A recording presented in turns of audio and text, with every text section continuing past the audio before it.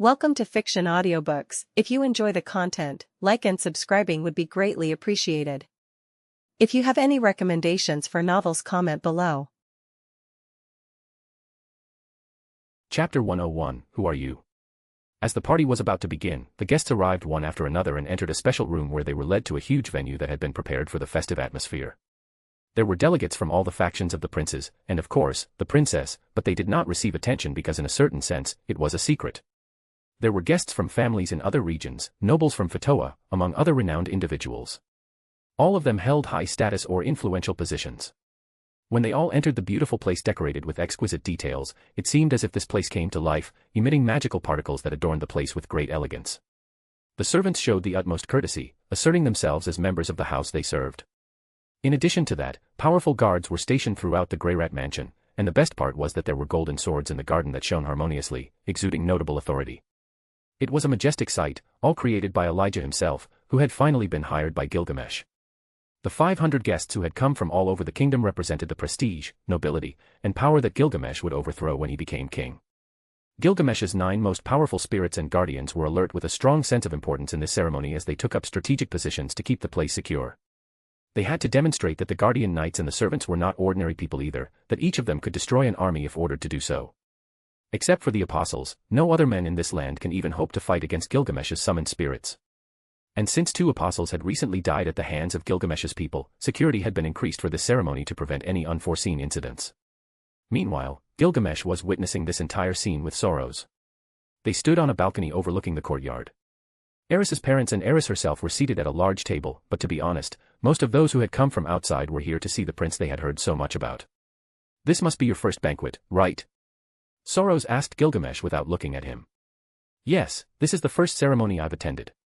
In fact, in this world, Gilgamesh had never attended an official event since he was born. He didn't go to 5-year-old parties, and when he turned 10, he didn't even show a desire to leave his room. Months later, he was kidnapped and woke up in this new world. Back then, every time a ceremony was held, Gilgamesh refused to participate, which is why he earned the title of the mysterious prince, the one who could change the tides and whom everyone had high expectations for, just as it was happening right now. "I should apologize, even though I sincerely feel that this is natural because it's about me. I can't ignore the fact that this is your party, Aerys." Gilgamesh couldn't feel bad about this fact, but he was perceptive enough to be aware of it. The way he believed he could remedy this was by giving Aerys his full attention, which was more than enough to make her feel valued. There was no man in this room who could match his greatness, not even Rudius who lived in the past was fit to tie his shoelaces. However, Gilgamesh didn't express his feelings on the surface and simply waited for Sorrow's announcement that would shake the kingdom. As you know, this is much grander than what we would have normally done for Aerys. Sorrows had shifted his attitude to a more serious one. "I understand. My son decided to trust you, and I will support him with everything I have, plus I like the idea that your first wife as king will be my dear granddaughter. But you must know that if you plan to cleanse the entire kingdom, many will consider you the most audacious king of Asura. I'll be prepared for the repercussions, even if the whole world unites against us, they will fail miserably." Gilgamesh took a sip of a special wine that only he and Sorrows were drinking. Sorrows placed his hand on Gilgamesh's shoulder and said, "Even if others come to believe you're a bloody king, my son, Aerys, they will all know that you only want to lay the foundation for a better, stronger, and educated civilization." Gilgamesh was taken aback by a man's words in this world for the first time. He had not been so close to anyone other than this family, who were either subordinates or servants, but these words certainly filled something in his heart. "When will the cleansing of the Nodos family begin?" Sorrows asked in a cold tone. "When this place is raised, my shadows will pave the way for your son to take power in the Ars family. I will slowly dismantle my brother's faction, and after that, the same will naturally happen in the other regions," Gilgamesh said emotionlessly. Gilgamesh knew he didn't need to mince his words. Sorrows understood this, although he would certainly have preferred it to be done differently. There are so many branches of his family that such a cleansing, as Gilgamesh suggested, is necessary. If he hadn't considered it, they might have also perished without being able to lift a sword in defense of their lives. "What bothers me are the other kingdoms. It would be so easy for my enemy to get into their minds and make them believe that we are the enemy, prompting them to send their armies and ignite a brutal world war. Although I will avoid this as soon as possible here, I cannot interfere elsewhere." Gilgamesh expressed some of his concerns. Sorrows maintained a harmonious smile and said, "But I'm sure you'd take care of it. Those new servants are more powerful than a damn sword emperor.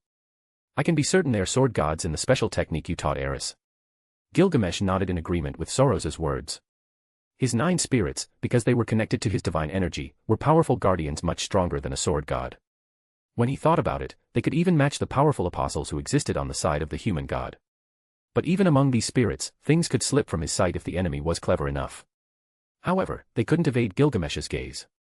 The only reason these smiling swine were invited is because they want to know what I'm doing in this place. What is a prince doing here? If I weren't ruthless enough, no one would take me seriously until I took the throne. Hiding is my thing. Gilgamesh could see the truth of those who lie, their past and future, what will happen now and later, but he liked not using that ability on inferior beings because it made things more interesting. Well, let's begin. Zoro smiled at this and took a step forward to say a few words. Chapter 102, The Ceremony Begins. The guests have almost arrived. Under the dark evening sky, countless magical lights eventually illuminated the surroundings beyond the original location where Aerys Greyrat's 10-year ceremony was taking place. Beyond the gates, there was a settlement where the attendants who came with the guests stayed, all of them eating and resting. All these people would have to wait long enough until the ceremony was over. I've never seen so many people in Fatoa before, they are certainly all old acquaintances. Simple humans are like that, said Gilgamesh as he looked at all the people gathered below. Gilgamesh and Soros left the balcony and walked towards the stands leading to the main hall. The giant chandelier hanging from the ceiling illuminated the surroundings enough. They were in an elevated part of the hall, waiting for all the guests to enter, so Soros, with his strong character and thundering voice, said, "Ladies and gentlemen, thank you for coming to this place. I am Soros, the grandfather of my dear granddaughter. This time, we are here to celebrate her 10 years. I must say that I am happy to have reached this age and to be able to celebrate her birthday. But there is something else I want to say. Prince Gilgamesh, who stands beside me, is officially the fiancé of my daughter Aerys Greyrat, so I hope for your blessings." When everyone received this news, there was a cold silence, but because of how experienced the nobles were, they started applauding one by one. Applause and cheers erupted like a formal banquet. However, everyone knew that this banquet was more peculiar than they were used to. In this ceremony, in addition to celebrating Aerys's birthday, her engagement to Gilgamesh would be celebrated, so greetings would be brief, and Aerys, as the host, would not receive gifts. As you all know from the invitation, there are only two very simple rules. First, if a fight breaks out, the knights in the vicinity will escort the parties involved to the duel arena right in front of us. Second, the challenger must accept defeat, and the victor must show mercy. Do not forget that this is a ceremony. The nobles secretly called this ceremony one made by the Red Prince. It was normal for there to be bloodshed here, after all, it wouldn't be considered normal considering Gilgamesh's history. Many influential people had gathered in this place, and each of them was shocked to learn that Aerys Greyrat, the girl with no noble blood, would marry the bloodthirsty Gilgamesh Asura, the prince who could very well take the throne through force and a path filled with blood. Everyone obviously came only to observe the situation from a distance, none were so foolish as to challenge someone as simple nobles. Perhaps that was the message Prince Gilgamesh wanted to send, telling everyone that they were nobody, the strength in the blood of the nobles should be strong and lead through power, but very few understood that message. The only rule in this place was not to kill and to accept duels. Some found it a pity not to be able to kill their enemies if a situation like this arose, but it was still satisfying for the winner to trample their enemies in front of influential faces. The loser had to admit that they were weaker and inferior, which was very satisfying for those who dared to challenge someone. When this was announced, Gilgamesh looked at Rudius, sitting at a table next to Ghislaine, who was drinking and looking around.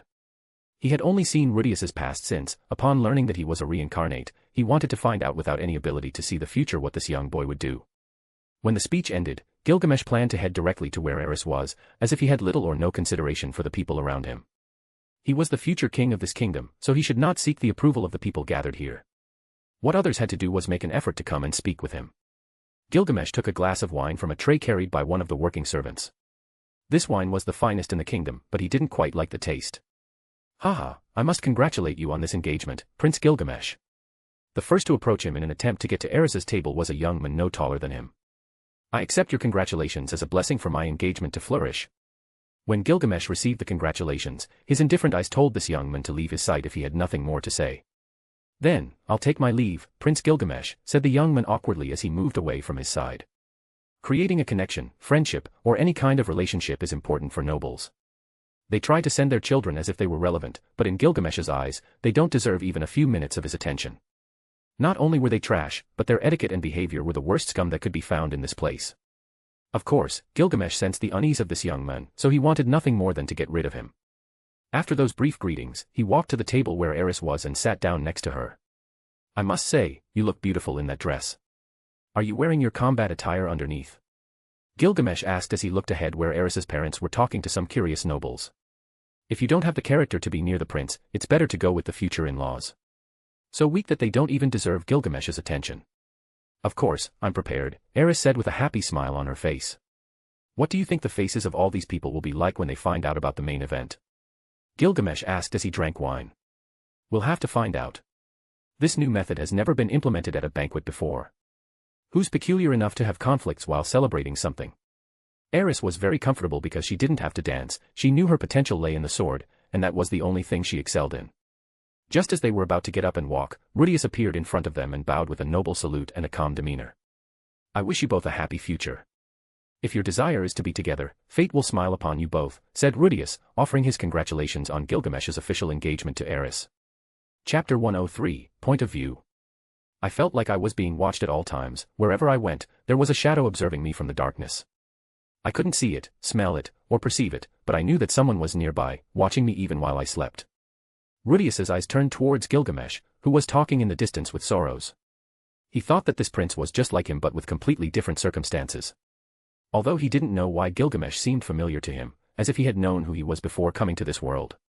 Gilgamesh seemed to know exactly who he was, so Rudius felt very uncomfortable in this place and couldn't wait for the right moment to leave with Sylphie for the magic school.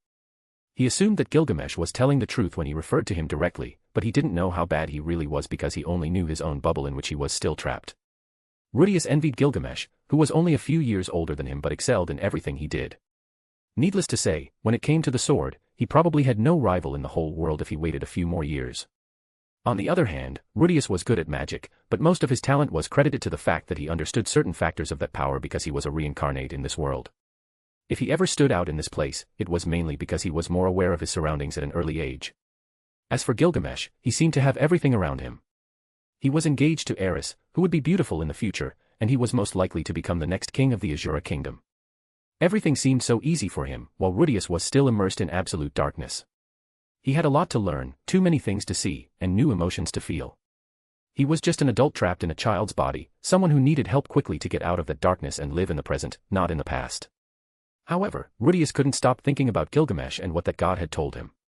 If he let the next king of the Asura kingdom become the ruler of this realm, seas of blood would rise worldwide, and millions would die. He must be lying for sure, there would be no possibility of starting another large-scale war. Rudius murmured this as he ate his blackberry tart. That being called Hidegami appeared to him at the age of 6, after he asked his father how to get a job to start making money. At that moment, that terrifying dream invaded him, and he introduced himself as the human god, called Hidegami.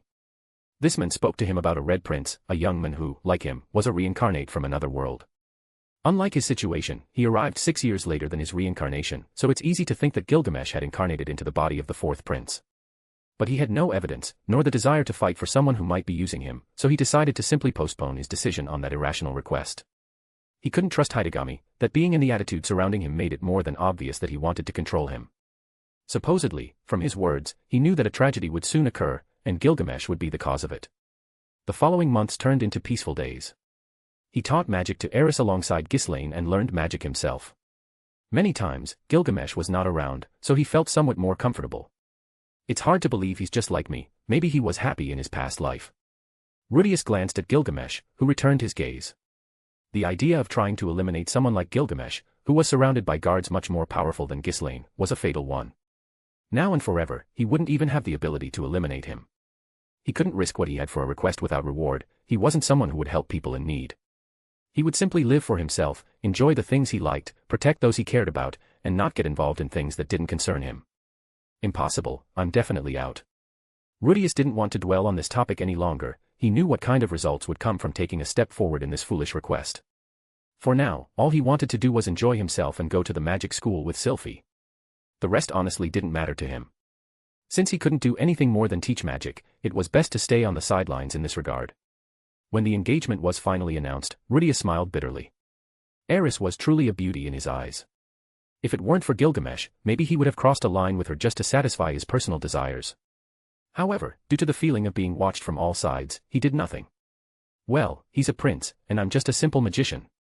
There was no chance. Rudius smiled bitterly as he stood up and walked over to the table where Aerys and Gilgamesh were sitting. Not to mention that this was embarrassing, Rudius didn't want to approach and greet them. But as Aerys's magic teacher, he was obliged to wish her a good future.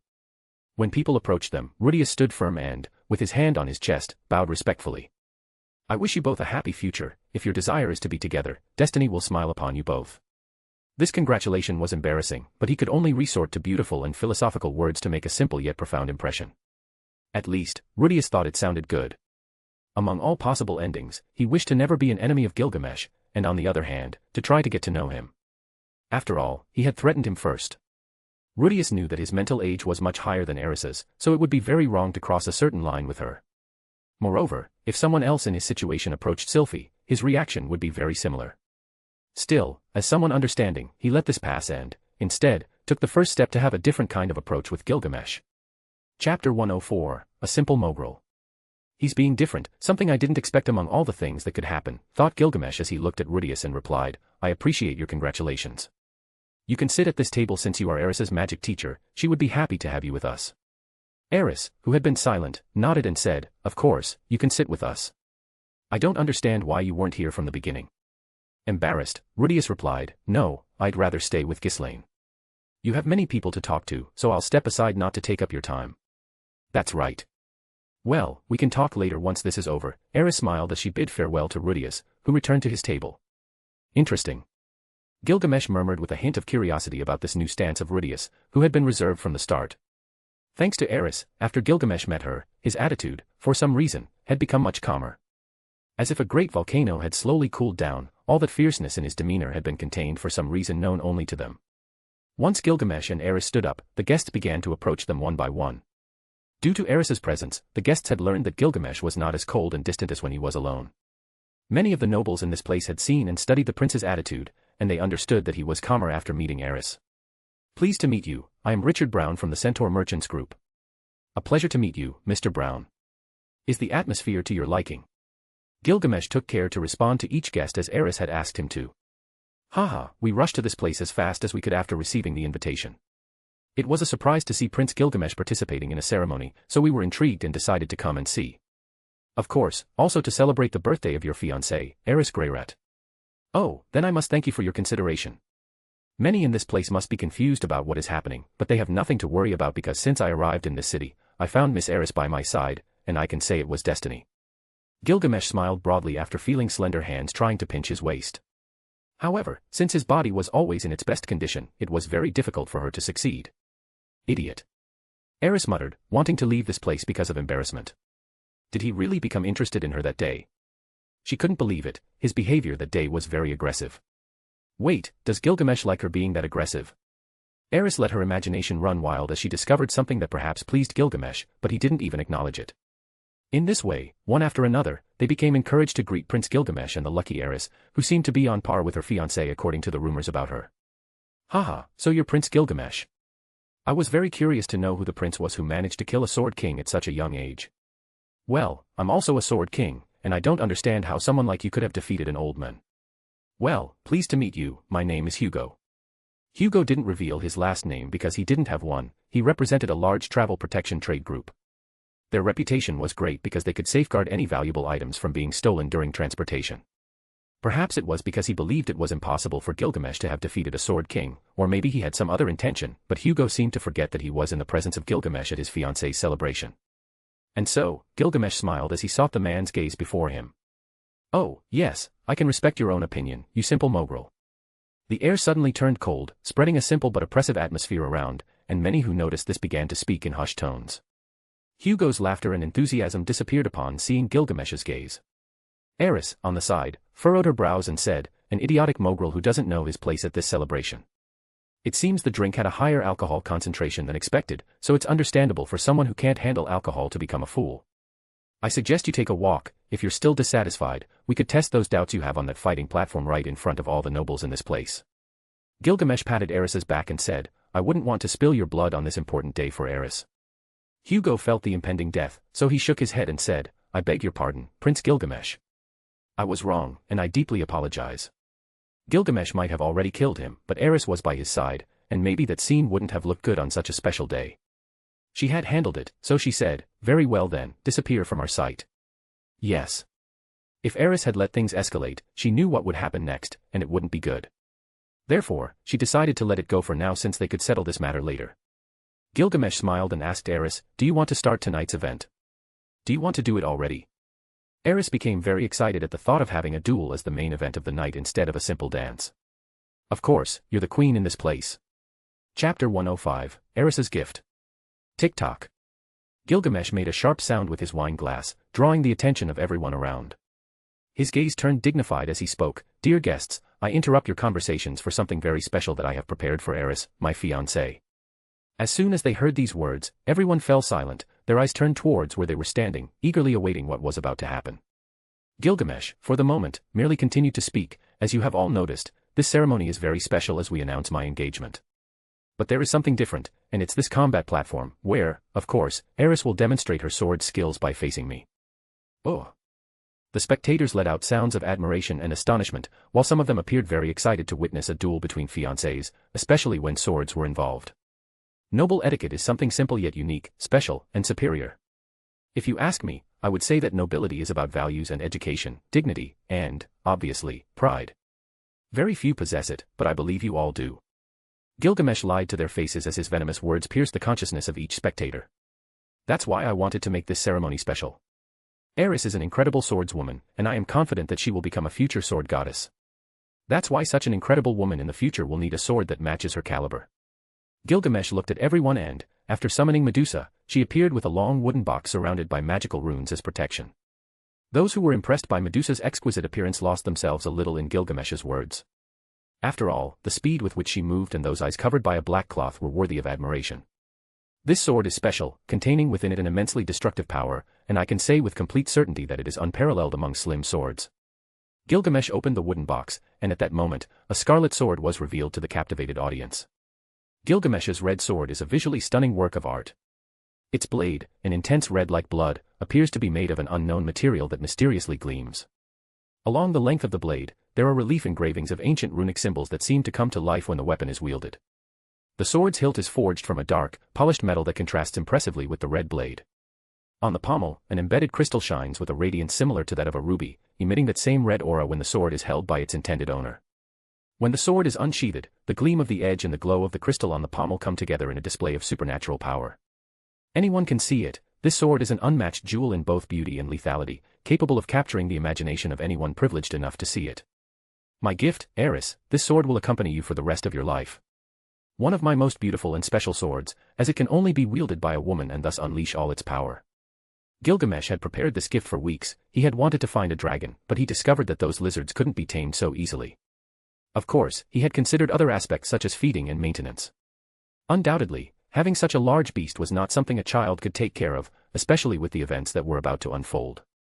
This sword is absolutely beautiful. Aerys held it with her right hand, and unlike its appearance, it weighed nothing. At the same time, the mysterious strength that filled her body somehow told her that the sword in her hands was very special and mysterious. It has very mysterious powers and is an unparalleled treasure. I will teach you to control it completely in the coming months, said Gilgamesh as he looked at Aerys's excited smile. Are you ready to try it out? Upon hearing this question, Aerys nodded and sheathed her sword in the exquisite scabbard. This sword was held by Medusa, who was by her side, and with a wave of her hand, Aerys's dress was cut into many pieces. Unbelievable. What is she doing? Many didn't understand what was happening, but when the clothing under Aerys's dress was revealed, everyone understood that this had been prepared in advance, and the combat they had been talking about would happen without having to make any prior preparations.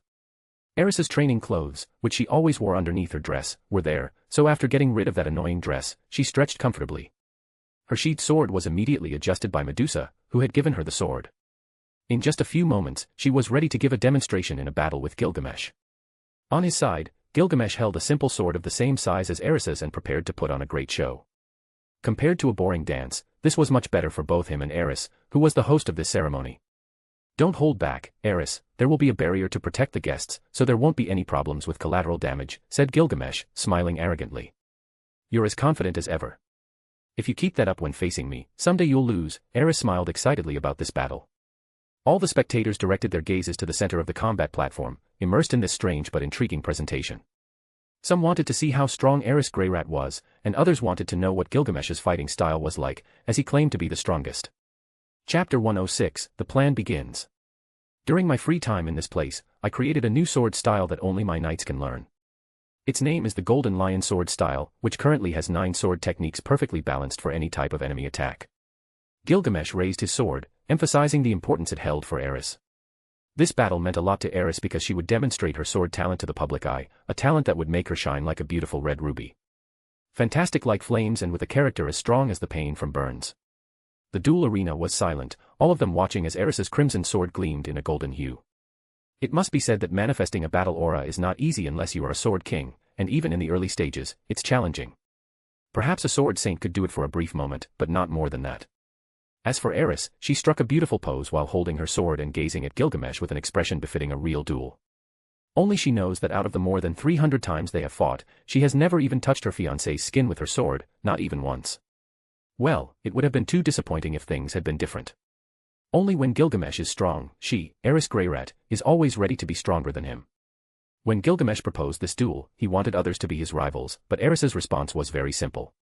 She only has one rival in this lifetime, and that's the person she will marry in the future. In her eyes, there was no man more worthy in swordsmanship than Gilgamesh. She wanted to defeat him, not out of competition, but to demonstrate that in the future, she could protect him. Once Aerys assumed her position, the golden aura concentrated on the edge of her sword became more abundant, spreading a virtuous sense of oppression. The dignity in her eyes was unique, special, transparent, and something only she could emit. No restrictions, my dear Aerys. As soon as Gilgamesh finished speaking, he immediately closed the distance between them, moving like a ghost across the combat arena. He planned to dominate Aerys with his physical strength, just as he always had. Boom. Suddenly, the golden aura from Aerys's sword was shot towards Gilgamesh from a distance. He recognized this sword technique, it was called the Thunderous Claw. It involved charging energy into the sword and, with a swift motion, releasing a slash of golden energy towards the target from a long distance, cutting through anything depending on the strength used. The damage of this technique increased depending on who used it. Aerys, who had just turned 10, was bordering on the sword saint rank with the special training Gilgamesh had instilled in her, as well as the sword he had gifted her. Gilgamesh could see that golden energy heading in his direction, so he could only respond to the attack with a simple sword movement. Boom. Gilgamesh's sword clashed against that attack, and in a matter of seconds, Aerys had appeared by his side like a curtain of smoke, moving her sword towards his shoulder. However, Gilgamesh shifted a few degrees to the left, and his sword countered Aerys's. If Gilgamesh hadn't blocked that attack, he would have received a severe wound on his left hand. Your strength has certainly increased a lot with that sword, Gilgamesh thought as he looked at Aerys's serious face. Most people would have become distracted after receiving this combination of attacks, but that wasn't the case with Gilgamesh. Boom. Gilgamesh decided to keep dodging and defending his weak points, giving Aerys the impression that she was still weak and needed to be more aggressive using the Golden Lion style. While Gilgamesh continued to evade, Aerys's face showed a smile, and she thought, I'll force you to attack. But he wasn't so sure. He could have defeated Aerys if he had wanted to, but he didn't want to do so because it wouldn't end well. After all, they were putting on a show. I've got you. Aerys swung her sword with all her might once more. There are many cases where a weaker warrior defeats a stronger one. Of course, such things often happen in a life-or-death battle where experience reigns supreme. Therefore, if Aerys gains more experience in intensive combat, as she was doing with Gilgamesh, she would become unstoppable. Boom. Boom. Boom. Each time Aerys swung her sword, the ground suffered significant damage. The Golden Lion sword style was a highly dangerous one. In fact, Gilgamesh had created it to be aggressive and to inflict real damage on the enemy. Sword Art, Golden Lion Charge. Aerys retreated a significant distance, and her sword, as well as her body, emitted an aura 3 times stronger than before. Gilgamesh became serious and said, I didn't expect you to use that technique, knowing how powerful it is and how little control you have over it. But I'm sure this time it will be a success. Of course. Aerys shouted as she covered dozens of meters in a second, and her sword clashed forcefully with Gilgamesh's. Boom. The spectators were paralyzed by the fight Aerys Greyrat was putting up. This girl who seemed to only know how to swing a sword was as strong as a sword saint. This sword style completely surpassed any they had seen before, there was no comparison. If a child could unleash that power in each of her attacks, they couldn't imagine what an adult could do. That's impressive. Chapter 107, Aerys's Stance. When the dust finally cleared, Gilgamesh stood tall with his sword raised while Aerys tried to push forward with all her might. Faster and more brutal. As she was pushed back, Aerys attacked horizontally, and she kept doing it faster and faster, to the point that even Ghislaine was very surprised at Aerys's level of fencing, given that she had only trained with Gilgamesh in recent months. The Golden Lion sword style was fierce, but it meticulously handled any kind of enemy with ferocious attacks and calculated trajectories. Gilgamesh only moved his body to dodge his opponent's attacks. Although it seemed that Gilgamesh was merely dodging, he was looking for errors in Aerys's stance to later correct them and make her stronger. Everyone thinks that talent alone can make one powerful, but even the talented must exert themselves if they want to reach true power. Soon enough, Aerys realized Gilgamesh's purpose, so she tried to maintain her stance and handle her sword with greater precision. It takes a beast to defeat another beast. Aerys had to admit that she was still far behind Gilgamesh. Her fiancé's sword skill was much more stable than hers. But that wouldn't stop her, she still had good moves. She wanted to connect with Gilgamesh regardless of the outcome of this battle. This time, she would use a technique called the Lion's Leap, which involved an incredible jump and, upon landing, executing a downward sword attack that created a shockwave affecting the ground below, targeting Gilgamesh who would be beneath it. Yes, that technique was the last one she would use. His strength, endurance, perception, and senses are incomparable to mine. There's no need to prolong this battle further. If he tries to read my moves, all I'll do is launch a powerful attack. Boom. Boom. Boom. The slow but chaotic, unrestrained yet precise duel reached a turning point for Aerys. With time, both had reached a connection that couldn't be found in a real battle. But for both Gilgamesh and Aerys, it wasn't good for this to drag on, as it would become quite dull. And Gilgamesh wasn't the only one thinking that. Aerys believed it too. She enjoyed the fights, but only when they were against Gilgamesh. You should have realized it by now, haven't you, Aerys? Gilgamesh thought as he began to counterattack Aerys's weak points. Gilgamesh was too lazy to estimate the strength of his attacks because, since his last life, he had never held back his strength. He had started doing it after reincarnating, but he still wasn't very good at it. Therefore, Gilgamesh decided to use a bit more of his brute strength. In the past, when facing an enemy, he would use just a bit more force than his opponent. But he couldn't do that with Aerys, as it could have serious consequences. Needless to say, if he unleashed a blow with all his physical strength, he would split this place in two. Here I come. Suddenly, Aerys attacked from a distance where Gilgamesh was, and due to the dust that obscured his vision, it gave an advantage to her opponent, which Aerys took advantage of by leaping as high as she could while using her most powerful technique. Her body gleamed in a golden hue, but unlike other times, this time she had a chance. When the strong winds arrived, the dust cleared, and Gilgamesh could see Aerys's figure, which he had already sensed for a long time. Golden Lion Sword Style, Lion's Leap. Once Aerys located Gilgamesh, her slender figure filled with strength and crashed directly into her target, completely destroying the battle platform. Boom. The explosion was so strong that even the Grand Hall resonated, shaking both it and the surroundings. This impact was much stronger than what a sword saint could achieve, which was precisely why Gilgamesh's sword style was so powerful. Aerys knew that her strike had been powerful, but for some reason, it wasn't enough. She felt as if, after releasing that blow, a strong hand held her by the waist, and they landed gracefully on the ground. How? Aerys quickly wanted to free herself from Gilgamesh's arms, but he didn't let her go until he said, "Enough, my dear Aerys. Do you want to end your fiancé's life?" This remark made Aerys calm down, and after regaining her composure, she remained still, and her gaze met Gilgamesh's so closely that even he himself became a little impatient. "If you want to kiss me, I won't refuse, but I admit that a single kiss at our age is no different from." Gilgamesh lowered his gaze and saw a sword resting on his shoulder. "I won," Aerys said with a wide smile on her sweaty face. "Do you consider that a victory?" Gilgamesh didn't mind and let Aerys stand up before others saw them. "Of course, I couldn't defeat you in any other way than with my charms." Aerys sheathed her sword and walked through the debris without looking at Gilgamesh, who stood there confused. "That doesn't even count as a victory. You were in my arms," said Gilgamesh as the dust cleared. "Then don't casually embrace women," Aerys murmured softly. "You're the first female person I've embraced in this life, not even the goddesses have experienced me carrying them." Gilgamesh shook his head as he looked at the people who were curious about what had happened. "Let's declare this battle a draw," Gilgamesh said with a smile, then asked, "Does anyone else want to participate in a fight?"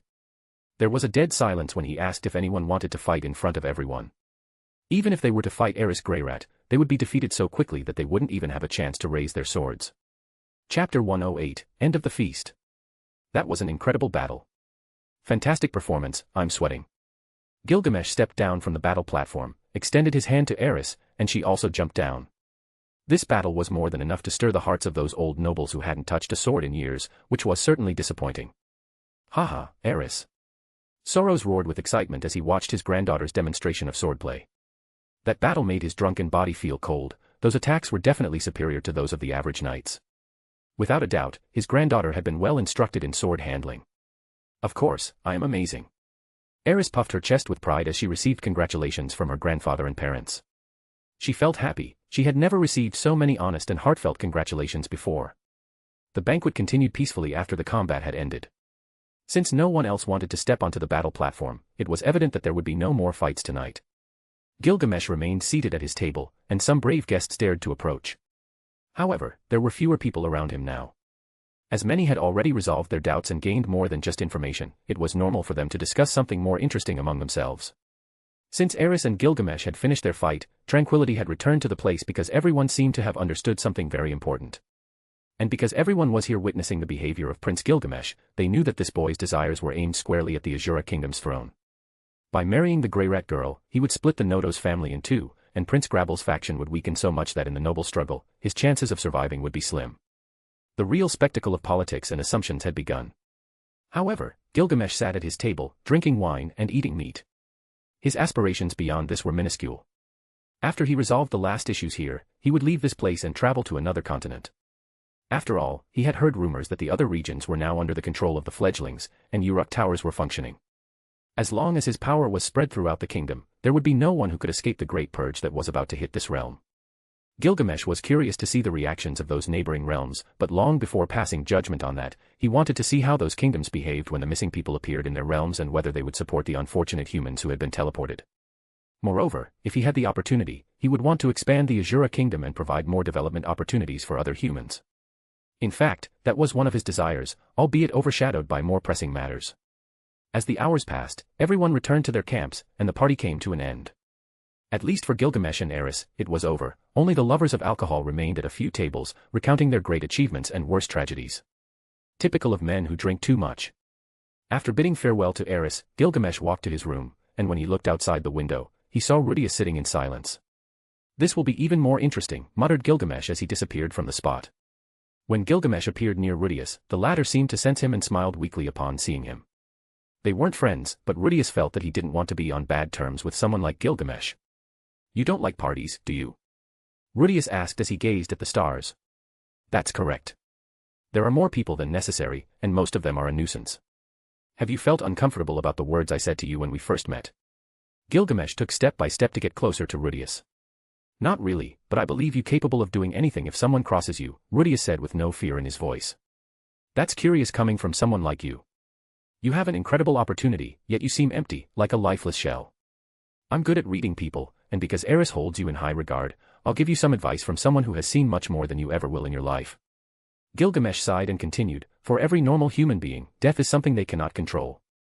Life always leads them slowly into a deep sleep. When you realize that you're about to close your eyes, facing that immense darkness, everyone realizes that all those circumstances that once seemed like a challenge are trivial compared to the fact that they are dying and can do nothing to prevent it." Gilgamesh's words undoubtedly spoke of the common sense that every human faces in life, opportunities to risk it all to learn, grow, share, and love. When you realize that you shouldn't try to please everyone, that's when you start living. But for many, it's already too late. Though you might not believe it, I'm good with others, I simply express gratitude when I believe it's necessary. I'm kind to those who are pure-hearted humans, but I'm a demon to those who still don't understand the meaning of life after many years. You, on the other hand, Rudius, when you try to please everyone, at some point, you'll stop pleasing yourself, which means you're disrespecting yourself. But unfortunately for you, you've never truly felt alive since you can remember. And that leads others not to respect you." Gilgamesh felt no pity for Rudius, he simply did something his friend Enkidu would have done in his situation. But if in the future, Rudius becomes his enemy, like any other, he won't be given a second chance. "I am happy," Rudius said in a voice as weak as a mosquito's. "No, you're not," Gilgamesh said with a look of contempt. "If what you've achieved had been done by someone else, would you value it more than you value yourself? Remember, another person's life may seem sweeter and more worthwhile than yours, but you must value what you have accomplished. When you learn to live in the present and see yourself as a man, maybe then we'll be closer." "Gilgamesh, are you like me?" Rudius's vague question came from the depths of his thoughts, shaking him to his core. "No, you will never be like me. However, you have the potential to become someone much better than before. Our lives exist on completely different levels. If you ever come to understand these words and overcome your inner darkness, maybe I'll tell you more." Gilgamesh disappeared, leaving behind a quiet ending. If Rudius were to become an apostle of the human god, he would undoubtedly die by Gilgamesh's hands. Those words he directed at him were a sign that he felt obligated to try to give him the push he needed. It all lies in the hands of that adult who is learning to be a child, someone who has the opportunity to see the light. Chapter 109, It's Time. Have you heard? That strange gold coin is a direct pass to those flying ships, and they say they'll take us on a tour. Could it be? Did Prince Gilgamesh give us this gift when he concluded his engagement with Miss Aerys-sama? It's incredible, I never thought I could get on a ship like that, let alone be one of the first to do so. I still believe that of all the princes, Gilgamesh is the one who has made himself the most known. Is that happening in a few days? Yes, even the feudal lords will visit the place with us. This is incredible. However, I heard that not everyone has that kind of opportunity. That's true, I heard some even sold their coin for a high price to get some money. I won't sell mine. This is a once-in-a-lifetime opportunity, so I'm going to get on that flying ship. Money doesn't matter, I won't become rich, and even if I do, what will happen if I die the next day? Rumors were spreading, and the news not only shook the city of Roa but also other nobles in neighboring cities. Obviously, everyone was interested in these flying ships since they had completely disrupted the distribution business throughout the kingdom. It was said that the owner of the Uruk Tower, which distributed these beautiful means of transportation, had never been known before. If these types of ships were to spread to all continents, numerous businesses would be ruined, such as seafaring. Who would want to risk their life navigating the dangerous waters of the sea when they could fly over it? This obviously brought a lot of envy and a desire to find out how these ships were constructed. However, every attempt to approach a Uruk tower or one of its workers ended in a very regrettable situation for both the one who tried it and the one who sent them. And all of that was because they ended up mysteriously dead. Many had not noticed, but the Asura kingdom had changed very slowly but noticeably. Now, nowhere could you find slaves, and if somehow you did, all those people, along with the source of the sale, would end up being killed. It's not that someone with a good heart had prevented it from happening, but rather that buyers who wanted it all for themselves were everywhere in the kingdom. The only feasible way now for others was to travel to another kingdom and buy slaves from there, then return to the Asura kingdom with those slaves. But this method was slowly becoming more complicated over the months because these men in black would appear, and if you were found by them, you would die in the worst possible way. The forces of Uruk were becoming so powerful that they now enjoyed thousands of warriors and hundreds of thousands of workers, distributors, administrators, researchers, and many other jobs that did not come to light. The illegal network was controlled by the Pishans, led by Simon, while all the warriors who passed the test were accepted under the wing of Uruk's warriors. Needless to say, there were thousands of Sword King warriors, hundreds of Sword Emperors, and dozens of Sword Gods. The blood ritual Gilgamesh used on the most talented was so effective that it could expand his power further if he wished, but only those who chose to take up his sword became worthy of that baptism of blood. As for the mages, there were methods to expand their perception of magic, intuition, magic reserves, and their talent to manipulate it. However, their growth was much slower than that of Aura warriors. Swordsmen were the best weapon currently in the hands of Gilgamesh on a global scale. On the other hand, businesses were the source of Gilgamesh's wealth. New methods of gambling, betting, incredible battles in the Colosseums, restaurants with never-before-seen cuisine, modern clothing, new inventions, new jewelry, and magical accessories, all sorts of small things brought great fortune to Gilgamesh, and thanks to his blessing, every business was a resounding success. Those auction houses knew they would be slowly consumed, and in the end, they decided to sell their monopoly to the Black Pearl auction house, gradually taking complete control. The loyalty contract enforced by Gilgamesh was the main source of success for his businesses, but what truly flourished in the hearts of those who followed him was their love for life. He had not only earned the respect of returning hundreds of elven slaves to the forest and hundreds of young beast children to their respective homes, but those races had also accepted his protection in exchange for their loyalty. The dwarf villages accepted his care, and powerful guards were secretly established, so strong that unless a sword god or magic wielder came personally, no one else would dare to destroy those villages or kidnap their inhabitants. Everyone knew only one name, Gilgamesh, who was their sole savior. Of course, Gilgamesh had a very special reason for doing all this. If, in the future, the human god decided to enter the minds of neighboring kingdoms, and they decided to start a war, at least a certain group of people would know the truth. Gilgamesh wanted to clean up the trash of this world. His goal was not to make it perfect but to teach everyone to live according to the values of life. He wanted to demonstrate that as long as they accepted it, they would never live in fear again. As long as others accepted it, they would never wish only to die. In the end, Gilgamesh would participate in another war, but he knew perfectly well that he could not afford to die in this one. This time, he would create a just world where there was no need for slavery, fear of living, racial discrimination, or useless nobles. Nobles were meant to protect the people. If they couldn't do that, it meant they were not deserving of being nobles. Only those willing to change the world were noble. In the final moments of his life, Gilgamesh only called commoners mongrels. In fact, he greatly appreciated his people, and only those who were poison to his territory deserved that insult. Here, he would teach everyone to live differently, where the value of life was instilled in all those who wanted to live. My lord, the preparations are ready. Alastor bowed slightly as he looked at Gilgamesh's straight back. You will oversee the reconstruction of this region. Remember that every detail must be accounted for so that no divine being can pry into my new city. Gilgamesh turned and looked at Alastor. After Soro's request for the reconstruction of Fatoa and the crown's rejection of aid to the affected is announced, eliminate the obstacles from the Nodo's family, and have Philip take charge of that family with his grandfather, supporting their rise to power. Are you still planning for Soros to become the prime minister? Alastair asked with a calm but cold gaze. Yes, do everything you can to make it happen. If it reaches the point where it cannot be achieved, give this letter to the king and let him contemplate his decision. Gilgamesh took out a letter and handed it to Alastair. Your orders will be sent through the communication channels. I wish you luck on your journey, my lord. Alastair bowed slightly before disappearing. Are you sure it will work? Gilgamesh asked a female figure that materialized behind him. My lord, your plans are always perfect. Then ensure that no apostle ruins my plans, eliminate them all if necessary. Chapter 110, Just Once. It's been months since you turned 10. Do you know I'm 12 now? Gilgamesh asked, not exactly remembering his age. He had spent over a year and a half in Fatoa, so he was approaching his 13th birthday. What's wrong with me celebrating your birthday whenever I want? Aerys questioned Gilgamesh as soon as she spoke. Her gaze and facial expressions had changed dramatically since he arrived here. Is that important? Gilgamesh asked with a calm look, knowing that everything he had planned would begin in a moment. Of course, it's important to me, Aerys said, trying to celebrate something on behalf of Gilgamesh since she had learned that he had never celebrated a birthday party. From that moment on, she had been telling him that she would personally throw him a party and buy him a better gift than the one she had given Rudius. Of those present, only Ghislaine knew about the incident that would affect a third of Fatoa's inhabitants, a small number due to Gilgamesh's efforts to reduce the tragedies that would occur.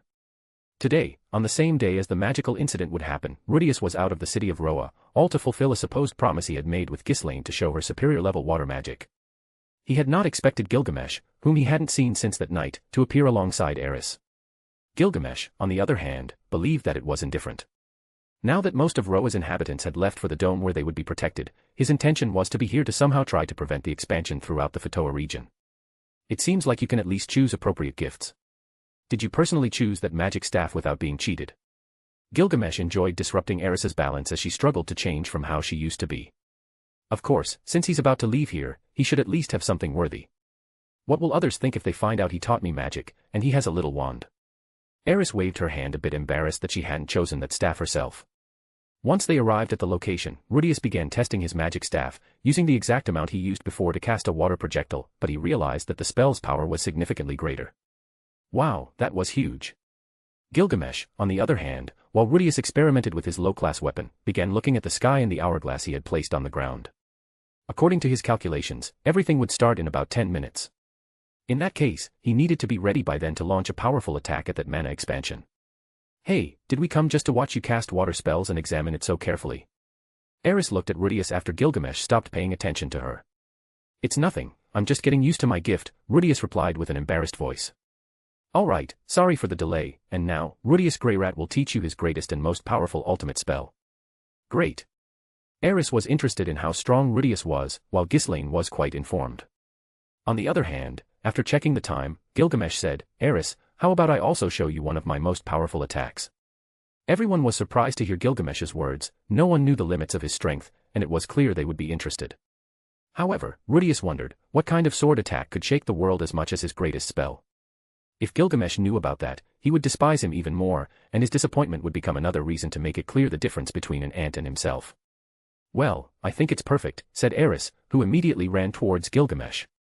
Alright, then let's begin. Gilgamesh opened a golden ripple as he looked at the wind's turbulence and that overwhelming increase in power. The main event was about to begin. When everyone saw EA protruding from the ground, they didn't feel any pressure because Gilgamesh had hidden it. He didn't want to surprise the people around since it was unnecessary. Is that your greatest treasure? Aerys approached EA, seeing how unusual that sword was. In fact, it was very different from the concept of a sword. What's going on? Rudius asked this question while looking at the changing sky. Everyone observed the strange changes in the sky, and Gilgamesh, who didn't want to waste time, held Aerys by her slender waist with his left hand and his sword EA with the right. Eh? Gil, what are you doing? Aerys was taken by surprise and, as a result, didn't notice what was happening around her. Aerys, you'd better hold on tight, Gilgamesh said as his body emitted such a powerful aura that the ground sank. Ghislaine, I leave the rest in your hands. Remember that there's a spirit in your shadow, so you just need to head to a Uruk tower or a group of mercenaries with the name Templar Knights, and you'll be enviously back to this place. I will take care of everything, my lord. Ghislaine bowed respectfully and nodded towards Gilgamesh, who was holding Aerys. For her, there was northwest safer place than beside such a powerful being. Boom. When Rudius was about to ask what was happening, Gilgamesh flew towards the concentration of mana being released at a terrifying speed, and Aerys, who knew he was flying, hugged Gilgamesh tightly, wrapping her arms around his neck and her legs around his waist. Right now, Gilgamesh measured over 1 meter and 40 centimeters, his height matching that of an average 15-year-old boy. Although he had stopped using blood rituals to accelerate his growth, his body had been maturing at a very abnormal rate on its own. In the sky, Gilgamesh stroked Aerys's back and said, "Open your eyes, don't be afraid, nothing can happen to you as long as you're with me." Gilgamesh's words made Aerys open her eyes, and seeing that they were at a height, her heart began to race, and she asked, "Why are we flying?" "I'm sorry, but if I didn't include you in this, I was sure you wouldn't forgive me. Today we're about to embark on our adventure, didn't you ask me?" Gilgamesh asked with a gentle voice as his sword began to spin, and red marks appeared on his body. "Everyone will be fine, your parents are in a safe place, and I will take care of you. You just need to know that something inevitable had to happen, I'll tell you after this is over." As he said this, Gilgamesh saw the colors of the sky start to change to strange shades, mainly mixes of purple and gray. Boom. This time Gilgamesh's attack carried 30% of his maximum strength, so as long as he managed to pulverize half of this place's incident, it would be more than enough for his plans to work. Unfortunately, the city will always be affected, so I can only save the people on the side I choose to protect, and that's where the refugees are. Gilgamesh raised his sword, the concentration of power was much superior to that which the strange mana orb was releasing. Gilgamesh knew that if he used all his power, not only would he completely destroy this incident, but there would also be a hole in space large enough to destroy the entire Asura kingdom. Boom. Gilgamesh, who believed it was enough, pointed his sword at the target, smiled indifferently, and murmured, "Enuma Elish." As if the sky were shaken, the mana concentration also exploded, and the two powerful energies collided, creating a powerful atmosphere that made those present believe it was the end of the world. The ferocious waves of mana couldn't penetrate Gilgamesh's attack, so half of the damage that would have befallen the Fetoa region had been successfully halted by his attack. By the time Gilgamesh realized this, a magical current began teleporting him to a completely different place.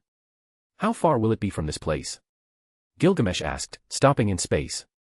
In fact, if he didn't want to be taken to another place, he could easily avoid it, but he wanted to visit other places before returning to Fetoa. Well, let's go. Chapter 111, From Another Perspective. My name is Elijah, and my life changed when I met who would become my future lord, to whom I would swear eternal loyalty. Elijah, aboard a magical ship floating among the clouds, headed towards the dome that hid a mini-city within it. If all went well, the magical explosion would occur in a few minutes. "My lord, I wish you the best of luck." After getting to know Gilgamesh, he realized how different he was from the rumors about the Red Prince. There was no comparison between the two aspects. He never thought of Gilgamesh as a child, no one believed it, and secretly, they considered him a good man who came to this world to be their governor. It was natural to the sense of things, only those who had met the true Gilgamesh had the right to bow before him. And as if luck smiled upon him for the first time in his life, Elijah was taken in by the one who was now his lord. "Look, those are the clouds." A child pulled Elijah out of his thoughts, and he smiled as this group of children was the last to be directed to the dome.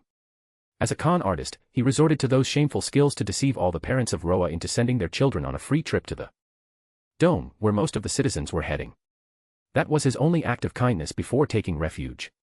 Since he knew it was impossible to fail, there was no chance the parents would deny this happiness to their children, so they agreed to it after seeing even Philip's wife among the children. "Why are we all going on the same day?" asked a well-dressed man as the ship left the city of Roa. "I wonder if that will make it easier for thieves to enter our homes."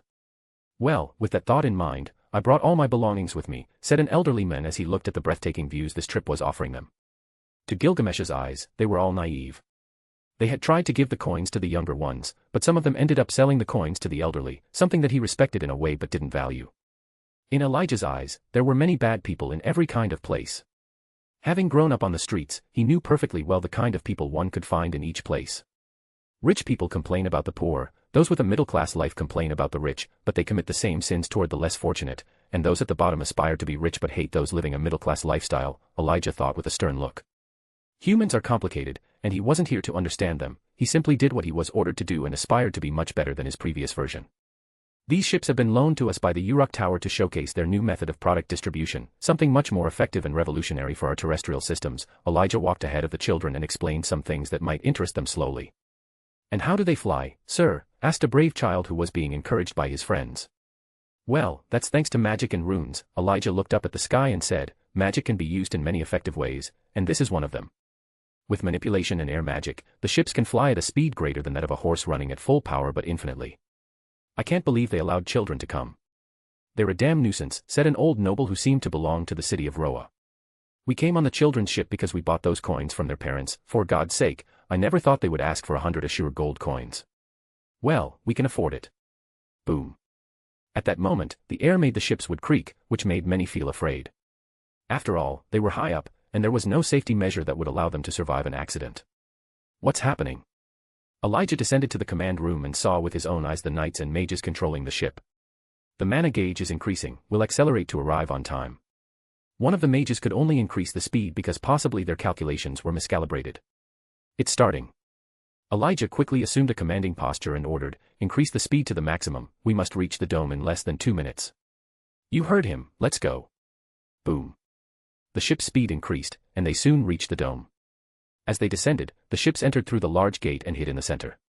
Everyone could see with their own eyes that the surroundings were becoming more chaotic. Why is the sky purple? It doesn't make sense, it's happening above the city of Roa. Elijah's heart was pounding, his skin was sweating, and his lips murmured, My lord, we are in your hands. But at that moment, as if Elijah's words had been answered, Gilgamesh's voice was clearly heard in the sky. Enoma Elish. Boom. From the dome, everyone could see a huge shockwave shaking the earth and splitting the ground. The shockwave shook the dome, leaving clear crack marks. However, the mages who were prepared quickly repaired the damage and reinforced the surroundings with magic. On this day, someone superior to a god saved more than 1 million lives, and few would know, but that was secondary to what would happen next. After the shockwave, the dome held strong, and everyone was safe. However, they now knew that something very bad had happened in Fatoa. Chapter 112, The Attack That Devastated an Entire Region. City of Roa, moments before the explosion. Who is that flying in the sky? Many citizens who had not evacuated Fatoa looked at the purple sky in confusion. No one understood what was happening with the sky, and seeing someone flying had left them very puzzled. Alex. Run, Alex. If one wasn't dreaming, they couldn't ignore what was happening in the sky and what was about to happen to the entire city. It was chaotic. For those more immersed in survival instincts, they knew that something bad was happening, and with greater understanding, they needed to get out of the city as soon as possible. A baker woman woke up her younger brother, named Alex, to get both of them out of the city as soon as possible. She lifted her younger brother, and when they stepped outside, they saw what was happening in the sky. What's happening, sister? Alex asked, confused, as he looked at the purple sky and red lightning. I have a rough idea, but I don't know how to explain it, so just follow me without asking questions. Her name was Alice, and she had had a very strange dream. When she woke up, she realized that she had passed out in the middle of the road. What she saw was terrifying, so all she wanted to do was find her younger brother and get out of this place as soon as possible. Dear Alice, where are you rushing to? A sturdy old man asked his neighbor. If you want to live, follow us and run as fast as you can. We need to get out of this part of the city if we want to survive. Alice didn't have time to stop, so she kept running. She didn't have time to explain, she just wanted to get out of the location she was in, or she would definitely die. At least her younger brother Alex should survive, but the chances of that happening without hurrying were slim, and she knew it. Is it about what's happening in the sky? The sturdy man matched Alice's speed and asked, his eyebrows furrowing. Half of the city, no, the entire city will be destroyed, but the chances increase if we stay in that part of the city. We would be killed in the first impact, and if that doesn't work, we'll die when we get teleported. Alice explained to the old man while trying to catch her breath. Now I see that this purple color is not a good sign. The old man continued running and made sure to do whatever it took to protect those he cared about. Little Alice had worked very hard since childhood to feed her brother, so now that she was an adult and of marriageable age, she wouldn't allow her life to end in this place. He owed a lot to Alice and Alex's parents, so he would do everything in his power to ensure their survival. Sister, I'm getting tired. Alex said as he struggled to breathe. We're almost there, even if we can't escape, at least we won't die. Alice ignored her fear and just kept running, she had to save her brother no matter what. Come on, little one, let Grandpa carry you. The old man said as he lifted Alex and boosted their forward speed. Turn right, then we'll have a straight path that will lead us to the safest point. Alice gritted her teeth as she ran as fast as she could without falling to the ground, she had to survive for her brother. However, at that very moment, strong winds and red electrical lightning began to destroy the houses beneath the sky. The city of Roa was soon plunged into chaos, and everyone began to panic without knowing what was about to happen. Is that Prince Gilgamesh? A Roa citizen shouted while looking at the figure flying above the city. What do we do? Alice, who was just running, stumbled when she collided with a man who had come out of a house. Her legs, weakened by exhaustion, couldn't stabilize, and due to the bad fall, her ankle twisted. "Sister!" Alex cried out when he saw his sister fall to the ground. The burly old man who was carrying him stopped, and just as he was about to turn back, Alice shouted, "Don't stop. Alice, I can handle both of you. Don't do it, just keep running, please." Alice pleaded through tears, and the burly old man clenched his fists and said, "I'll come back for you." When he turned around, Alex, who was watching his sister, saw a red lightning bolt strike one of the houses, burying his sister under the debris and extinguishing all hope in his eyes. "Sister." Alex looked at his sister's face and saw her smiling. Boom. Enoma Elish. Gilgamesh's voice, heard throughout Fatoa, roared thunderously, and everyone affected by the magical explosion saw a blue light expand and completely devastate everything. Where am I? Alex opened his eyes in a completely white world, and when his vision focused, he saw his sister lying on the ground. She was unharmed but still unconscious. "Sister, wake up. How are you?" Alex didn't wonder about what was happening around him, he was still stunned by what had happened to his sister. "She won't wake up. What you're seeing is just a product of your closest dreams and desires. I tried to warn your sister to escape the explosion, but many unforeseen things happened in the process," said a figure with a completely blank human body, devoid of facial features. "What happened?" Alex only stared at his sister's peaceful face, which showed no signs of waking up. "I'm not sure if I should tell you." All of this could have been avoided if he had wanted to, but his selfishness led him to make one of the worst decisions just to create a safe place. "My name is Hidegami, a divine being who can see everything, but my interference in your world is limited. Who could have prevented this?" Alex shouted, overwhelmed by frustration. Hidegami showed a big smile and said in a cold tone, "The being hiding in the body of the fourth prince of the Asura kingdom, Gilgamesh Asura. He took advantage of this tragedy and instead of preventing hundreds of thousands from suffering, he decided to use all of you to gain power. Even for me, that's cruel, but it can't be helped. My sister died because of him." Alex's face filled with coldness and an unprecedented toxic hatred. "You can interpret it that way. Tell me, do you want to avenge your sister and kill the demon hiding within Prince Gilgamesh's body? No one can harm him, but I'm sure I found a way to kill him. So tell me, do you want power?" Hidegami changed his tone of voice and asked Alex what he desired. "Why weren't we saved at least?" Alex shouted as his sister's body faded away. "At least you can prevent many more from dying because of him. What do you say?" Hidegami was playing his cards as best he could to eliminate Gilgamesh, who was a tarnished golden stain in his future. Alex couldn't fathom that, without Gilgamesh, millions would have been affected, but of course, the affected never think about others, only themselves. Chapter 113, The Plan Begins. A beautiful elf with black hair, green eyes, and skin so pale it appeared almost sickly, gazed into the distance at the region of Fatoa, her expression filled with obvious concern. "You should have been teleported by now, everyone should have disappeared. Master Elaine, urgent news from Fatoa." "Sylphie, what's going on?" Elaine looked at her disciple, who, in addition to learning magic, had a strong interest in the trade she worked in. "They told me to deliver this letter to you, I'm sorry, but since it said, urgent from Fatoa, I read the header, and the news seems to be dire." Sylphie, who at this moment had small white strands of hair sliding down her cheeks and the rest green, showed deep concern for what she had read. Elaine smiled at her student, not blaming her but still reminding her, "Remember that if your emotions control your actions, you're losing to your impulses. I'll pretend this didn't happen, but I hope you won't do it again in the future." "Yes, Master." Sylphie bowed and walked alongside Elaine as they both gazed at the reddish hue spreading across the sky. "The region of Fatoa has been damaged by 58%, our Lord personally took measures to reduce the estimated 100% damage.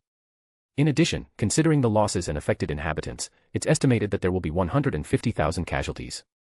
We have managed to shelter 400,000 people. The White Eagle plan will commence, and the mercenaries, under the name of the Templar Knights, will initiate large-scale searches, sending reports and offering rewards. Various slave businesses have been informed. The Towers of Uruk, operating under the name Black Pearl, will secretly work to find survivors until the Asura Kingdom's crown makes an official statement. Official envoys have been dispatched with Prince Gilgamesh's direct representation, diplomatically requesting each kingdom's support in safeguarding Asura's citizens. In return for their assistance, favorable trade agreements may be reached.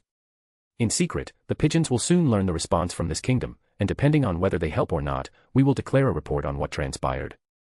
Furthermore, we anticipate chaos in the requests from adventurers. As planned, our requests will be extended to adventurers from other kingdoms." Elaine, upon finishing reading the letter, turned into ashes, her cold gaze filled with cruelty, and she muttered, "I suppose it's time to plan the construction of Asura Kingdom's new capital, the City of Gold. Master, may I inquire about the scale of the damage?" Sylphie was anxious for her friend and those she cared about, like the Grey Rat family. The entire city of Roa was destroyed by a mana disaster, and the incident damaged half of the Fatoa region, most likely completely destroying your hometown. We still don't know the extent of the damage, but as a mana disaster suggests, all people within the damage radius were teleported to different parts of the world, and it's estimated that 60% of the affected will die due to their circumstances. Sylphie's gaze froze upon hearing this news. If she were in Bana village right now, not only she but also her parents would be affected. Is there any chance they'll survive? Sylphie convinced herself that it was true and that they would all be fine. Elaine, seeing her student state, said, 2 out of 10 people will survive, although that 60% translates to 6 out of 10, and that's in the best-case scenario right after being teleported. Some fall into the sea, others from heights even mighty beasts wouldn't survive, and others are sent to regions where even powerful knights would find it difficult to return. It can't be. Sylphie felt like her whole world was spinning. She couldn't come to terms with the reality her teacher had just revealed. Sylphie, you should be thankful that Gilgamesh took the trouble to bring you here. What happened is a true tragedy, but at least you can take comfort in the fact that your parents are nearby. Elaine walked over to her student and said, take the whole day. I'm sure if we ask, Prince Gilgamesh will agree to help us rescue all those affected. Wasn't he in Fatoa? Sylphie asked, only to realize that he had probably already moved from there. That's not a concern, Elaine didn't respond and said, you need to become stronger, Sylphie, at the very least, good enough to protect your parents. In that case, I'll retire. Sylphie returned to her parents to deliver this tragic news.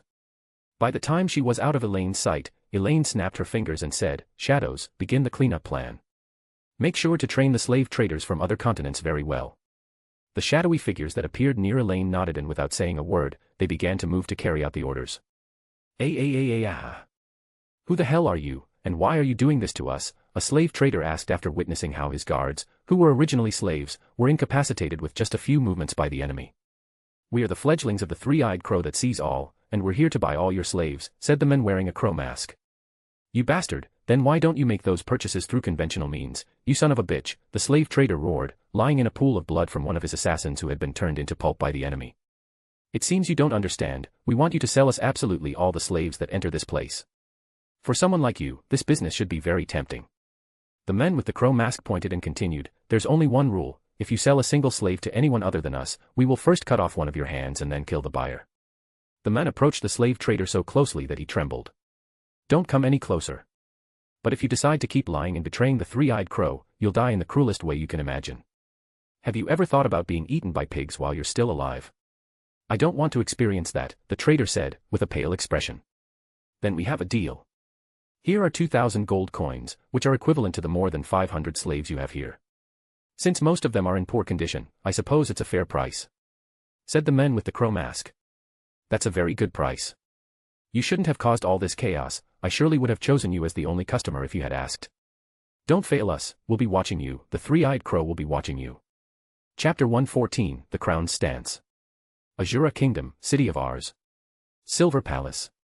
County's Free Asura, with an expression of indifference, said, Nobles and Crown Advisors, we are here today to discuss an urgent and delicate matter. As you all know, the Fatoa incident has resulted in the sudden disappearance of over 100,000 citizens of our kingdom. It is imperative that we address this situation with the seriousness and care it deserves. So, what stance will we take? What the hell will our stance be in the face of this disaster? A disaster of such magnitude hasn't occurred in over 100 years, I propose we exercise caution when deciding what to do. Either way, we're in deep trouble. Do you have any idea how to handle this situation?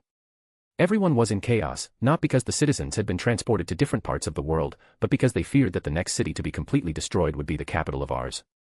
Empathy was lacking among the nobles, their interests and security took precedence in their lives. Even the king himself considered this situation a true nuisance, no one would want to risk creating a big scene for just a mere 100,000 people.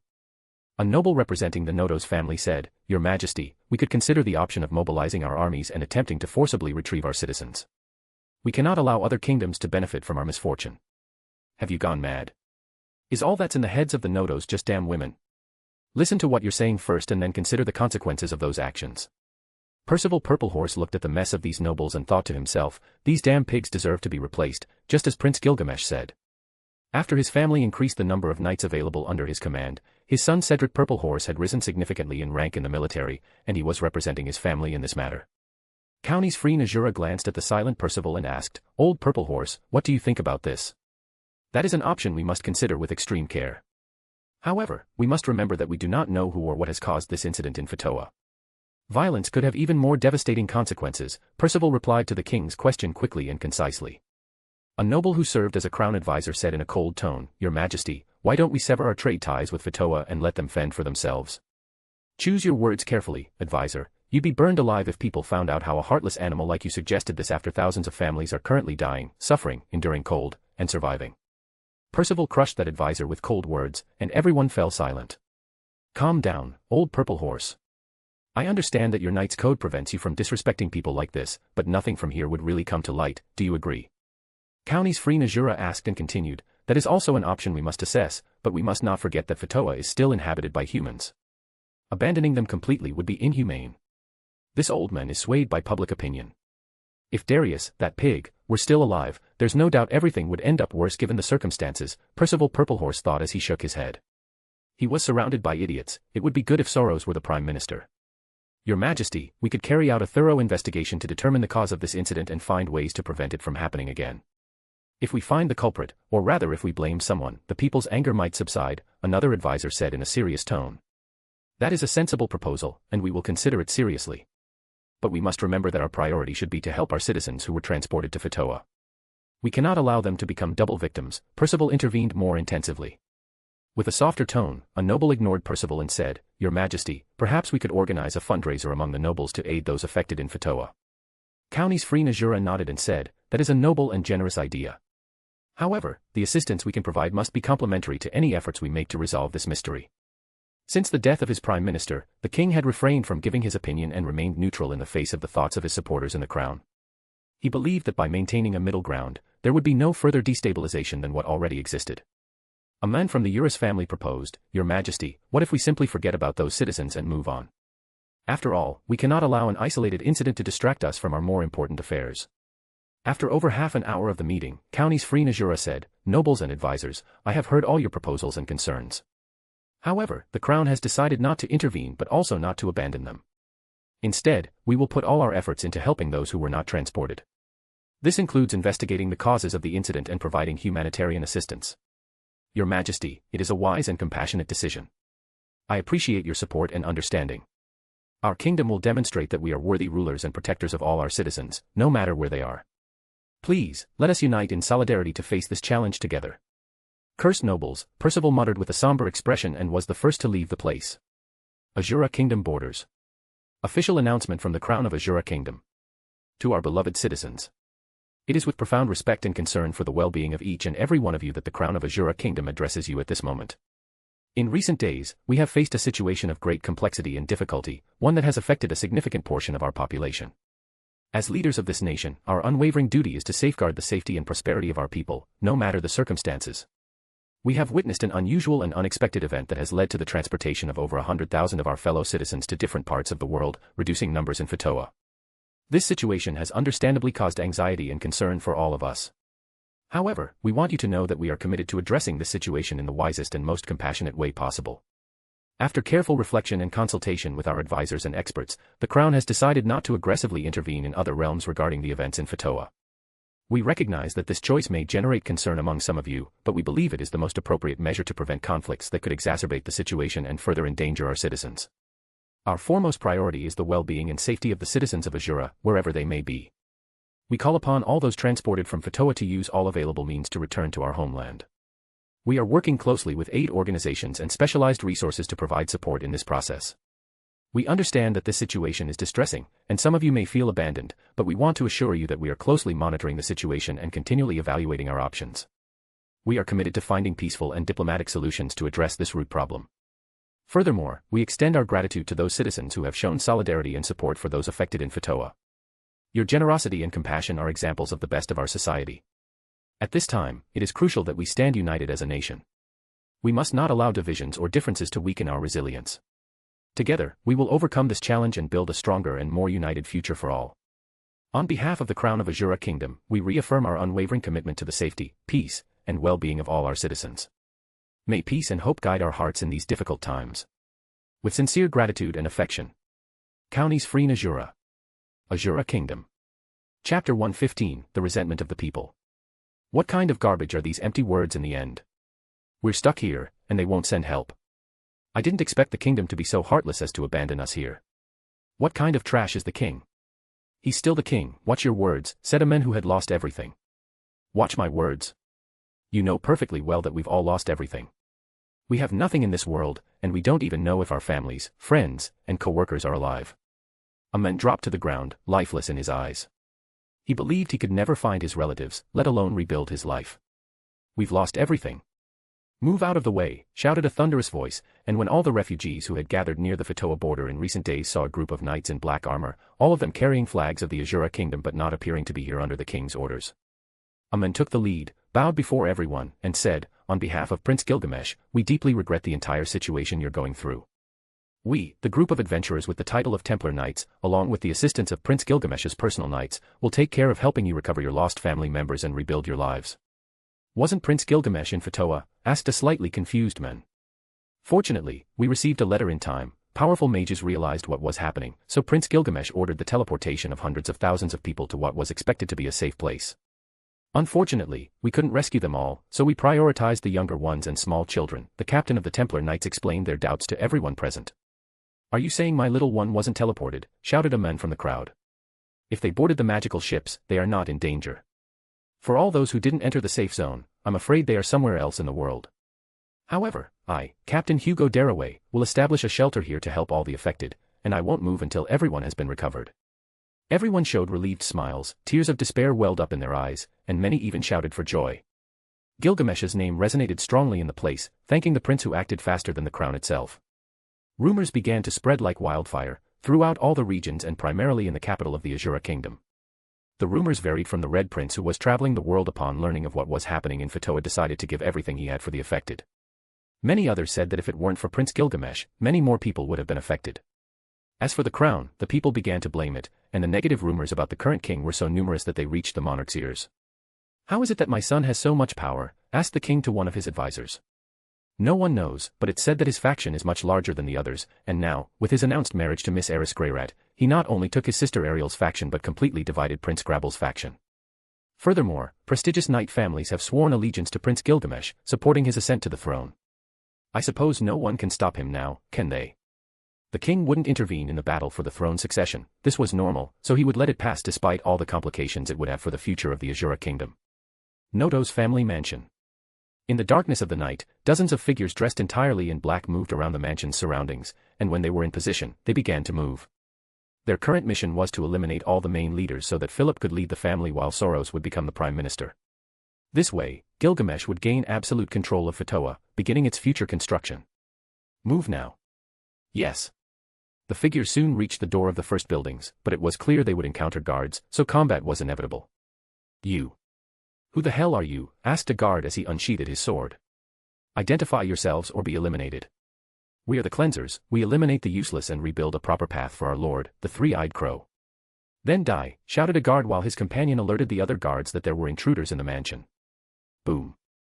However, at that moment, a curtain of blood stained his vision, and when he tried to regain his sight, he discovered that his companion had been turned into pulp. Enemies, we are under attack by multiple enemies, we request assistance. Someone took a deep breath as a sword was deeply thrust into their chest like a ghost. When all the guards had been eliminated, there were several fights heard on the upper floors and screams of terror.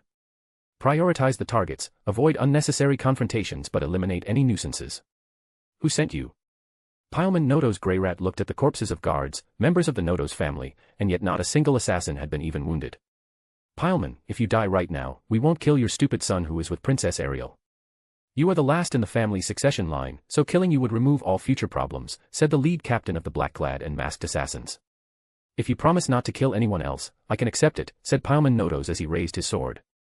The reports said you were a very distrustful person and terrible with a sword. Now I believe it's true, but you have courage. The captain of the assassins didn't move, so without warning, a figure like a ghost appeared behind Pileman Notos, and his sword plunged into his heart. How? Pileman Notos didn't know who had attacked them, nor did he understand how the enemy was so strong. Last obstacle eliminated, the message will be sent, so let's get out of this place, said a man as all the other assassins retreated. In just one night, a family proud to be exceptional knights had been completely crushed by an unknown force. That night, the heads of the Notos family were eliminated, and no one would know what had happened. Chapter 116, All Blue. Have you heard about it? The Nodo's family thing. Yeah, it was a damn tragedy. Now that I think about it, maybe what happened in Fatoa has a lot to do with what happened just a few days later in this place. Doesn't it all seem very connected? The Grey Rat family are the feudal lords in the Fatoa region. Days after the explosion, the Nodo's family in Aerys is attacked with clear intentions of extermination. You're just drunk, what happened here is a mere coincidence. It had only been one night, and the news of the attack on the Nodo's family had spread throughout the capital. This news even reached Soros, who was in Fatoa, organizing people so that the city's reconstruction could be done as Gilgamesh had requested. In the Tower of Uruk, Elaine watched attentively as the Asura kingdom stirred due to all the various problems that had occurred. She had personally revived the assassins to clear the way for Philip to regain leadership of the Nodo's family, thus giving full support to Gilgamesh's ascent to the throne. There was no doubt that now, with two candidates to become king and queen of this kingdom, the only obstacle for the nobility could be Gilgamesh's brother Halfus, but as is well known, he has no interest in ruling.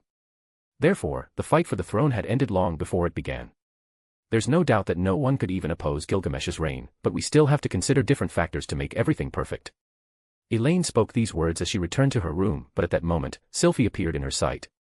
Elaine looked at her and said, I had reminded you not to come back until you were well.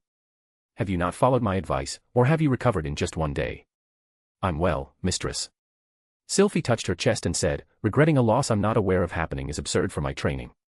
With all these things happening in the kingdom, I'm sure the least I can do is work hard to protect those closest to me, and those are my parents. Elaine looked sternly at her student, who seemed to have awakened from the glass bubble she was in, so she smiled with satisfaction. Then go prepare yourself, I will train you much harder than before. Yes. Sylphie showed determination in her gaze for the first time, although that still had to be proven.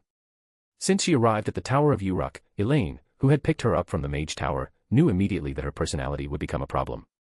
Sylphie had many insecurities, she was a shy girl and didn't seem convinced of how much she was worth. Things like what she could achieve were something she constantly questioned, so before fixing that, Elaine couldn't help but be harder on her. At least it will be worth it. She must be useful enough to Gilgamesh, so I'll make sure she suffers enough to be strong enough to defend herself. Elaine muttered as she entered a special training room. A few days ago. Right after the mana disaster, in an unknown location, a figure that could fly suddenly appeared in the uninhabited area. Wow, where has that thing taken me? Boom. The sound of the rushing air was very loud, catching his attention. When he finally managed to open his eyes, he found himself in a completely different place from where he had been, and he was amazed by the views. There was nothing around him. In fact, he had appeared among the clouds, and if it weren't for the fact that he was practically flying, he would have died a long time ago along with Aerys. But fortunately, that was not the case, so he descended slowly to the altitude where he felt a salty touch in the humid air. It seems that somehow that big explosion made Aerys lose consciousness, which is normal considering her weak body. Gilgamesh, as he descended through the clouds, saw a vast sea stretching as far as the eye could see. A sea so vast that it was astonishing he had never been here before. Having seen the map, he could be anywhere in the world, and if he was here, it meant that the people who were teleported should be in a similar or worse situation depending on the cases. For anyone else in his situation, it would have been risky, but as long as Gilgamesh had a need to occupy himself, there would always be interesting things at his doorstep in Babylon. Well, at least I managed to avoid half of the great disaster. Gilgamesh sheathed his sword, and snapped his fingers to summon Vinema. After sitting on his throne next to the sleeping Aerys, he thought it would be best for her to return to her family once they reached a point of civilization, not knowing where they were. Not knowing where he was, Gilgamesh decided to go in a completely random direction, and the speed of his Vinema wasn't too fast. After all, he wanted to appreciate the sights, and before leaving this place, he would like Aerys to see this place. It seems there are monsters under the sea, dangerous enough to make me move my hand. The presences beneath the water excited Gilgamesh a little. Where are we? At that moment, Aerys, who had been unconscious in Gilgamesh's arms, slowly opened her eyes, and the first thing she saw was the smile of the person who had carried her into the sky without warning. How do you feel after that incredible adventure? Gilgamesh cast a glance at Aerys, who seemed dazed. I'm fine, just a little confused.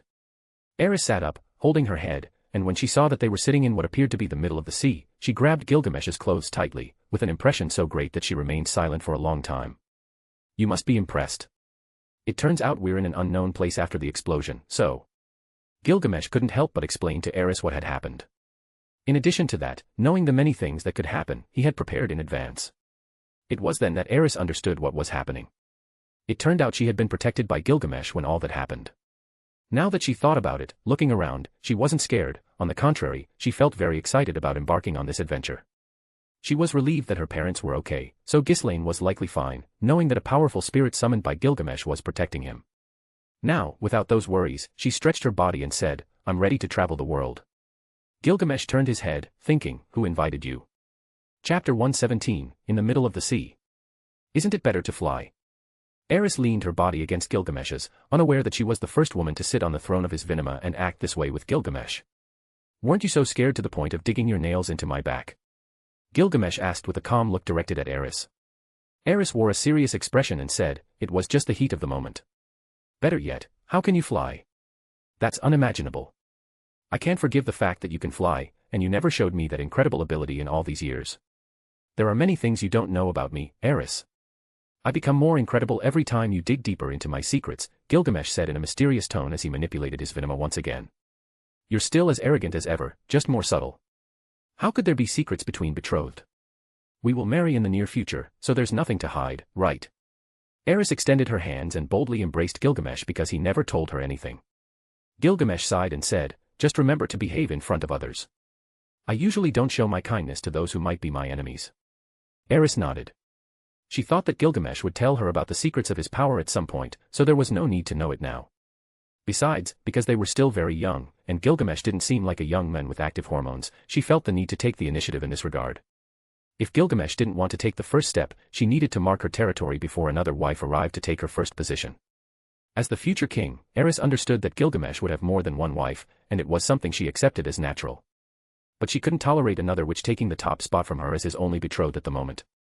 It is said that in the sea, there are truly terrifying beasts that many pirates and sailors encounter, although it's rare for ships to fall victim to them, Gilgamesh said after running out of conversation topics. After some thought, he concluded that it wasn't suitable for Aerys's peace of mind. "Then I'll cut them with my sword." Aerys didn't worry about such trivial things. After all, they were flying on a ship that was incredibly fast. But just then, a few dozen meters in front of them, a burst of water stirred the waves, and an enormous serpent's head emerged in front of them. Its appearance seemed ancient, and its aura was very profound. Roar. The mighty roar made Aerys, who had arrogantly declared that she would kill any creature emerging from the sea, feel afraid. She gripped Gilgamesh's shoulder tightly and asked, "What do we do now?" "But look at that beautiful creature. It's been a long time since I've seen such a large and aggressive-looking marine creature." Gilgamesh ignored the beast's roar, showing no concern for safety. At this moment, the only one unaffected by that aura was Gilgamesh. He observed this supposed invincible beast and remained silent. The serpent's shadow gazed at Aerys for a while, then turned its attention to Gilgamesh for a longer period. Finally, it all turned into a gentle snort, and the shadow materialized in front of the two of them. Feeling the presence of this serpent, Aerys, who had a pale expression, dared not close her eyes. This was the first time she was so close to a dangerous creature. "Humans, it's been a long time since I've felt energy so similar to the divine from a mere human." Much later, after the serpent's presence subsided, Aerys finally grew less nervous, and her expression softened. This scene, at least for her, was truly terrifying. This was a serpent that possibly had over 1,000 years of existence, so it was natural for her to feel fear. "That thing can talk." Aerys couldn't help but exclaim with surprise and fear. "Don't be afraid. This kind of worm can't even touch us, and he knows it very well, right?" Gilgamesh looked at the serpent with such a cold expression that even the well-concealed killing intent in his face was overshadowed by the creature. That arrogant comment made Aerys want to cover Gilgamesh's mouth. She couldn't imagine he would dare to say those words after being in the presence of that serpent. Anyone else would have already fainted from fear, gasping for air, and unable to speak. The ancient aura that the serpent was emitting was something only beings like dragons could release, but not just any dragons. It referred to the oldest and most powerful dragons that had mastered the ability to speak. "You're right, human. You're much stronger than all the self-proclaimed gods in this world combined. You don't need an introduction because everyone should know you." The serpent lowered its massive neck and asked, "But I don't understand, why are you in the body of a mere child?" Chapter 118, The Turbulence of the Sea. Is that worm upset because it hasn't spoken to humans in a long time? Aerys cast a puzzled look at the serpent. Gilgamesh nodded and said, "Perhaps you might think of me as someone of such low stature as the odd gods of this world, but believe me when I say that no being, even those who hide from the human eye, is my rival. None can match my power, so you should choose your words carefully and not interrogate me as you would with others." "That's true. In this world, there have been incarnates, summoned beings, and reincarnates, but it's the first time someone like you has arrived in our reality. I assume no one summoned you, you're not an anomaly but rather a result of sheer fate. Are there human summonings?" It seems somewhat similar to spirits, murmured Aerys, observing Gilgamesh's unusually serious expression. The serpent moved its body weakly and spoke in a deep tone, you should be well aware of your situation. The power you possess isn't from this world, so things should be easier for you moving forward. However, I must dare to make a very important request, do not destroy the world. There are beings here who are just learning to live, so please consider that every time you engage in combat with others. Gilgamesh smiled coldly and said, that depends on my enemies. I don't know what's been happening, but lately, they've been throwing themselves at me like uncontrollable pests. Aerys looked around, not fully understanding what was happening. She approached Gilgamesh and asked, so, are you Gilgamesh or not? Do you believe this stupid worm? Well, you should be the first to know about this, and I'll fully understand whatever decision you make. Gilgamesh turned to Aerys and said with a dignified voice, my name is simply Gilgamesh. I awakened in this body after dying in a war at a relatively young age. It was the creation of gods whom I later began to challenge, and after my death following the victory in that war, I don't know how I woke up in this place. I never married, I never had children, I had no lovers, and all I remember from my previous life were the final moments. Mysteriously, I don't know how it happened, but I woke up in the same body I remember. I had planned to tell you much later, but now that I think about it, if we are engaged, you should know before things happen that you might regret. As he spoke these words, Gilgamesh didn't feel guilty, nervous, or fearful that Aerys might say she didn't plan to marry a man older than her. In a way, it was understandable, but from another perspective, people here often married elves who were over 200 years old and dragons who had lived for over 500. In a way, these words were only something from the past, as he didn't intend to pursue an 11-year-old girl. That's precisely why Gilgamesh never crossed any boundaries with a child, never touched her inappropriately, and respected her personal space at all times. Now that his plans included building a place where he might spend most of his life, he simply followed his heart. However, having glimpsed fragments of the future, he knew that in a way, they both ended up getting married, something he couldn't quite comprehend. Then you don't know if your memories belong to someone else, if you're your own self, or if it's just an inheritance. Aerys extended her two hands and touched Gilgamesh's face. She looked at him with a calm expression and said, you are Gilgamesh Asura, you are both the same and different, the same and another, to me, you are the Red Prince who came to my family to propose marriage. I don't care about the past because I want to live in the future, so it doesn't matter to me. Are you serious? Gilgamesh asked, becoming increasingly interested in Aerys's thoughts about him. In a way, she wasn't lying, but she seemed upset. I'm serious, but I'm upset because a stupid worm ruined this story with its annoying appearance. Aerys turned to the serpent and asked, so, what more do you want? If you think about it, this conversation shouldn't even be happening, you know. There are few people curious about the lives of others, knowing how complicated their own lives are, but you seem interested in things that don't concern you. The serpent looked at Aerys and displayed its enormous tongue. I was merely curious to know what kind of being had so much divine and magical energy. Now that I've seen it with my own eyes, I can leave you in peace. However, if you have any questions for me, I can answer whatever you like. Gilgamesh nodded and asked, do you know the human god and do you know where he is? I do know him. I've encountered many of his apostles in past years, but where he is located remains a mystery. Certainly, it's not in this world, so there must be a place that humans can't easily tread. The serpent replied in a deep and cold tone. So, you don't know anything? Aerys murmured as she sat on Gilgamesh's throne. Then answer me, are there humans nearby, and where exactly am I? You are in the Central Sea, in the middle of the vast ocean surrounded by all the continents, a place where normal people certainly can't be. That's one reason why I approached you. But now that you ask, it seems you don't know where you are, so I must assume you were victims of that incident caused by the devastating manna from the central continent. Gilgamesh nodded and said, you've thought it through. We were teleported to this place, so we don't know where to go, hence the question. The serpent began to submerge its body and said, I sense the presence of multiple humans about 150 kilometers from here. They found a dungeon, so perhaps they can guide you. I couldn't go any further than that, so good luck. When Gilgamesh saw the serpent disappear, he turned to Aerys and asked, do you want me to take you back to Fetoa, or will you accompany me on this adventure for a few months? Consider it something new that you can learn. Aerys didn't even bother to think it over when she said, in my father's letter, he said I could have fun, so I'd like to visit the dungeon. Since you're so strong, there shouldn't be a problem, right? Of course, no one can harm you if you stay by my side. Gilgamesh, feeling different, sat on the throne of his Vimana and embarked on the journey to meet those humans in the distance. Although many things had happened a few minutes ago, he wasn't someone who dwelled on the past, as Aerys had said, and he wasn't the same as in his previous life. In this world, he was someone entirely new. Chapter 119, Gathering Point.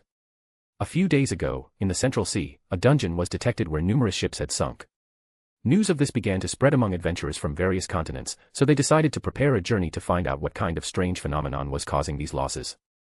The attention towards this was so great that many mages, powerful swordsmen, and kingdoms wanted to get involved, at least to try and gain some fortune, inheritance, or knowledge. Everyone received the news free of charge. After all, it was better to have more fighters and mages in case the problems couldn't be handled by a small group of people.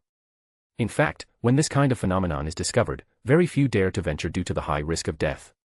But this time was very different. The dungeon was completely unexplored, and that's what ignited people's intentions. Many groups of adventurers were well prepared, mages of all ranks were hired, and huge groups of warriors were formed with the intention of living this unique experience. For everyone, this unexplored dungeon meant there would be a large number of medicinal plants, weapons or magical items, research materials, and even books full of history about long-forgotten magics. All the groups had set off on the same day as the tragedy that struck Fatoa, which is why they all continued their journey without any problems. Central region of the Ringus Sea. It is well known that the Ringus Sea is a sea surrounded by the 5 continents. The central continent to the west, the demon continent to the east and northeast, the divine continent to the north, and the Milis continent to the southeast. This sea emerged when the ancient supercontinent split into the central continent and the demon continent during the Second Human-Demon War. The sea is inhabited by the sea people. The language spoken here is the language of the sea god. Unlike other races, they have no contact with the outside world for obvious reasons. For adventurers and mages to decide to come to this place would be only to enter the Devil's Cave, a labyrinth located in the middle of the Ringus Sea. It is brutally difficult even to reach this labyrinth, and due to its location, it is impossible to resupply once you arrive. Given its depth and the fact that slow-paced exploration is almost impossible, it has gained a reputation as one of the toughest challenges an adventurer can face. Now, with a new area discovered, all those who have ever set foot in the Devil's Labyrinth became very interested in this dungeon. Despite the legends, it is said that visiting the center of Ringus is a sign only of death and tragedies. It is a zone that any adventurer boasts of having visited at least once in their life. No one could speak clearly about the origin of the dungeons. Some say they are simply ancient structures of dead civilizations. Others describe these places as created by God, something that holds any kind of treasure that would change a man's life. In that war that few remember, this sea originated after a certain person unleashed a super attack on a particular enemy. Although that war did not end all life in this world, a large part of the continent was lost, and the entire Central Sea was once dry land. That year was a time of absolute terror for anyone who remained alive. That's why many decided not to remember, hold grudges, or seek revenge. This new dungeon, which was erased like the deep abyss, is not far from where many claim to have found the Devil's Cave. No one knows how large it will be, what everyone will find, or if it will be something interesting. However, after years of similar work, many were in need of something new to occupy their time. Calculating the location Gilgamesh was heading to, it was exactly where all those adventurers were gathering. All those who had decided to come were waiting on their ships. At this point, Gilgamesh traveled at a not-so-fast speed because he was not in a hurry. Because of that, Gilgamesh even performed maneuvers with his Vimana and only stopped when Aerys ended up soaked in seawater. Come on, don't be mad, you told me you were hot, so I just got you a little wet. Gilgamesh concealed his ironic smile from Aerys's complaints. Aerys looked at Gilgamesh coldly and asked, then why am I the only one who's wet? Just a coincidence. Gilgamesh manipulated his Vimana just above the sea surface, creating a powerful agitation that left traces in its wake due to the high speed at which it moved. Gilgamesh's vision was not bad, so he could see perfectly certain figures in the distance that seemed to be ships, dozens of ships anchored motionless in the calm sea. Supposedly, this was the point where the serpent had encountered humans, something very abnormal according to its words. The flags of various mercenary groups were flying high on the ships, while some of the more experienced adventurers were diving into the water after mages cast spells to scare off sea creatures. At the moment when many groups of adventurers were stationed near the dungeon entrance, they had heard about what happened in Fatoa, which certainly piqued their curiosity. However, right now, they were all focused on this point that could change their lives. Not long after numerous groups of adventurers arrived, there were other ships approaching from the distance. The Red Dragon mercenary group has arrived. A formidable group of demon mercenaries enlisted from different parts of the continent. They specialized in wars and were extremely brutal. The already stationed mercenary groups looked at these demons with expressions of disgust. There may not have been resentment between them, but they would definitely look for ways to kill each other. The leader of the Red Dragon mercenaries simply greeted the humans standing in front of him and then turned his gaze to the tasks he needed to attend to on his ship. Next, there were many other scattered groups of adventurers arriving on smaller boats. The Green Spider Adventurer group is here. No way, those lunatics are here. I heard that in their last appearance, more than half of their members died, a tragedy within the mercenary groups. This group of adventurers took on the most dangerous tasks and fulfilled them only to taunt those who considered themselves adventurers and never left their villages, something that they enjoyed greatly. Aren't we more than 1,000 adventurers? Those who die will pass on their things to those who live. That has always been the way, so it's not surprising that they even brought their slaves.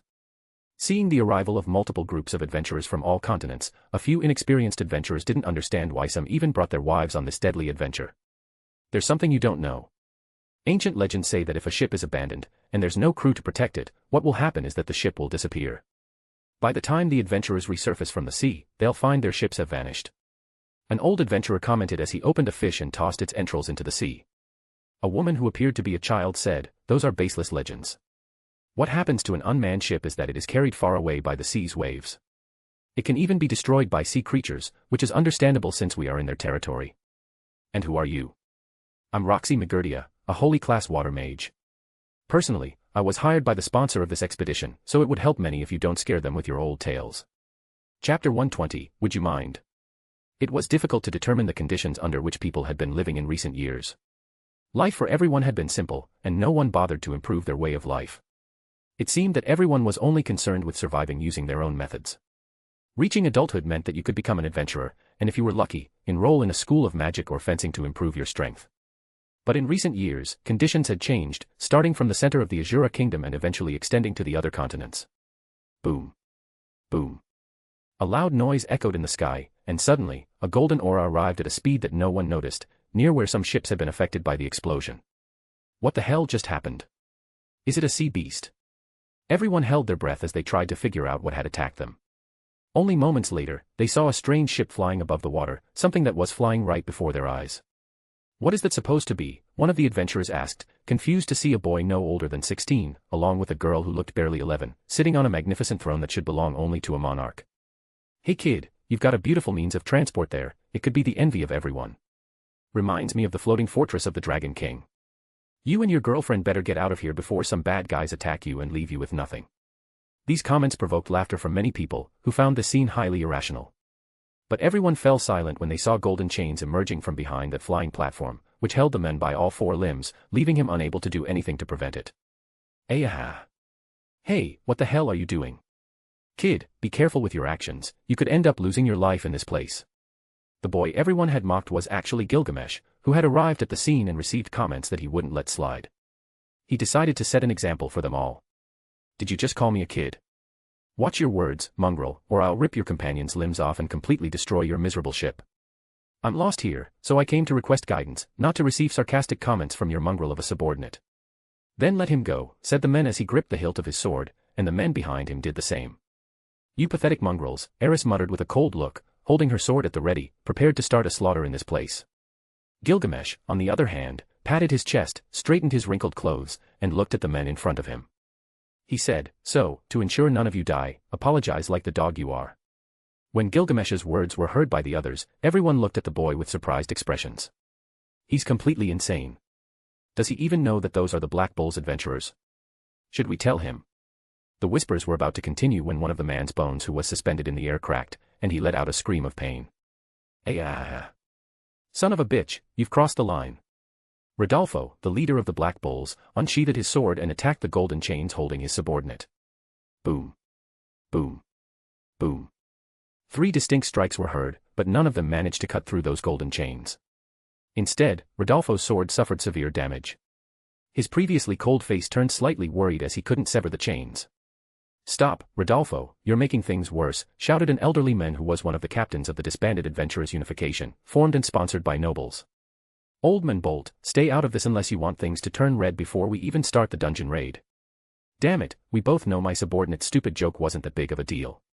They're just kids, we can let it go by simply apologizing," Bolt said with a deeply concerned look, as he observed the chains that seemed to have a will of their own. "Move aside." A female voice came from the back of Bolt's ship, and when her gaze fell on the young men in front of her, her expression filled with surprise. Her hands trembled, and her voice barely whispered a name, Gilgamesh. Old Bolt, who hailed from the Asura kingdom, felt a chill down his spine upon hearing the name from the holy class mage on his ship. He turned his head and asked her, "Roxy, how did you just call him?" "He is Prince Gilgamesh of the Asura kingdom." Bolt furrowed his brow, and when he was about to ask how Prince Gilgamesh ended up in this place, he remembered the news he had received about a mana incident and muttered, "Is that him?" "Ayaha. Stop. Just at that moment, more bones were fractured by the chains due to Rodolfo's continued threats towards Gilgamesh, who simply watched this beautiful scene with a calm expression, as if what he was doing was nothing more than trivial. Gilgamesh wanted to send a message to all these adventurers with their heads between their legs, telling them that he was not a duck in dangerous waters, he was a damn predator among chickens, and if they messed with him, everyone would lose. At that moment, a cold voice echoed from another ship, and it was directed at Gilgamesh. Do you really, someone like you, Prince, want to start a fight in the middle of the ocean? It seems you're doing well, but you should reconsider what will happen if all these experienced men unite to take you down. Do you expect us to be terrified by mere words from a scrawny old man? Aerys directed her gaze toward the source of the voice and questioned his warning. Little girl, your Noto's family can't protect you, let alone that boy beside you. It would be better if you took a step back and obediently lowered your heads, said the man with the voice, appearing beside Rodolfo. When everyone saw him, they sighed with fear. King of the Sword, Brutus. Gilgamesh, from beginning to end, never looked at anyone other than the clear sky and said, I will respect the dignity of those who respect mine.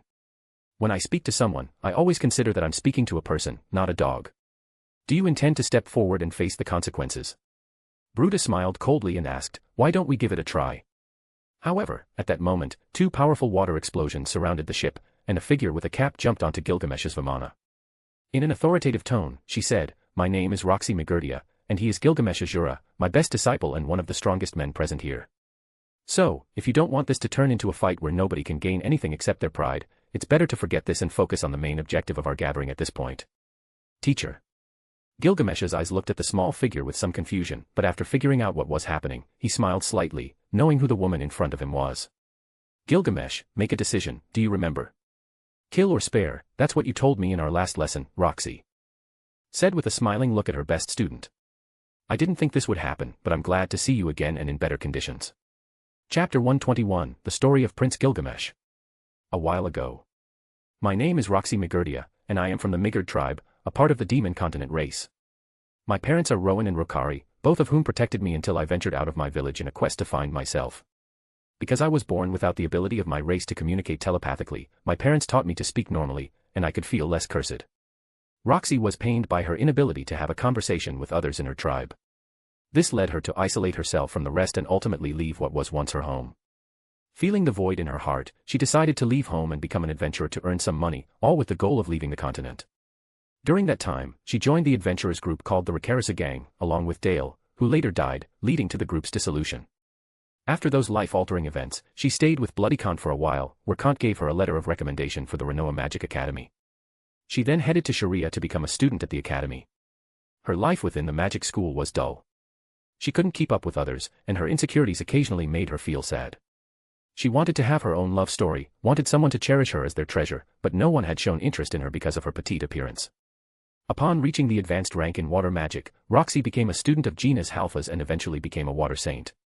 After graduating, she left the academy without saying a word to her teacher and went to the Asura kingdom to look for work.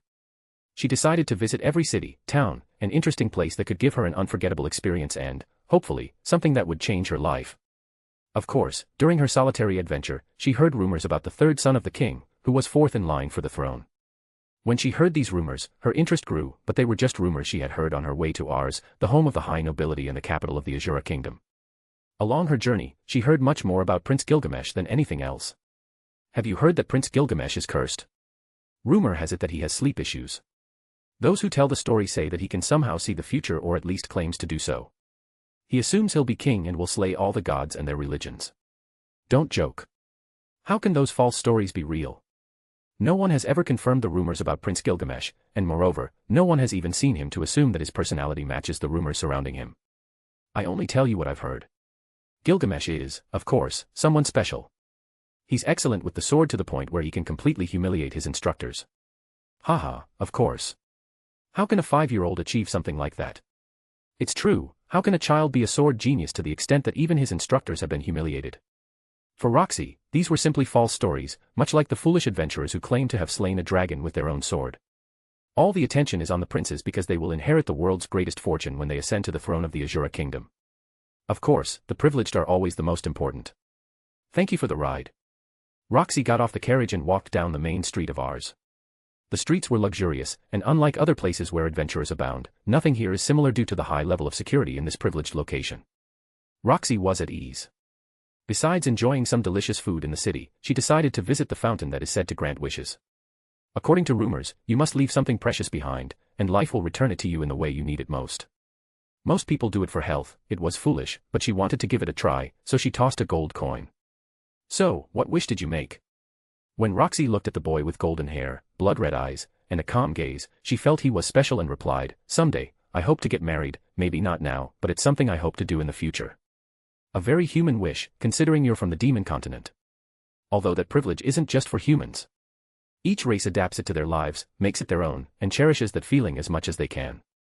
Roxy thought she had hit rock bottom when a child started talking to her about life. She was about to turn and leave when the boy spoke again. "Miss, do you know magic?" "First of all, my name is Gilgamesh, the future king of the central continent, and if you wish, I can be your husband." "Are you the prince?" That was a clumsy question, but Roxy couldn't process the kind of information Gilgamesh had given her right after meeting her. "Don't be alarmed. I'm just looking for future wives for my future self. You might not know this, but if I don't do this, he won't be able to marry anyone again." When I say he, I mean myself, both the same and different in two distinct times. Little Gilgamesh, realizing he had spoken too much, turned his head. Fortunately, Miss Mega was still there, so he added, "If you teach me magic for a month, it will be more than enough. By the way, I'll pay you, and you can boast that you trained the world's greatest warrior." Roxy couldn't exactly recall why she had accepted. Perhaps all those rumors about Prince Gilgamesh had influenced her decision. Only after the first few weeks did she not regret her choice. She had never known anyone to learn magic just by seeing it once, and it was humbling. But she vividly remembered Gilgamesh's words regarding this.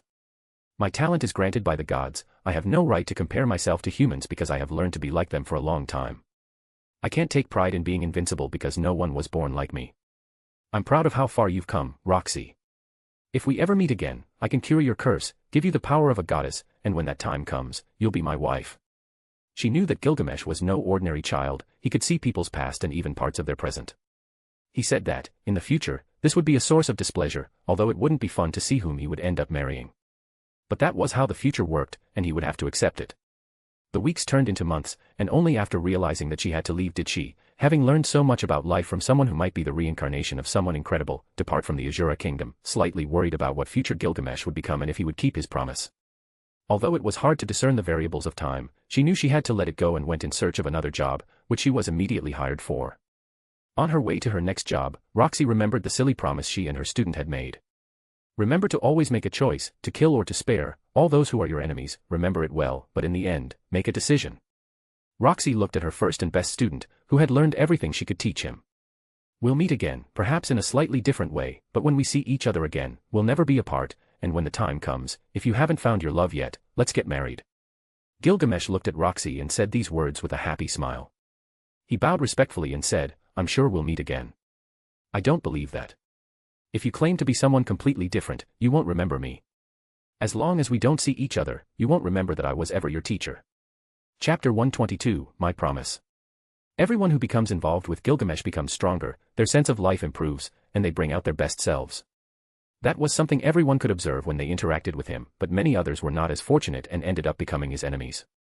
Roxy Magurdia had grown in confidence. She felt that she should be proud of knowing exactly what her strengths were. Her life was pleasant, others weren't so lucky, so she felt blessed.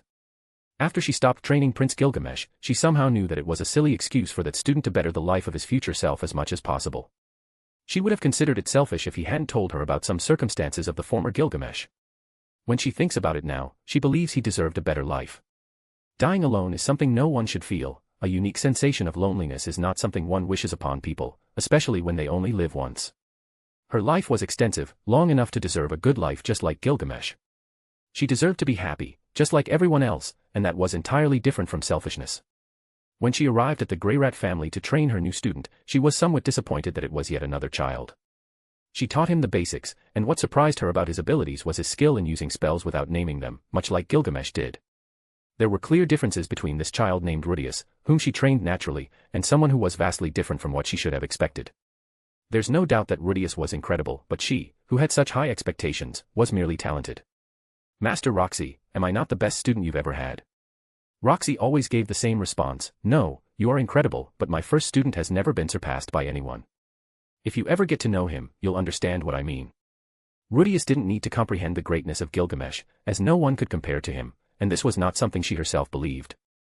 Compared to those born with talent, her first student was born with the gift of surpassing any human, and that was something others shouldn't feel bad about. During that time, Roxy discovered that despite teaching someone talented in magic, Rudius was simply a child with better development than children his age. She hoped to find something similar to Gilgamesh in him but never did, so she focused on Rudius training. What Rudius learned in 4 months, Gilgamesh somehow learned in a week at most. He was someone who should be praised even by the most powerful wizards in history. If his talents were announced to the world, it might shake all the continents. After all, there was no one compared to Gilgamesh, and that could potentially bring certain problems. But for some reason, the rumors about Prince Gilgamesh began to decline to the point where very few talked about him. At that point, everyone believed that no one would speak of that mysterious prince again, but when he reappeared, he would crush kingdoms and change the course of the lives of hundreds of thousands of people. On a study night, Roxy was giving advanced lessons to her student, who seemed to be excelling in everything they did since they began practical training. It was straightforward, easy, and intuitive. Nevertheless, she couldn't quite understand why something bothered her. "Teacher, why is magic only used in combat?" "Well, actually, magic isn't used only in combat, Rudius." Roxy always answered her students' questions seriously, taking each of her tasks seriously, so she continued, where should I start? First, magic is said to originate from the long-lived race of pointy-eared beings, or high elves. Elves. Yes, the pointy-eared ones live in the northern part of the Meles continent. A long time ago, before the Great War between humans and demons, when the world was still in chaos, and wars erupted every day, the high elves were able to communicate with the spirits of the forest to control the earth and wind to repel invaders. It's the oldest documented magic. Oh, so all that history is documented. Of course. Roxy nodded and continued, current magic comes from the human race's imitation of the magic possessed by the high elves, as well as its subsequent development. Humans are particularly good at this. What are humans especially good at? Human adaptation to magic was a kind of blessing. Yes, the human race is always behind the creation of new things. The reason magic is mostly used in combat is that it's primarily utilized in conflicts, but even if you don't use magic, you can achieve similar effects by harnessing what surrounds us. What do you mean by what surrounds us? For example, if you need light, you can light a candle or oil, right? Also, not all types of magic are useful in combat. For instance, summoning magic allows you to summon magical beasts or spirits of the corresponding level. Summoning magic. Can you teach me some? No, I'm sorry, I've never used it. And, although I said tools, it also includes magical items. Magical items. Objects that possess special attributes or effects. To work, they have magical circles inscribed inside, so you don't need to be a mage to use them, although they do require a mana expenditure for their use. I see. Roxy had somehow done a good job teaching Rudius everything she knew, and when she was finally about to leave the Asura kingdom for another kingdom, her student asked her. "Teacher Roxy, now that you've taught me everything you can, who's better?" Rudius asked with total confidence. "What do you mean?" Roxy asked this question without understanding what Rudius meant. "Your first student, which one of us is better?" Rudius asked again without losing hope. Understanding that question, Roxy simply smiled and said, "No one, not even I can compare to Gilgamesh, but he doesn't compare himself to anyone else either. He taught me that merely comparing is a defect of confidence and longing. When we as a society stop comparing ourselves to each other, we'll understand the true value we bring to others. But I still want to know. I already told you, Rudius, you're incredible, and there's no doubt that no child your age can surpass you now or in the future. However, the student I told you about is extraordinarily talented. Someone born with magic in one hand and a sword in the other." After leaving Rudius's house, her best student, even though she felt that she somehow didn't teach him anything compared to Gilgamesh, Roxy left the Asura kingdom with the hope that everyone would grow and make their lives. She, too, would seek her own path, leaving the future to unfold as it may. Chapter 123, The Reunion.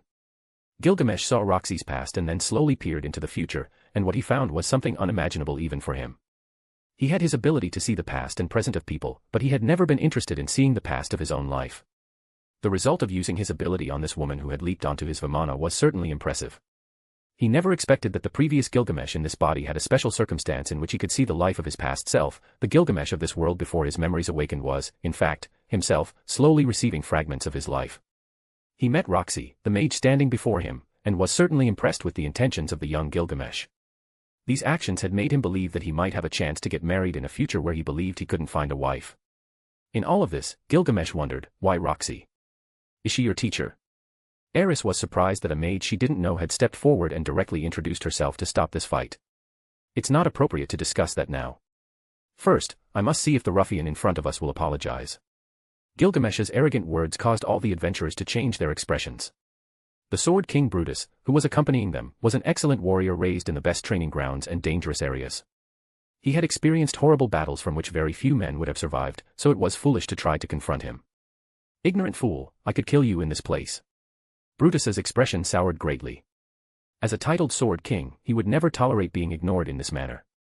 If he let this matter pass, it would greatly diminish his status as an adventurer, so he decided to simply give Gilgamesh a beating. However, just as he was about to make a move, Adolfo, who was standing beside Brutus, fell to his knees and said as sincerely as he could, "I apologize. My subordinate disrespected you even without knowing you, so I hope you can overlook his anger just this once."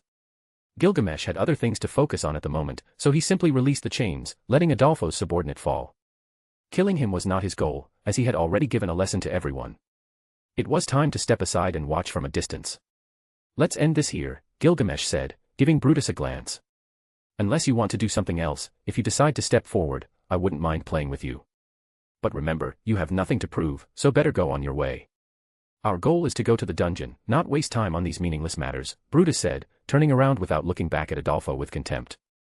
Gilgamesh then manipulated his Vimana and approached the old man Bolt, who had spoken earlier to stop the argument. It was nothing to admire, but his objective behavior was appreciated. Upon seeing Gilgamesh approach, Bolt said, "Prince Gilgamesh, it's a pleasure to meet you in such a strange situation. Although I can't say these are optimal conditions, I must say it's a surprise to find you here. May I ask if you need any assistance?" Those words from Bolt immediately alarmed the people.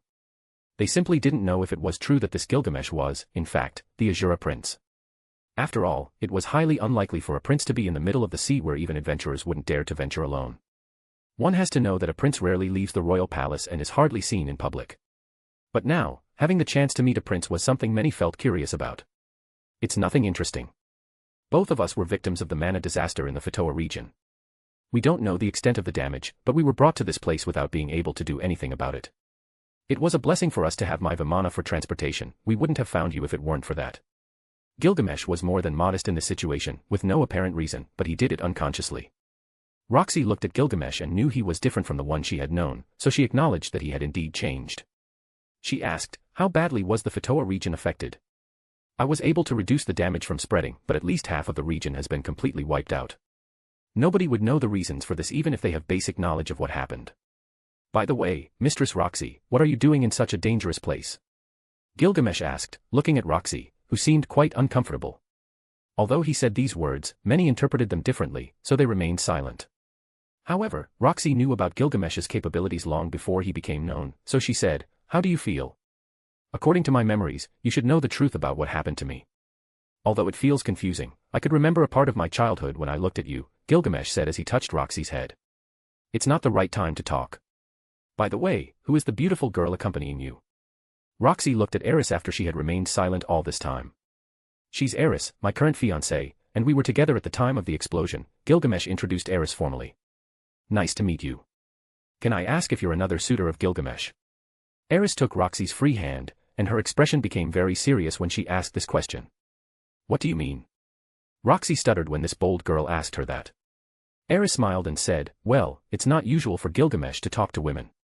So, besides me, there's a certain elf waiting in ours, and you would be the third. It doesn't bother you, right?" "No. Wait, what?" Roxy's mind short-circuited, and she didn't know how to respond. Fortunately, Gilgamesh interrupted the conversation and said, "Aerys, don't bother Roxy with uncomfortable questions. Haha, it's not uncomfortable at all. If she wants to marry me, I have no problem with that, but that comes from the heart, not just words," Gilgamesh said in a serious tone as he looked toward what was beneath the water. On the other hand, Roxy didn't even bother to say anything. She knew that the current Gilgamesh was much more ruthless than his younger version. Although his words remained the same as before, their meaning had now changed significantly. Chapter 124, The Cave. In the depths of the sea, there was a hidden cave beneath massive rocks that obscured the view from above. After investigating for a few hours, the adventurers had found the entrance to the cave. "They found the entrance to the cave. We can go in and start our investigations." It seemed like a large place, and a location so concealed was certainly more than just a cave, judging by the recent disturbances they had caused. The loss of ships was due to something magical pulling them from within, so after some investigations and searches, they discovered that it was a dungeon.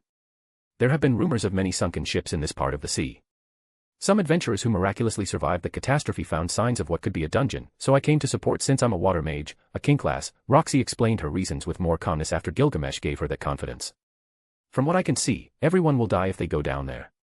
Even Gilgamesh, with his exceptional abilities, was unaware of what lay below. That was why this place had caught his attention. Under normal circumstances, he wouldn't be interested in this place. However, now it was different because he was seeking the human god. If he had a chance to find it, he wouldn't miss it. How this world worked was still a secret to Gilgamesh, and so was finding that human god who should be in an unknown place, a special zone just for him, like a different dimension. He had let his spirits gather evidence, but none of them could uncover anything. That's why, while traveling the world, he would investigate the most mysterious places. Gilgamesh stood apart from the others, staying with Roxy and Aerys, who were sitting on the throne of his Vimana, observing the depths of the sea, which were difficult to see beyond with just their eyes. In normal circumstances, everyone should not get involved in this place.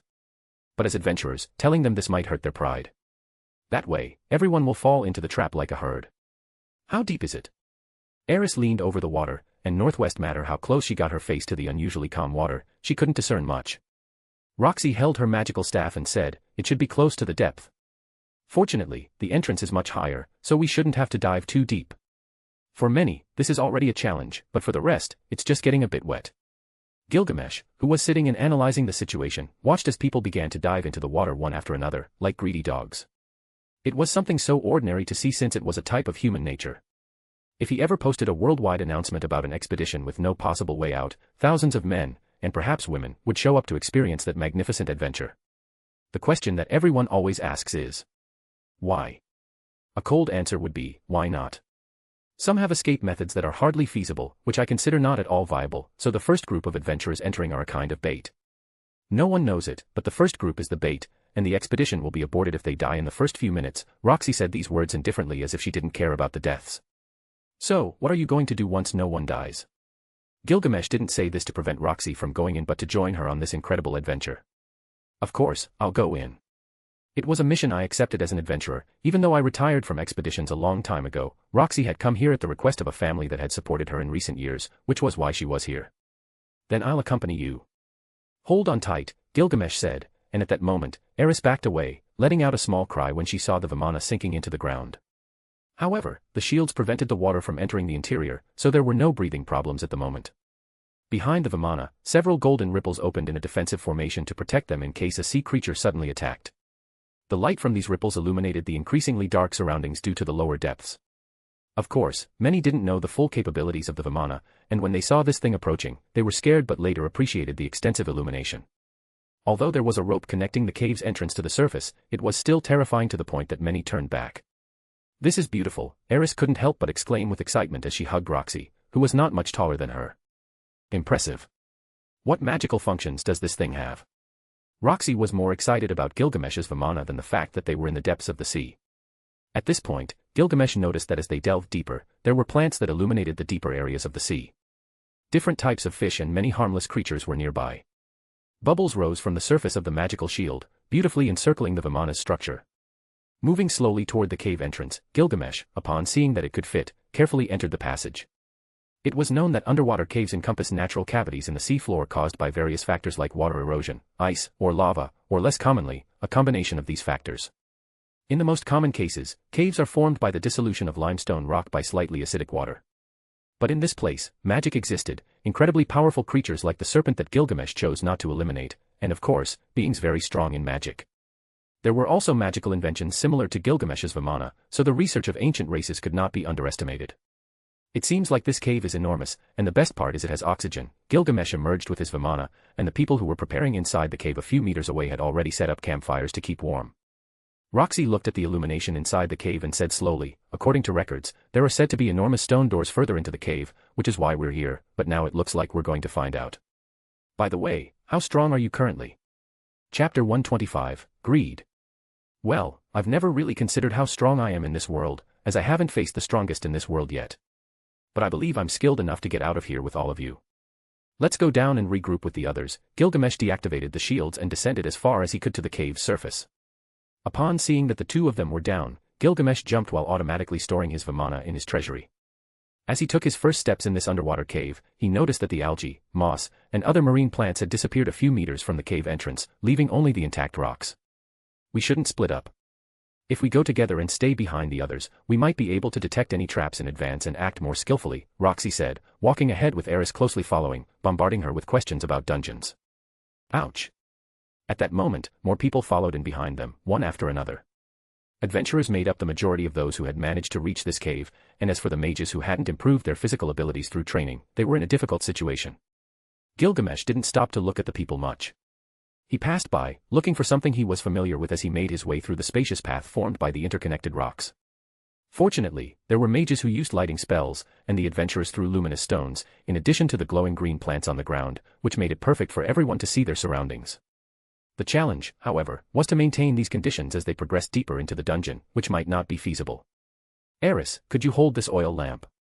Gilgamesh looked at Aerys and handed her an oil lamp that appeared to be lit but wasn't. Instead, it emitted an increasingly extended magical light. You always have the right things in these conditions. By the way, do you have something comfortable? Aerys leaned her body towards Gilgamesh like a cat nuzzling its owner, to which he simply handed her a jar of dried fruits. Roxy, how do you see this place? You must have more experience in these kinds of places, so your opinion holds more weight. What do you think is behind that stone door? Gilgamesh approached Roxy and asked her this question, while avoiding using any ability that would spoil this experience. Roxy seemed to think it over and responded simply, it's hard to say. When I came here, I never thought of going directly into the dungeon since my primary job was to protect the ships. However, now that I'm here, I can say that it's not as straightforward as everyone is thinking. We're probably heading into a trap, a tomb of a mad being who only wanted to ensure no one found him. Another possibility is that this place belonged to a tribe of aquatic people, only they and those crazy enough would do something down here. As Roxy's words spread through the crowd, a man at the front stepped into Gilgamesh's path and said, children shouldn't be here. You can leave this cave right now, and that way you won't be a nuisance to the rest of us. The man who stood in front of Gilgamesh's group approached and looked at Roxy with a disdainful expression. Have you even thought about your words? Gilgamesh, who had been talking with Roxy about her experiences in dungeons, looked coldly at the men in front of him and thought to himself that this was what happened when you left leeches alive. None of this would have happened if he had cleaned up those scoundrels upstairs. Now he had to deal with the idiots down here. Anyone who wants to join this riffraff, step forward. I alone will be enough to give you a warm beating. The more, the merrier. Otherwise, if you're not going to draw your sword, you can go to hell, scum. Gilgamesh's arrogant attitude infuriated the Red Dragon adventurers, and those who were tired of his comments moved towards him, trying to attack him with their swords. Boom. However, the others who were about to make a move stopped because more than 6 people who had taken the initiative to attack Gilgamesh were all hit by some kind of unseen attack. As they were in the air, a huge stone in the outer part of the stone door moved and grabbed one of the adventurers, carrying him into a slowly opening mouth that devoured him. Ayaha! What the hell is that? Everyone could see that monster, its huge body, formed from rocks, appeared before all the adventurers. It was about 15 meters tall, its body was robust, and in its left hand, it held a massive rock that was hurled towards Gilgamesh. Careful, get out of the way. The other adventurers closed their eyes, while the more experienced ones raised their swords and formed a battle formation. As for the rest, they ran towards the back rows to see what would happen. Roar. The massive stone golem, with moss covering most of its body, showed itself to all. It stood at least 15 meters in height, with a strong body, and in its left hand, it held a massive rock that was hurled toward Gilgamesh. Watch out, move aside. The other adventurers closed their eyes, and the more experienced ones raised their swords and formed a battle formation. The rest of them ran toward the back rows to see what was about to happen. Boom. When the stone hit Gilgamesh, there was a massive explosion that shook the cave, and shards of stone flew forward. Everyone hit by it didn't even dare to breathe. This is getting interesting. What kind of aberration are you? Gilgamesh's voice came from the dust cloud, and everyone then saw how the chains he had used before quickly immobilized the stone golem. Incredible. Can he subdue something so large with those magical chains? Standing in front of the enormous stone giant, Gilgamesh looked at it with a sense of insignificance, but before he wanted to see something else, at that moment, another massive rock at the far left, and another stone golem of the same size emerged. Its dark blue eyes fixed on Gilgamesh as the primary adversary.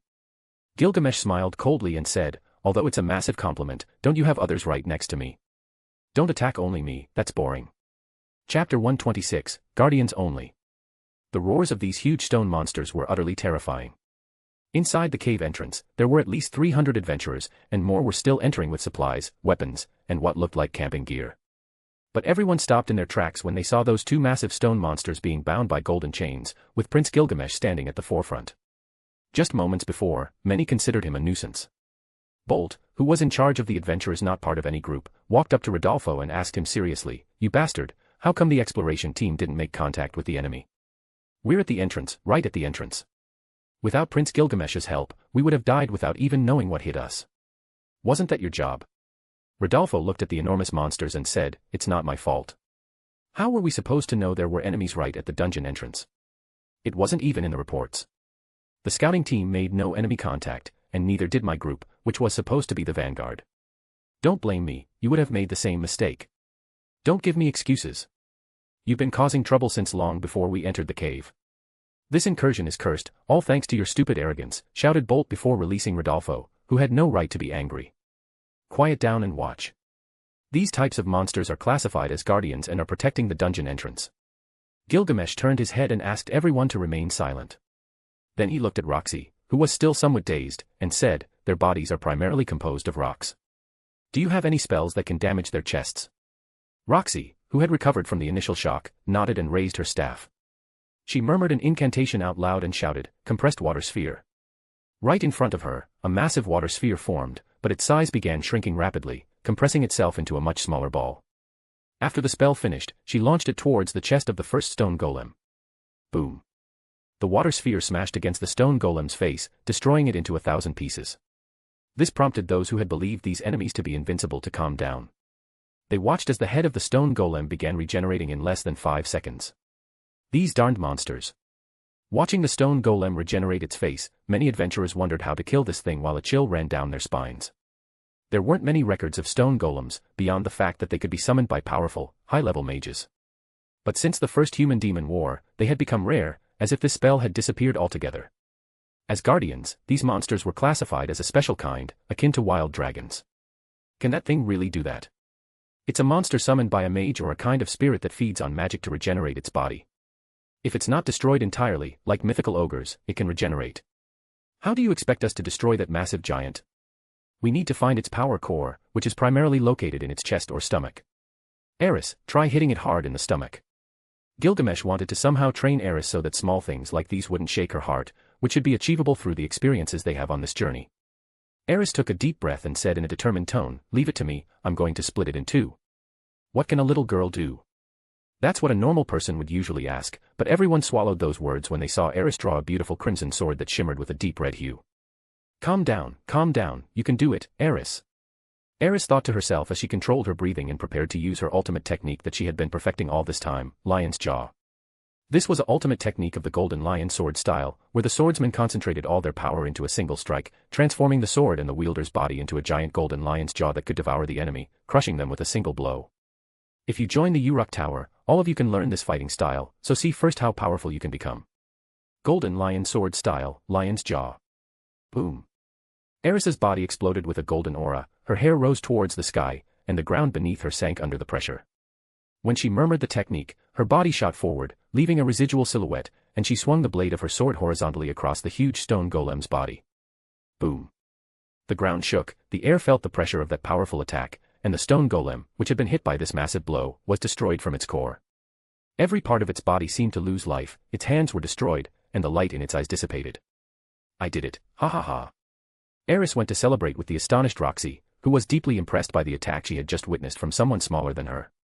What in the world is this incredibly strong sword style? The adventurers, at least those who were convinced of their fighting abilities, were severely affected by witnessing a demonstration by a young girl who could easily be the child of anyone in the cave. It was challenging to accept these results at first glance. Many, instead of feeling awe, felt fear deep within their hearts. Could they themselves learn that sword technique if they joined one of the Uruk Towers? That sword style wasn't something regular, it was an extremely fierce art.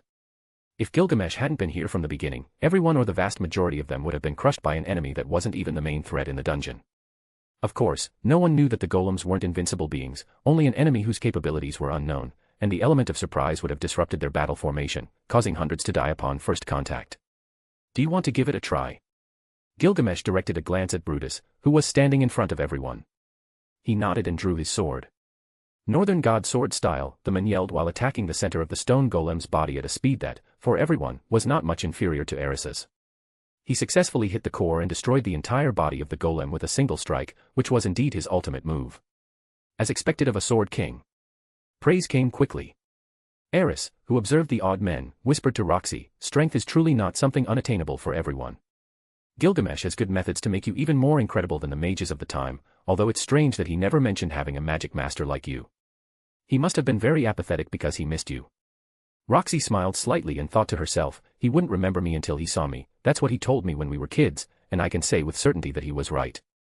Although it's not uncommon, some people are born with the ability to see the future, but being able to see into the past was unique to him. Now that the enemies are dead, we should wait for all the adventurers to enter and get ready. Gilgamesh could go alone, but that would be unwise on his part, considering that he was merely a guest from his perspective. Besides, he wanted to experience this journey into the unknown with Aerys and now Roxy, his former mentor. Chapter 127, The Stone Door. Gilgamesh gently touched the stone door. This place had experienced many things unknown to all, but he could sense something that had likely occurred here. In fact, this place appeared to be a temple similar to the one Elaine had talked to him about. If this was a place where a god was worshipped, buried, or rested, Gilgamesh wanted to know if it had any connection to the human god that seemed to be wherever he went. Of course, all this searching was merely an effort, as he knew he would eventually find the answers. Have you ever heard of a god called Hitagami? Gilgamesh finally removed his hand from the stone door and asked Roxy, who stood beside him. Roxy cast a calm glance at Gilgamesh. She remembered that expression he wore when he wanted to ask something about which he probably already knew the answer. Everything was under the control of his eyes, he could always perceive much more than met the eye. I'm aware of the existence of many gods, but none of them with the name you just mentioned. Many adventurers paid attention to Gilgamesh as he gazed at the stone door, and there was also a focus on Roxy, who was standing beside him. After her standout performance in the battle above, she had drawn much attention, and some believed she was exceptionally attractive. Are you looking for a god named Hitagami? The question Gilgamesh had posed was echoed by a person behind him, who stepped out from the crowd and approached slowly. He introduced himself as Anton. His expression seemed serious, and his body appeared somewhat reticent as he said, "I've heard about him. My father was a blackwater adventurer, mainly dealing with seafaring.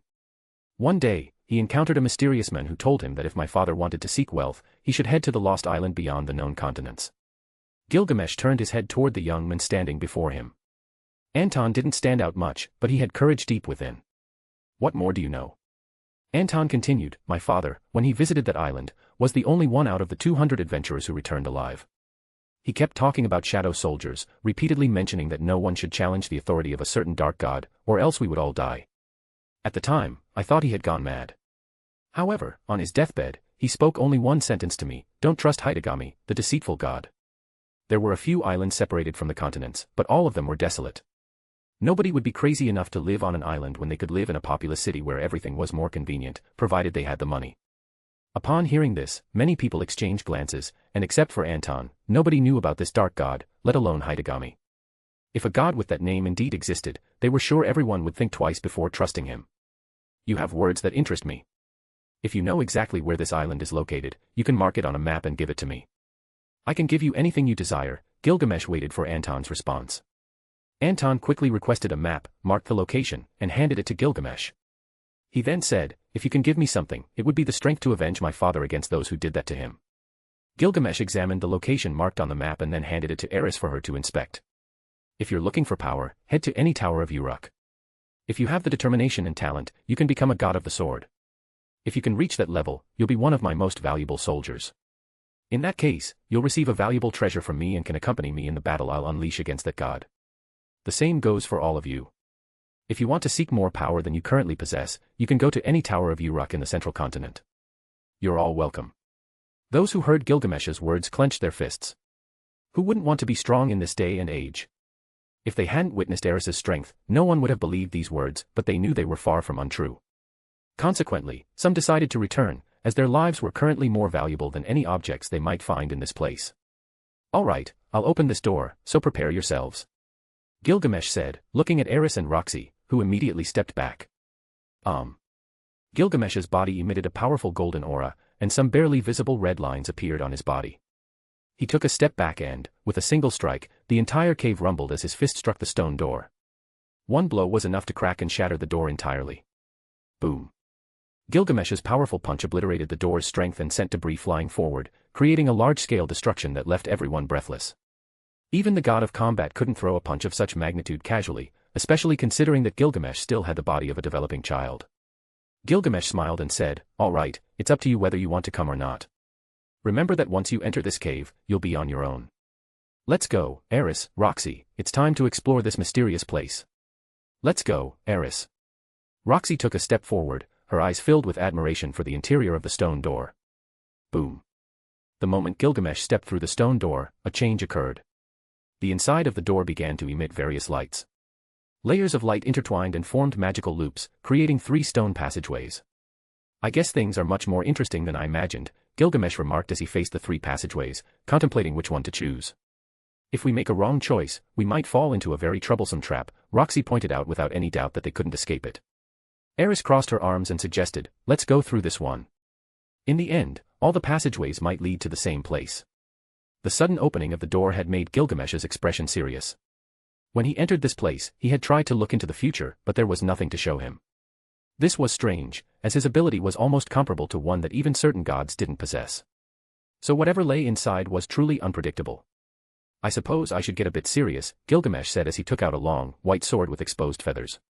His gaze turned cold and calculating. After taking a step forward, he reminded them, "Follow behind me. Things don't seem to be quite normal." Despite having all his power, he knew from the last war that it was unwise to be overly confident when dealing with unknown entities, especially when he had 2 weaker individuals accompanying him on this expedition. "We must go, this is a unique opportunity.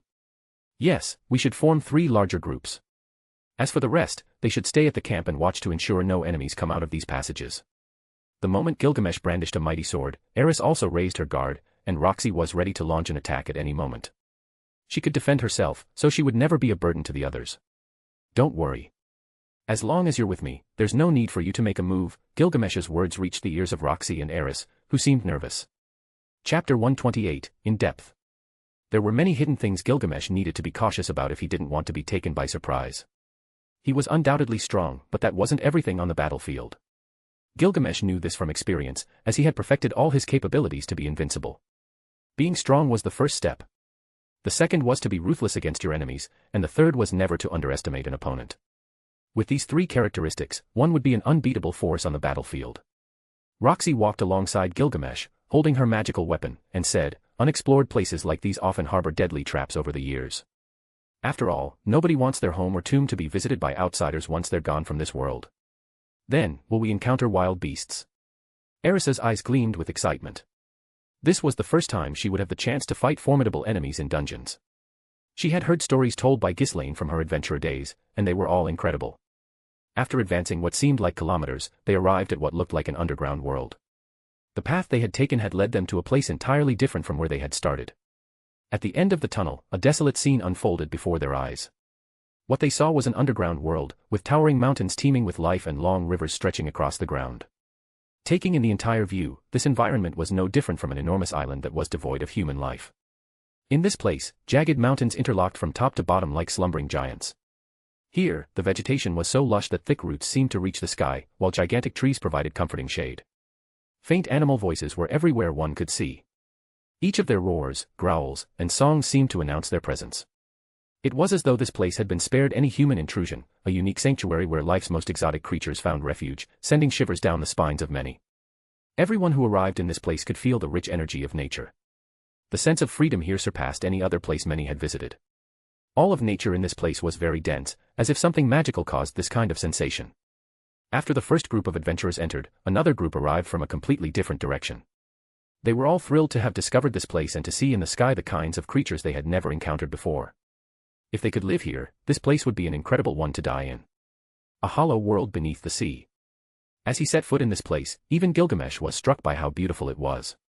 It inexplicably reminded him of his friend Enkidu. There were many legends about the hollow world, and everyone inevitably thought they had found the marvelous place from the legends.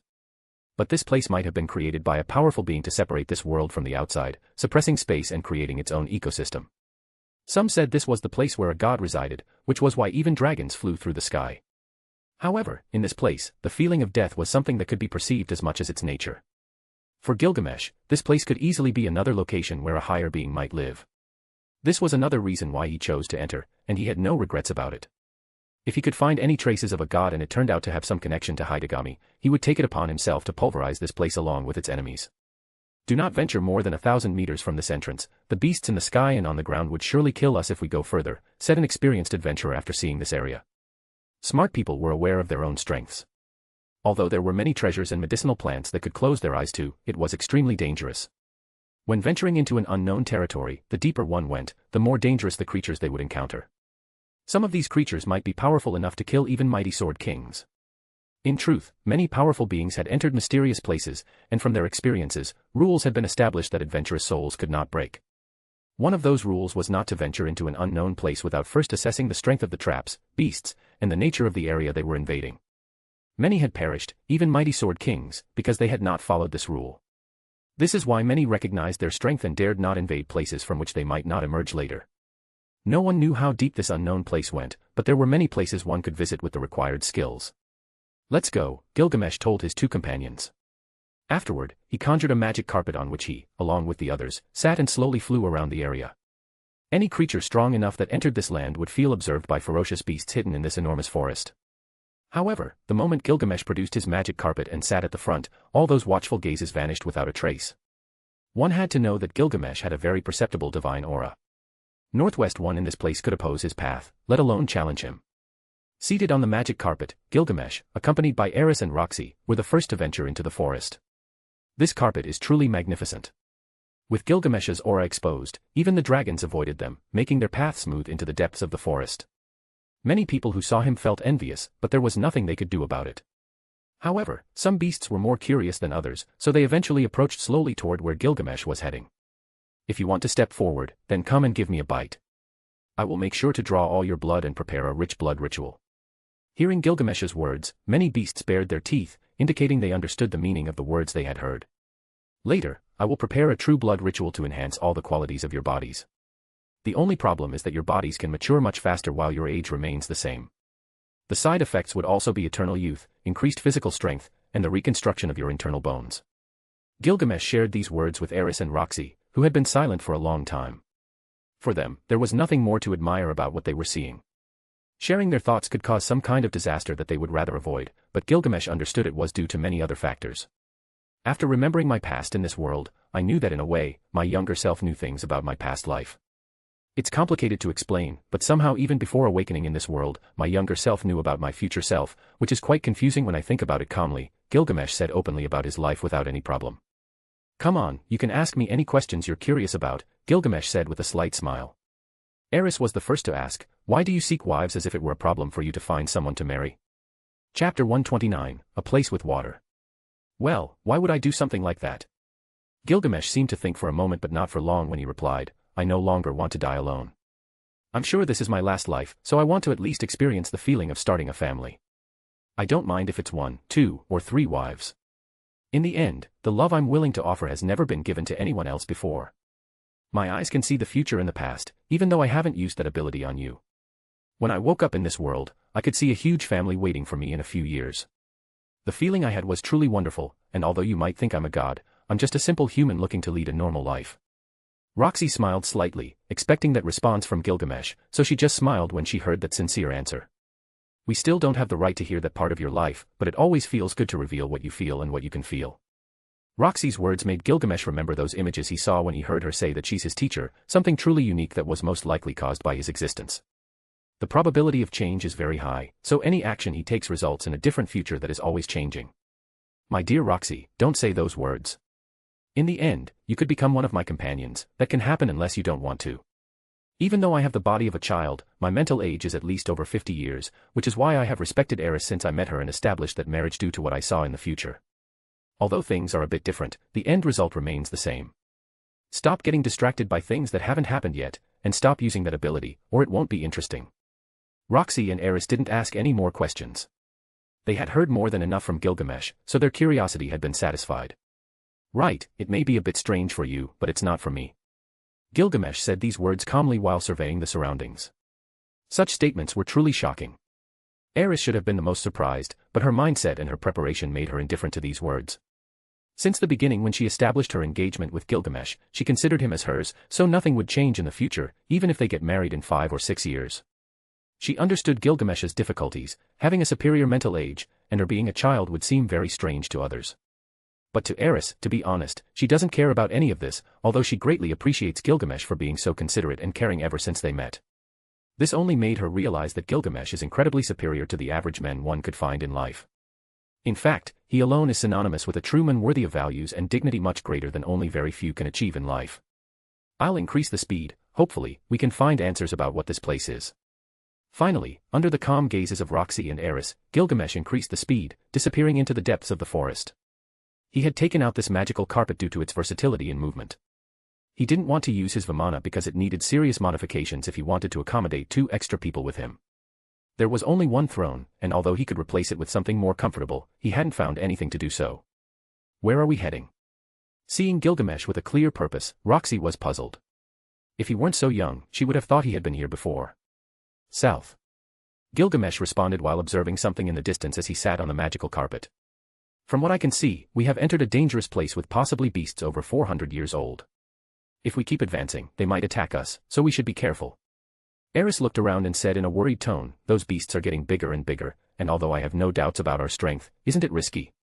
These are small creatures, there won't be any problem. I've heard that the largest beasts recorded in history can swallow an entire island without any problem. Aren't we going to a very complicated place? Roxy began to get more nervous. These creatures appearing in front of her were getting larger and more dangerous. Wouldn't it be better to use the other flying device that has a magical shield? Aerys started making suggestions as the situation became increasingly critical. Gilgamesh, sitting at the front, said confidently, this thing also has a magical shield, although it's half as strong, not even a god can break it. Gilgamesh's words reassured Aerys and Roxy, but they still had pale faces. You have to know that Gilgamesh is most likely even stronger than a sword god, but the monsters appearing had been extinct for thousands of years. What they were looking at now was history, something that could both delight and frighten many. Gilgamesh's magical carpet traveled at increasing speed towards an unknown location. It's true they had invaded the territory of very powerful magical beasts, and maybe these monsters had already noticed them. However, when they felt Gilgamesh's sinister intent to kill, no one dared to stand in their way. Compared to the sacred beasts Gilgamesh had once eliminated, these small wild beasts were far below that level. After rushing into an even more deserted area, Gilgamesh stood up and said, it seems there are many more beasts here, and I should be more careful, but it's no problem. Indeed, at that moment, the aura of a very powerful fierce beast began to saturate the air. Everyone who felt that aura felt their souls splitting in two, and it left them breathless. That's a huge beast. Aerys and Roxy were shocked when they saw that gigantic turtle flying through the air, its enormous body radiating an unimaginable amount of magic. How can something like that exist in this world? Get out of my sight, or I'll turn you into less than ashes. At that moment, Gilgamesh pointed his sword at the turtle and said authoritatively. For a brief moment, his celestial aura was released unrestricted, spreading like a golden mantle all around. Each of his red marks appeared on his body, and his monarch's aura oppressed even nature. I won't cause trouble, I've only come to hunt a corrupted beast, so don't get in my way. No matter who they were, in front of Gilgamesh's monarch's aura, no one could stand in his way. Even those who called themselves gods would feel a terrible suffocating situation. Aerys and Roxy only felt Gilgamesh's aura expanding, and they sensed a sweetness but nothing more than that. On the other hand, all those who were external beings suffered a terrible sense of death. Chapter 130, Sacred Ground. How is it that you have absolute control over your power to such an extent that you can scare those ancient beasts? Seeing what Gilgamesh could do with just his words, Aerys became so excited that the arrogance she had hidden due to nervousness left her body. It should be known that the aura used by Gilgamesh was unique due to his divinity. There was no magic or battle aura like others believed, which was astonishing in a few words. Although Aerys and Roxy could avoid being affected by this aura, others might have felt their hearts stop beating and their souls crushed by a pressure they couldn't resist. The monarch's aura that Gilgamesh released was something even powerful kings would never have in their lifetime. What he had just unleashed was the will of millions of humans supporting his advancement into the enemy ranks. Their souls were with Gilgamesh, supporting their king. The beasts on the earth lowered their heads, feeling the blessing of nature in Gilgamesh's energy, thanks to a certain blessing that Enkidu had left in his wake. Everyone understood that the man standing before them was unique and could not be bothered under any circumstances.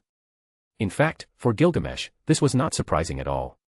He was intimately familiar with life, and during a period of his life, he had traversed places as vast as a continent, encountering creatures as immense as the stars. Therefore, it was not difficult for Gilgamesh to release his aura and drive these creatures away. The magic carpet flew through the forest, heading towards the presence that Gilgamesh had detected earlier because he didn't want to cause disturbances in this place. So, to avoid causing any trouble, he proceeded as quickly as possible. Finally, they hadn't covered much more ground when they reached their destination, only to see a massive tree that blotted out the sky. This tree was unbelievably huge, beyond human imagination. Its base pierced all the ground of this place hidden beneath the sea, and its roots extended effortlessly in all directions.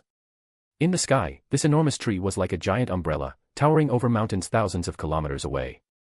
This immense tree amazed everyone, even Gilgamesh, because even one root of that tree was as long as a river. What was more incredible was that there was a waterfall at the top of the tree. How was this still a tree? Measuring millions of meters in height, its height surpassed the sky. For anyone who could reach this place, that view would be the most beautiful they would ever see for the rest of their lives. When the magic carpet arrived at a crevice in the middle of the tree, they felt an immense relaxation. This sensation was as if all their worries had vanished, and their bodies yielded to this comfortable feeling. Earlier, Gilgamesh had passed through a very dangerous area, and even though those fierce beasts didn't approach, Aerys and Roxy were still alert to any strange movements that could be from the enemy. However, at this moment, under the tree's canopy and its extensive shadow, everyone felt at peace, as if they had returned home. Everything seemed as if the most powerful beasts dared not approach this place. The nearest radius to this tree seemed to repel them. This place was nothing more than a sanctuary where one could live in peace. There was no distinction between beasts on the earth or creatures in the sky. Entering the tree's crevice, Gilgamesh significantly reduced the speed and silently began to move slowly. Here, the scene was even more serene than in the surroundings, providing even more peace to the people. This place was a safe haven. Even common animals came to this place to graze without a care, while green birds flew amid the leaves hanging from the surroundings. The surroundings outside the central area of the gigantic tree were highly dangerous. But the exterior and interior of this place were completely different. In one step, you were in hell, while in the next, you were in heaven. In a matter of minutes, they were all in the depths of the tree. There were beautiful meadows with vibrant medicinal plants, small trees laden with juicy fruits, and even clear pools of water that seemed endless. With birds singing peacefully, it was as if nothing from the outside world mattered. Is there a more beautiful place in the world? In a short period of time, Aerys and Roxy didn't know what to say in the face of such breathtaking views. One must know that no one would dare set foot in this territory without encountering beasts that were centuries old. If a regular person tried to pass through that area, it would be tantamount to seeking death. However, here in the deepest part, there was sacred ground.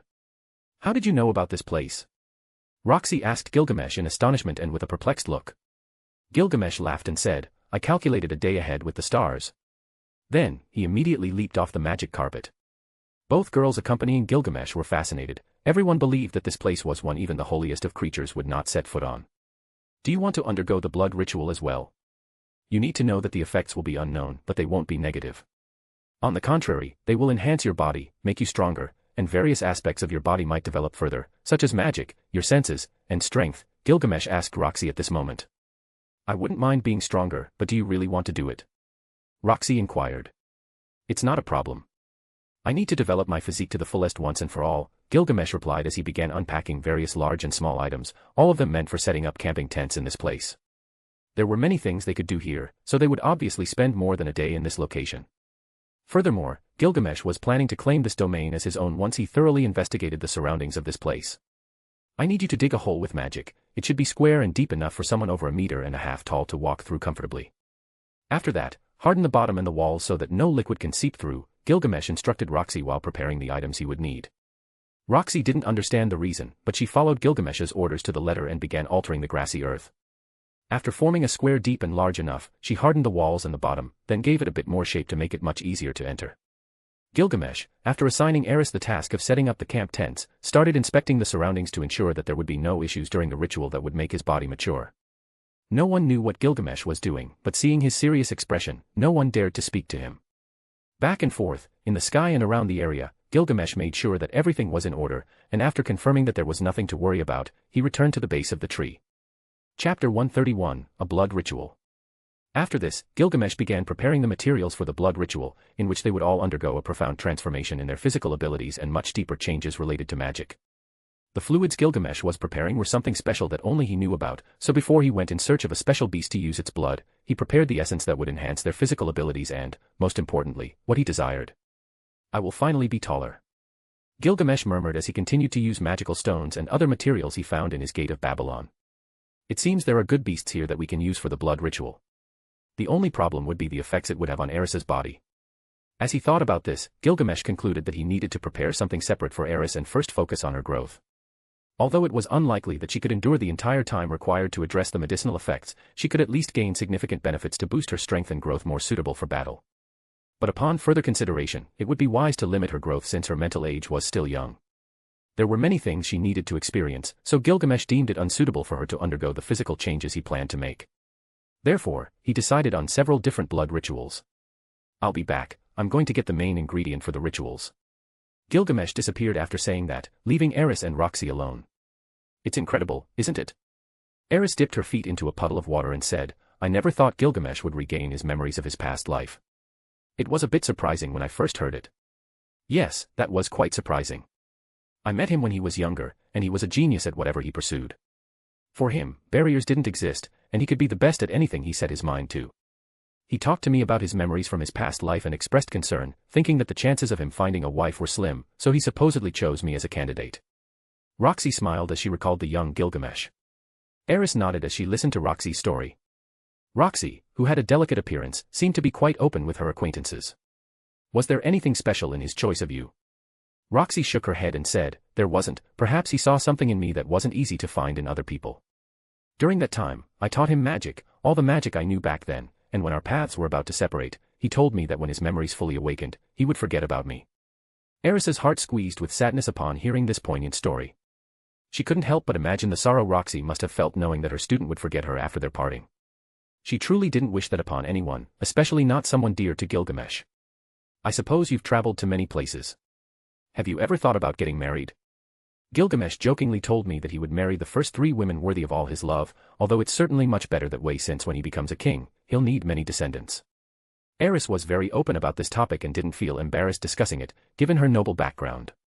Roxy tightened her grip on her staff and said, "I have an idealized image of a man, but I've never experienced anything romantic before.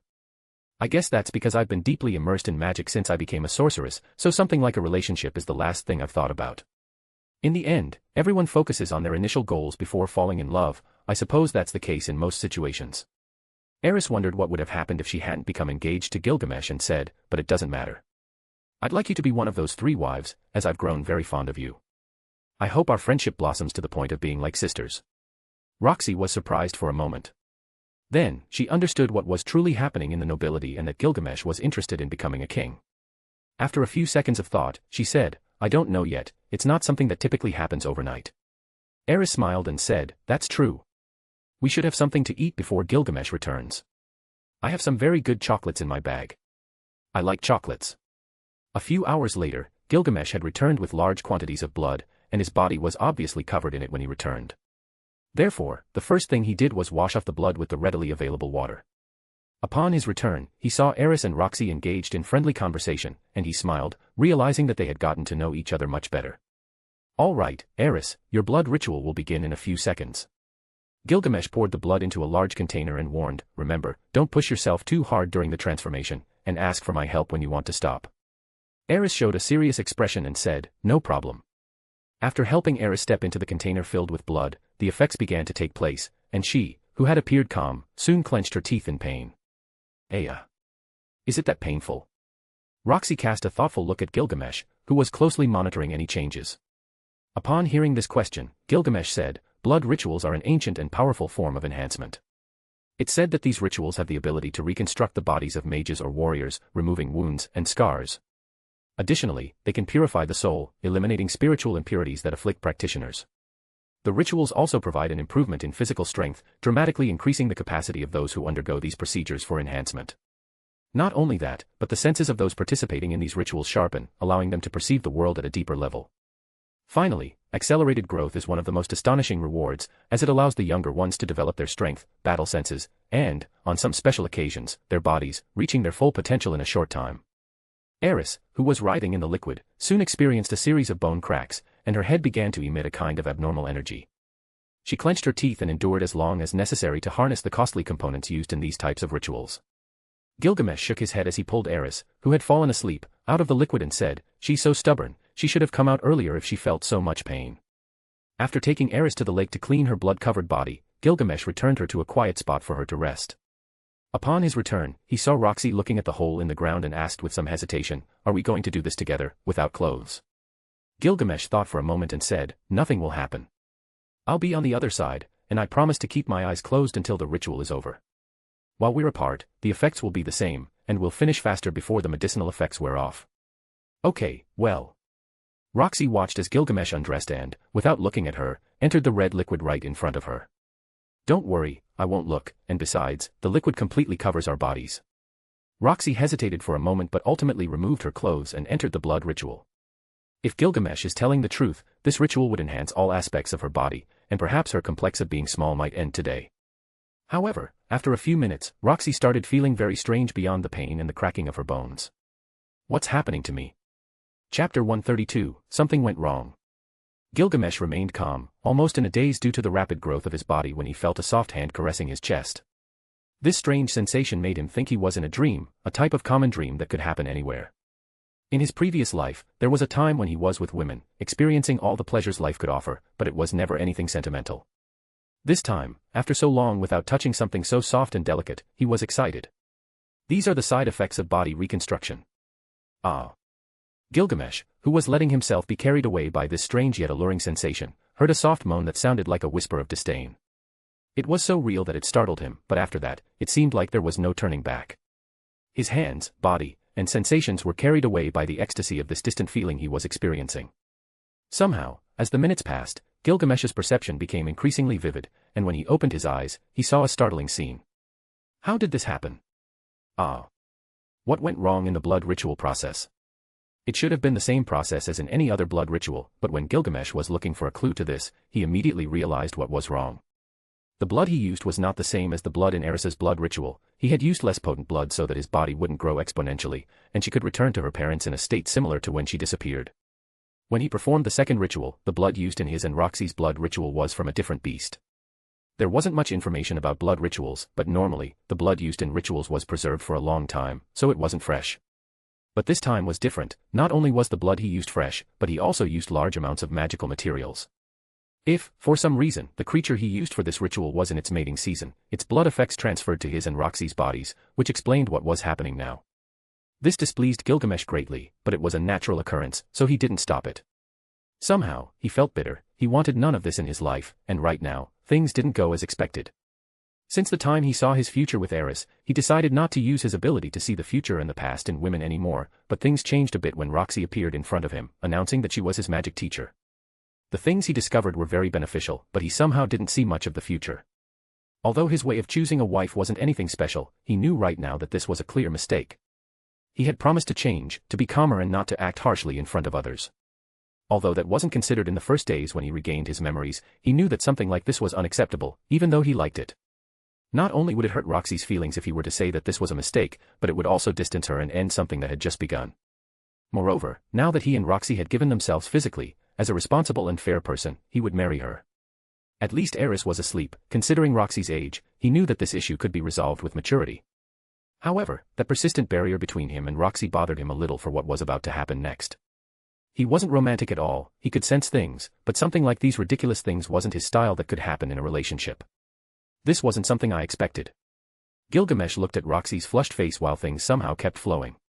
Just don't talk. You make it more embarrassing. Roxy's sensual voice whispered in Gilgamesh's ear, arousing something that had been dormant within him. Then I'll be a bit more considerate. When the effects of the blood ritual faded away amidst passion and mixed feelings, Gilgamesh and Roxy gazed at the magical sky above their heads without saying a word. You've grown taller, Roxy. Gilgamesh had seen it all, and Roxy's height had changed, along with some parts of her body, in addition to her magic, developing a bit more. In the perfect combination of beauty and height, Roxy was an angel who had fully blossomed. She felt embarrassed. She had wanted to ask Gilgamesh for help when she felt her body growing hotter, but when she got close enough to him and saw his developed body, her hands moved on their own, and something happened that she had never thought of doing before. Obviously, this was a mistake, but she didn't want to say it out loud because she feared feeling bad when she heard what Gilgamesh would say about it. But when she saw him so calm and confident and giving her the trust to open up, she said with a soft voice, I thought you would grow, but now you're in your adult version. Are there any consequences besides the accelerated growth? Gilgamesh, who was now nearly 6 feet tall, with a highly developed body and not overly exaggerated muscles, responded calmly, age is not affected. I needed this body to use my armor and have the best conditions to fight the human god I'm looking for. Roxy fell silent for a moment and then said in a hesitant tone, what just happened shouldn't be taken too seriously. I don't think it's a problem, so let's just consider this as we'll get married. Our ages aren't too far apart, so if you're willing, I have no problem marrying you. Gilgamesh stood up and walked confidently toward Roxy, giving her absolute assurance that he wasn't lying. That's very extreme, things usually happen, and many don't end up getting married without knowing each other well. Roxy blushed upon hearing that Gilgamesh was willing to marry her. Although she was happy to hear those words, she didn't want to force Gilgamesh, who was committed to Aerys. I may be different from my past self, but I know you perfectly. Gilgamesh reached where Roxy was and said, you're a very kind person who cares about the people around you. I also noticed that you're very loyal to your loved ones, and I have no doubt that you would do anything to protect them. Despite being a powerful mage, you demonstrate humility on every occasion, and I've never seen you boast about your abilities. Gilgamesh's words perfectly described Roxy, who seemed to be in a trance, looking at the men in front of her. Since we first met, you've always been willing to learn from a child, and improving your skills is something that motivates you.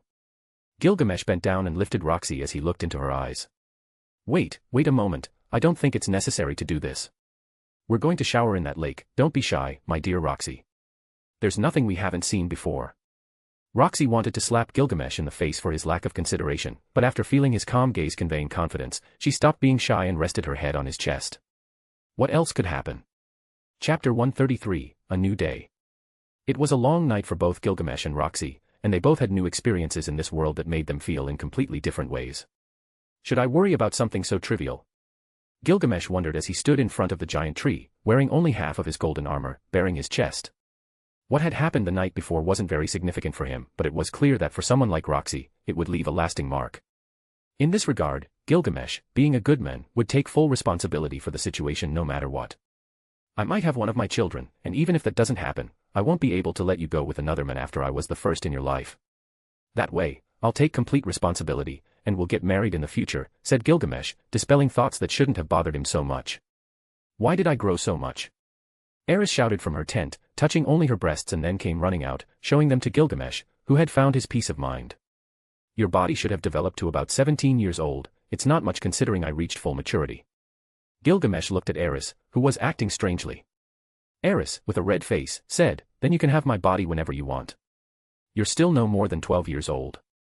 Get out of my sight and let's get ready to explore this place. Gilgamesh immediately put an end to Aerys's intentions, giving her a more important task to do. Aerys frowned as she looked for her clothes. Are you sure you're a man? You'll find out when we get married. By the way, your clothes probably won't fit you anymore, so let's see if I have something in my inventory that can work for you. Gilgamesh set aside Aerys's behavior and searched for female clothing that would fit her new body. After a while, Gilgamesh found a set of female armor that suited Aerys's body type and said, I found this, a good set of armor for your fighting style, so there should be no problem. This is amazing. Aerys didn't seem to care that she had grown, she was just excited at the thought of being able to get married at any time. Roxy was the last to wake up, feeling her body different. However, when she remembered the events of the previous night, her face turned red, but she had made a decision. As she exited her tent, she looked at Gilgamesh in his beautiful golden armor and Aerys, who couldn't stop swinging her sword. Seeing them so ordinary, she walked toward the water. I've prepared something to eat, we'll move on once we've finished, Gilgamesh said as he checked that the food at least tasted good. My goodness, Roxy, you've grown too. Aerys ran over to Roxy without realizing her own speed and gave her a big hug. Yes, it seems like many things have grown, Roxy said awkwardly while being embraced by Aerys. I can see that, they're bigger than the last time I looked at them, Aerys murmured as she pressed her face against Roxy's chest. This woman. Gilgamesh muttered, watching Aerys with zero embarrassment as she made those comments. Although the relationship between Aerys and Roxy was still developing, they seemed to get along very well beyond the ordinary. Perhaps it was because Aerys didn't mind how many wives Gilgamesh had, what was important was getting along with them and somehow harmonizing the relationship. Moreover, as Gilgamesh's first betrothed, she was in a prime position and had to take the initiative in finding wives for the future king of Asura. She had heard from Roxy that if things hadn't developed the way they did, Gilgamesh probably wouldn't have obtained a wife. Maybe deciding not to become king at first changed something in his future, but that was the best thing of all, according to Aerys. As they ate, Gilgamesh took out a magical staff that was actually a noble phantasm of an offensive type. It had the ability to boost magical spells and even cast divine attacks. When Roxy received this beautiful magical staff, she also received a portion to increase the mana reserves in her body. This staff is incredible. Aerys looked at Roxy's excitement and said, Gilgamesh only gives incredibly valuable and irreplaceable swords and items to his wives, subordinates who are gods of the sword and magic. No one else receives such powerful gifts. Finally, After receiving so many comments from Aerys, who seemed to be looking for something specific, Gilgamesh said, Aerys, your skills are probably already above that of a sword queen. I would even say you've reached the level of a sword emperor. But you still need experience and better control of your body's abilities. As for you, Roxy, your magical abilities remain the same, but now you could even aspire to learn divine spells. Magic of the king, emperor, and even god. The potion in your hand will enhance your entire body, and the abilities you'll have will be unmatched in this world.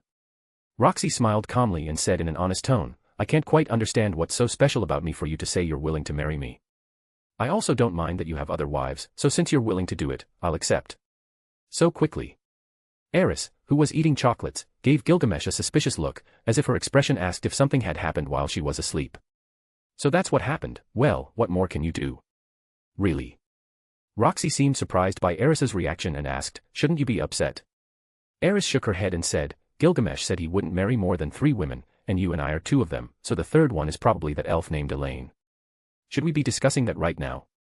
Gilgamesh, who had been excluded from the conversation, was met with angry expressions from both women. He shook his head and summoned his Vimana. Will the king be tamed in this world? It cannot be. I must demonstrate my authority when I reach the required battlefields. Gilgamesh displayed a smile full of arrogance as he donned his full armor. Seated on his Vimana, Gilgamesh looked at Aerys and Roxy, who were still chatting, and told them, come on, we need to get out of here. Hey, Gilgamesh, I think I might be able to defeat you now, Aerys said as she sat on one of Gilgamesh's legs, with Roxy on the other. Both of them had ignored Gilgamesh's serious expression. All right, I wouldn't mind for something like this, Gilgamesh said, secretly smiling at such hidden rewards. As long as these women continued to challenge his authority, his obsession would only grow stronger. Today, we're going to find out what's in this place. Aerys was simply screaming with excitement as she marveled at the incredible sights while flying on the Vimana, feeling the gentle breeze seeping through the magical shield that surrounded her. Chapter 134, The Divine Tree. Wouldn't it be incredible to live in this place? Aerys exclaimed. Hearing Aerys's words, Roxy commented, if we could use teleportation magic, maybe we could, but coming here by boat would be incredibly tiring. We could create matrices. I think my spirit servants might be able to help with that. If we manage to make this place ours, all we'd have to do is seal the entrances and isolate this place from the outside world. Gilgamesh said these words without knowing if they would work. Do you have that kind of forbidden magic? Roxy's question left Gilgamesh in silence, and after thinking about it, he said, I understand that for obvious reasons, magic is forbidden, but within my realm and the things that are mine, there is absolute individual creation of magic. No external law, even if it's created by a dragon god, will influence my decisions. That's not how the world works. Aerys smiled as she watched the enormous birds fly by and said, training and living here would be a great experience. The knights still in training should be trained here. We could also bring in some good people to take advantage of the abundant fertility of this place for food production. If you want to follow the path I tread in this place, you should know that palaces as beautiful as these are nothing to be surprised about. I have some very beautiful relics that this world has never seen, so as long as my reign can be established, you will enjoy better things by my side. For Gilgamesh, beautiful things were a part of him. Something as simple as a beautiful place could be suitable for establishing a floating castle and the main headquarters of his knights, but it was only something that could be taken advantage of in that way and was not overly extravagant. In his past life, he had enjoyed unimaginable wealth, lived in palaces made of gold, and adorned with the most extravagant jewels. Luxuries were something he had never stopped enjoying, so he felt he should, in a way, show those experiences to his future wives. Eventually, Gilgamesh moved away from the enormous tree that seemed to pierce the sky. He had his own purpose for leaving that place, so he didn't take long to move away. Before taking this place as his own, he needed to know exactly who had created this place. Gilgamesh had perfected his skills, so he didn't care if other people were by his side. Even the people accompanying him didn't know his true potential, the extent of his strength, and there might not even be a need to show it. Roar. However, just after moving a few kilometers away from the tree, they encountered a massive flying beast. At this moment, a creature resembling a huge eagle was blocking Gilgamesh's path. Its size was similar to that of a dragon, and blue lightning covered its body. It exhaled frigid vapor at an extremely low temperature. If someone were to be attacked by this beast, very few would be able to do anything about it. This creature is truly formidable, Gilgamesh murmured with rapt attention, admiring the creature. This beast could be between 300 to 400 years old. The amount of time it must have spent surviving in this place amidst the food chain's crisis is unimaginable. Roxy seemed to be better informed, while Aerys just exclaimed in excitement. Gilgamesh looked at the creature and said dominantly, just a simple beast that has lived longer than normal. I see it has value in its eyes to dare to come out and face me. Creature, I know I might appear as an invader in your perception, but be smarter and get out of my sight, or I will kill you. Boom. However, the thunder eagle raised its beak in a threatening manner, flapped its wings, and prepared to attack. It looks like it's going to attack us. Aerys didn't feel afraid, even though she had seen how powerful the Vimana's shield was. Roxy, on the other hand, said, maybe it wants to gauge its strength against us, they often do that naturally. Boom. After accelerating, the thunder eagle flapped its wings and headed directly toward Gilgamesh at full force. Undoubtedly, the impact could easily shatter the tip of a mountain. From what they had seen, the thunder eagle was a contact-fighting creature, and in its dominion, its speed and power were extreme. Its offense was simple and direct. Once someone was caught in its close attack range, its huge body would be surrounded by blue lightning, and it would attack with terrifying speed from the front. The striking power of this flying beast was incredible, but Gilgamesh was even more terrifying because with just an outstretched hand, an enormous lance that made the earth tremble appeared from a golden ripple. When the tip of the spear was revealed, the entire air was filled with a horrifying bloodthirsty intent. Then try this. Boom. Finally, with a simple attack using the massive spear, Gilgamesh accepted the duel with this ferocious creature. Upon impact, the thunder eagle's body was thrown backward when it collided with the spear's tip. Its body had been pierced, showing severe signs of injury, but the beast didn't have time to unleash a horrifying roar before the spear had pierced through its entire body. In the end, the thunder eagle's body fell to the ground while the enormous lance disappeared from everyone's view, returning to Gilgamesh's treasury. There were signs that it had died, which was normal considering the severe wound it had suffered. A massive beast wasn't something that could harm Gilgamesh, who had faced divine beasts specially created to eliminate him and had won without much effort. Do you want to bargain your strength with me? Gilgamesh approached the monster in his Vimana and said, don't feel sorry for the enemy. Look at its condition and think about how we would fare if we weren't strong enough. Shall we take its blood and meat? They usually sell for a good price. Roxy suddenly spoke, showing her adventurer knowledge. It's not necessary. Other beasts will eat this corpse when they find it. We have better things to do, so let's go. In the end, Gilgamesh, who had ceased to be so bloodthirsty, didn't mean he would show mercy to the enemy. His motto was to crush and kill. Chapter 135, Inside. After continuing to advance at a moderate pace, various creatures of different appearances appeared in the air, trying to keep up with the Vimana. The roars of the monsters grew louder and louder, coming dangerously close to Gilgamesh's group. These wretched creatures have no value, they're not even fit to feed my cat. Surrounded by flying beasts, Gilgamesh continued to advance without any issues. Roar. The response to Gilgamesh was absolute ferocity, to which he said, Roxy, do you want to try your new magic staff and the affinity of your spells? I'm sure these creatures will make good targets. You can give it a try. Roxy didn't hesitate and stood up. Gilgamesh, who was controlling the Vimana, positioned it perfectly for her to have a clear shot and said, try shortening the incantations. Your magical sensitivity should now allow you to cast spells without chanting the full incantation if you concentrate. Water ball. Roxy murmured while pointing her staff at one of the flying creatures. Boom. The initial impact was swift, significant, and highly destructive, even sending the other creatures flying backward from the shockwave. With an excited smile, Roxy used a more potent water spell, creating water spears. The magic focused its power, and without showing any mercy, each spear struck the flying creatures, killing them relatively easily. Not only did it not deplete her mana, but the spell was 10 times more powerful than she had intended. Roar. Smelling the fresh blood, a larger ant-like creature quickly emerged, heading toward Gilgamesh and the others. However, before it could get close, a powerful fireball detonated it. Faster and stronger. Roxy shouted as dozens of water attacks swept away the approaching creatures, eliminating them one by one with relative ease. Brilliant thunder. Boom. Boom. Boom.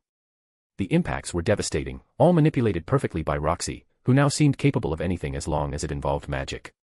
Some fireballs struck down monsters that only sought to kill them, while her earth spells manipulated the ground to deal with terrestrial enemies. However, no matter how destructive her attacks were, she still needed to learn and improve old spells now that she had the power to do so. Talent was needed, but a high mana density, not to mention sensitivity, was also crucial. Boom. As the last nearby enemy was eliminated, Roxy, breathing heavily, surveyed the destruction she had caused and felt a certain fear. Did she do all that by herself? In just a few days, her strength had increased so much that she could no longer be compared to ordinary people. However, as the smell of blood permeated the surroundings even faster, more creatures rushed to arrive, as if seeking an opportunity to enjoy something delicious. Well done, Roxy. We should land and train as a group. Gilgamesh said as he descended on his Vimana, seeing that Aerys also wanted to test her new strength.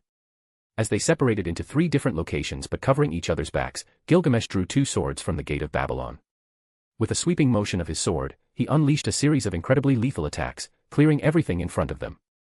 Let me show off this time. With those words, Gilgamesh wielded his swords, and the shadow of the blades slicing through the sky cut a massive creature that was heading their way in half. A sudden rain of blood bathed the three of them, fighting with smiles on their faces.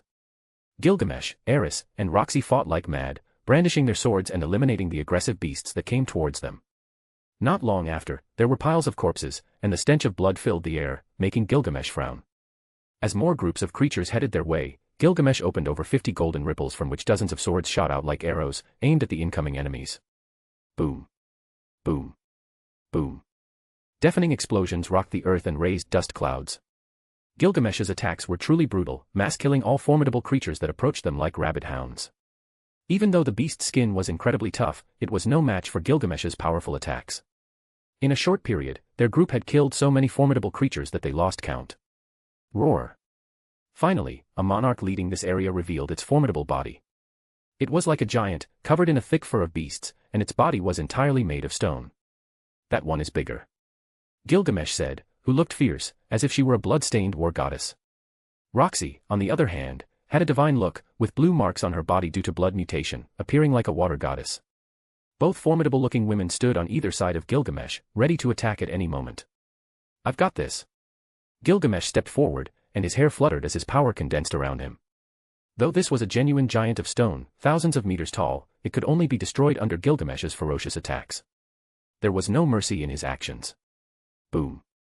With a powerful swift strike, the giant's head fell to the ground. Without stopping, Gilgamesh appeared in front of the stone giant and, using the threads of his swords, began to dismember the giant at an astonishing speed. Surprisingly, red blood flowed from the cracks in the giant, staining Gilgamesh's body, making him wonder what he was actually attacking.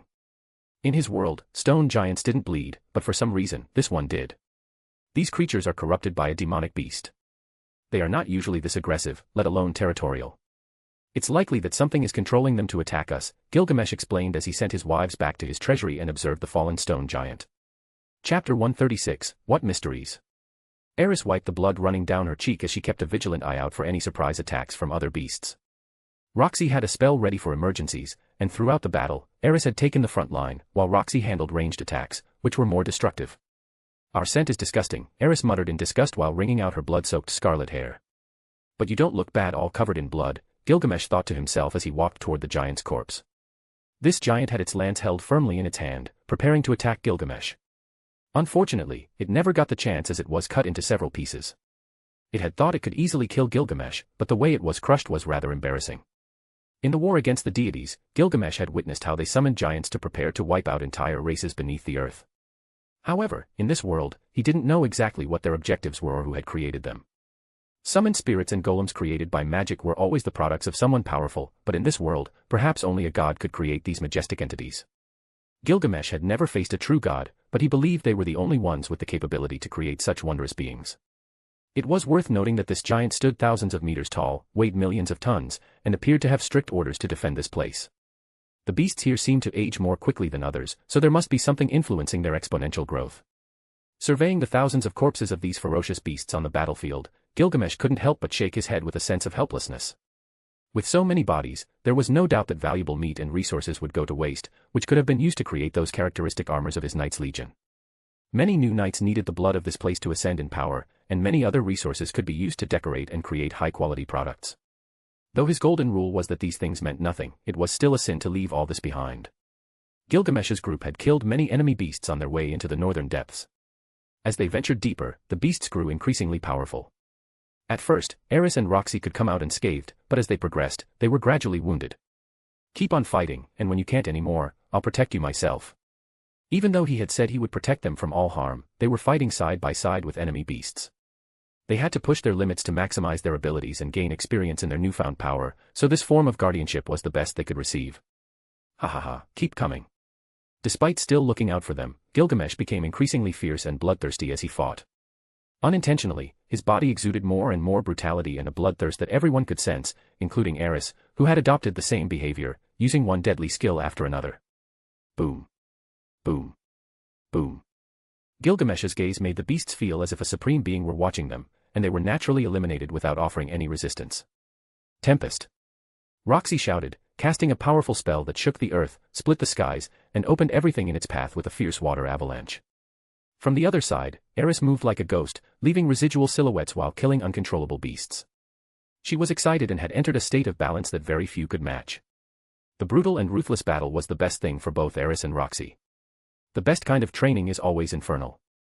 Fighting in such a dangerous place was the best way for them to resonate with Gilgamesh and, in turn, learn more about their powers.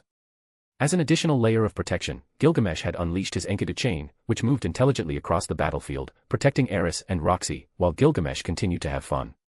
Furthermore, fighting in this way was the only way for Gilgamesh to regain the feeling of having fought on that battlefield against the apostles, the will of the gods, and those divine creatures sent to kill him.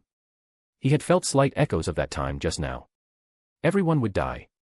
Without restraint, Gilgamesh opened hundreds of ripples and ruthlessly attacked his seemingly endless enemies. At this moment, the brutality of the battlefield could make even the most experienced warriors tremble because no matter how aggressive they were, what was unfolding had no name. On the ground thousands of meters away, Gilgamesh felt a foreboding sense when suddenly the ground sunk, and a bluish root shot out at great speed. This time, he unleashed half of his power and with a single sword strike, tens of thousands of beasts that continued to advance toward his direction were forcibly crushed.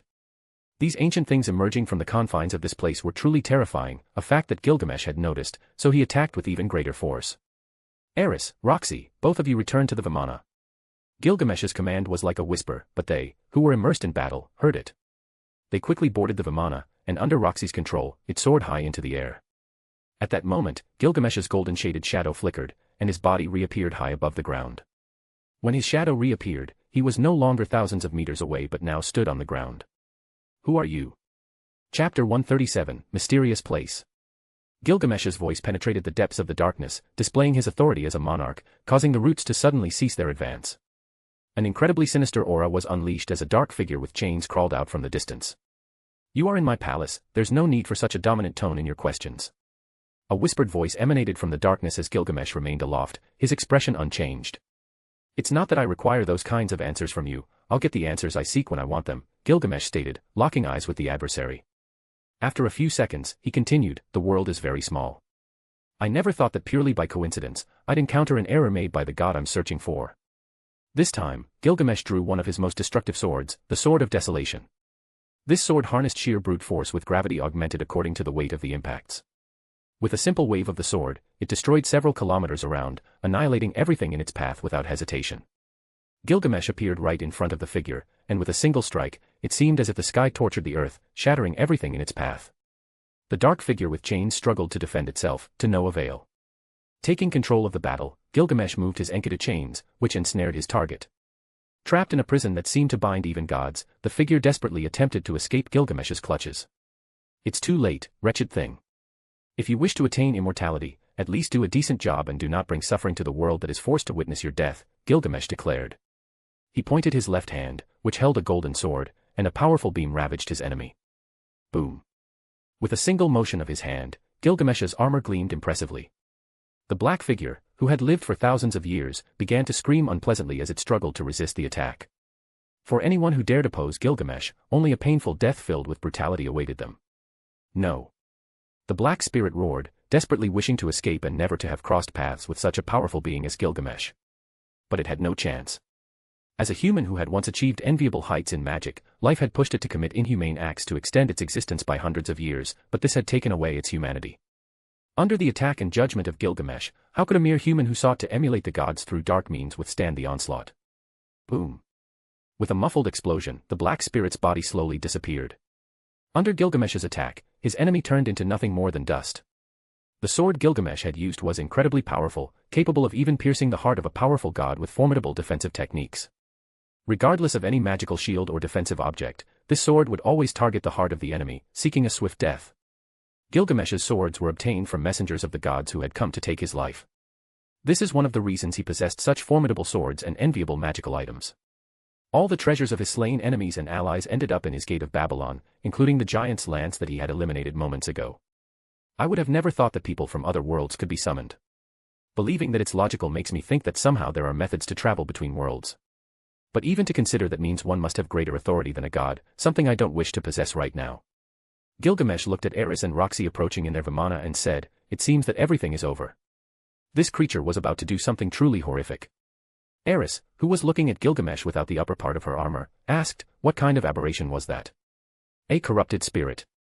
They are the humans who summon themselves as spirits and somehow manage to live longer than their race allows, Roxy said, wiping the blood from her face. I read something related to this in the School of Magic. Some people even summon beings from other worlds to take over their bodies. That's exactly what this thing was attempting, Gilgamesh smiled and pointed. Its signature for living longer involved a sacrificial ritual. It killed hundreds of people and used that to extend its life. Certainly disgusting, but it's what kept it alive until now. Let's clean up, then we'll investigate what's left of this place. Gilgamesh surveyed the surroundings before heading to a deep water well. Covered in blood, their scent was far from pleasant. Although they had unlocked their hidden abilities, Roxy and Aerys had been inexperienced at first but ultimately became formidable. When they reached a seemingly calm place, they all entered the water. Feeling its chilling temperature, Gilgamesh found it helpful in clearing his mind. He believed that the battle from a moment ago had been too intense, but he could see in the eyes of Aerys and Roxy a brutality that would mold their personalities, enabling them to protect themselves. Roxy's staff wasn't just for magic, it also had a sword hovering on its side, serving as a secondary weapon for her, given that her physical strength was now well above average. She had become faster, stronger, and her magic was incredibly powerful.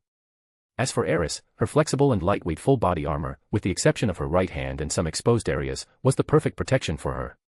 It was only through combat that they would truly understand the brutality of war, something that could only be learned by fighting and was incredibly precious. Chapter 138, The Ruins. The essence of nature in this place was exceedingly dense. In a short period of time, the fatigue of Gilgamesh's group and all the expended energy was rapidly recovering. After they left, Gilgamesh decided to continue moving forward while he listened to the excited Aerys, who claimed to be possibly the most powerful woman when it came to swordplay. If we put aside experience, her words might be true, and if not, she wouldn't be an easy rival for anyone to face. At that moment, Gilgamesh told them about the mutations in Roxy's body and explained that the blood ritual was something he only performed on humans. Roxy, belonging to a different race, had a special bloodline, which extended her life and gave her certain characteristics, like the ability to communicate telepathically with others. Now that he mentioned it, she should be capable of recovering her telepathic abilities, so if she tried, it was possible that she could do so. Regarding the bluish lines on her body, they were simply an effect on her body when she used her maximum combat abilities. To reinforce his point, Gilgamesh showed them his reddish lines on his body and told them that those appeared when he used his full strength, indicating he was going all out in a fight. Otherwise, he would be facing an enemy who couldn't withstand half of his power. After sharing this information with the girls, he started giving Aerys advice on her performance in large-scale battles, suggesting that she should flow more on the battlefield, trusting her unique combat instincts. Everyone has a unique combat style, many confuse it with instinct, but it's much greater than that. With a battle instinct, it will tell you when the enemy is about to attack you long before they do, and you will know where to move and how to strike at just the right moment, Gilgamesh said while looking at Aerys, who kept a serious expression. There were many levels of battle instinct, and Gilgamesh had reached all of them due to his special eyes.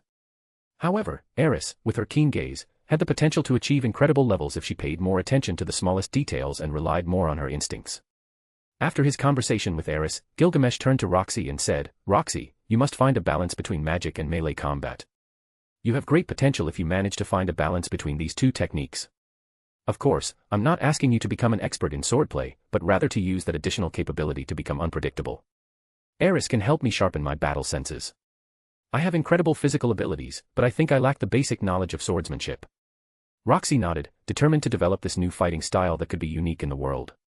She would be special, so she said, "Although I may not achieve much, I will do my best."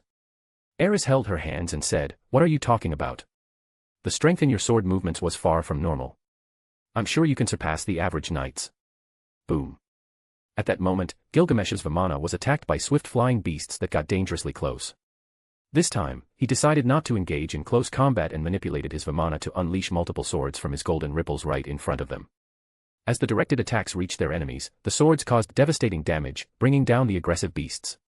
Gilgamesh, who had cleaned the blood off his body, didn't want to stain himself further with these mindless creatures, so he attacked from his seat on the throne next to the two beautiful women.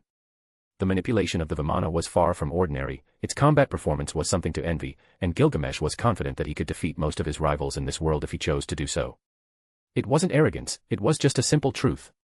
Gilgamesh soared through a mountain after the pursuit intensified, but the sensation of going at such high speeds made Aerys and the pale Roxy release a mix of surprised and anxious screams. Boom. Several impacts caused the entire mountain to be destroyed, inflicting great damage in the area and killing numerous aggressive beasts that were trying to escape. This time, Gilgamesh was being followed by a monkey-like beast that looked so joyful that, in jest, he told Aerys that if she didn't stop screaming, he would let the monkey give her a kiss. "Gil, you'll make me sneak a pig to kiss you in your sleep." Aerys shouted while reaching out to pinch Gilgamesh's ribs, but the absurd increase in speed made her grip tighten. Wouldn't it be better if you slowed down a bit? Clutching her hat, Roxy tightened her grip on Gilgamesh's shirt as she shouted.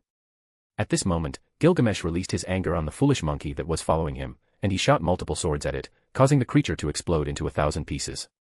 Clearly, the paradise in this hidden place beneath the deep sea was obscured by very dark shadows because of the incredibly aggressive beasts. Where are all these beasts coming from? Gilgamesh's scream seemed to pierce the earth, expressing his frustration over an unjust situation. They were the invaders, so it was normal for them to be attacked, but this was something they would not accept under any circumstances. For creatures like these, they acted based on territories, and the entire hidden area under the sea was a well-managed region by the beasts because their territories were quite clear. Before Gilgamesh arrived, they had avoided contact, but now that many invaders had come, it led to the destruction of several territories and chaos due to the struggle for control of this place. Boom. At that moment, Gilgamesh began a large-scale extermination, as the beasts wouldn't leave him alone. He used his precious swords, which, after fulfilling their duty, returned to his treasury. With a jolt, Gilgamesh's Vimana collided with a fierce beast that was torn apart completely, and thanks to the sturdy construction of the Vimana, nothing was damaged. Blood and beast parts were sent flying in all directions, so this time, Gilgamesh took advantage of the confusion to disappear from the area, moving to a much quieter zone. Are we alone? Gilgamesh asked, while looking at the clear tears in his shirt.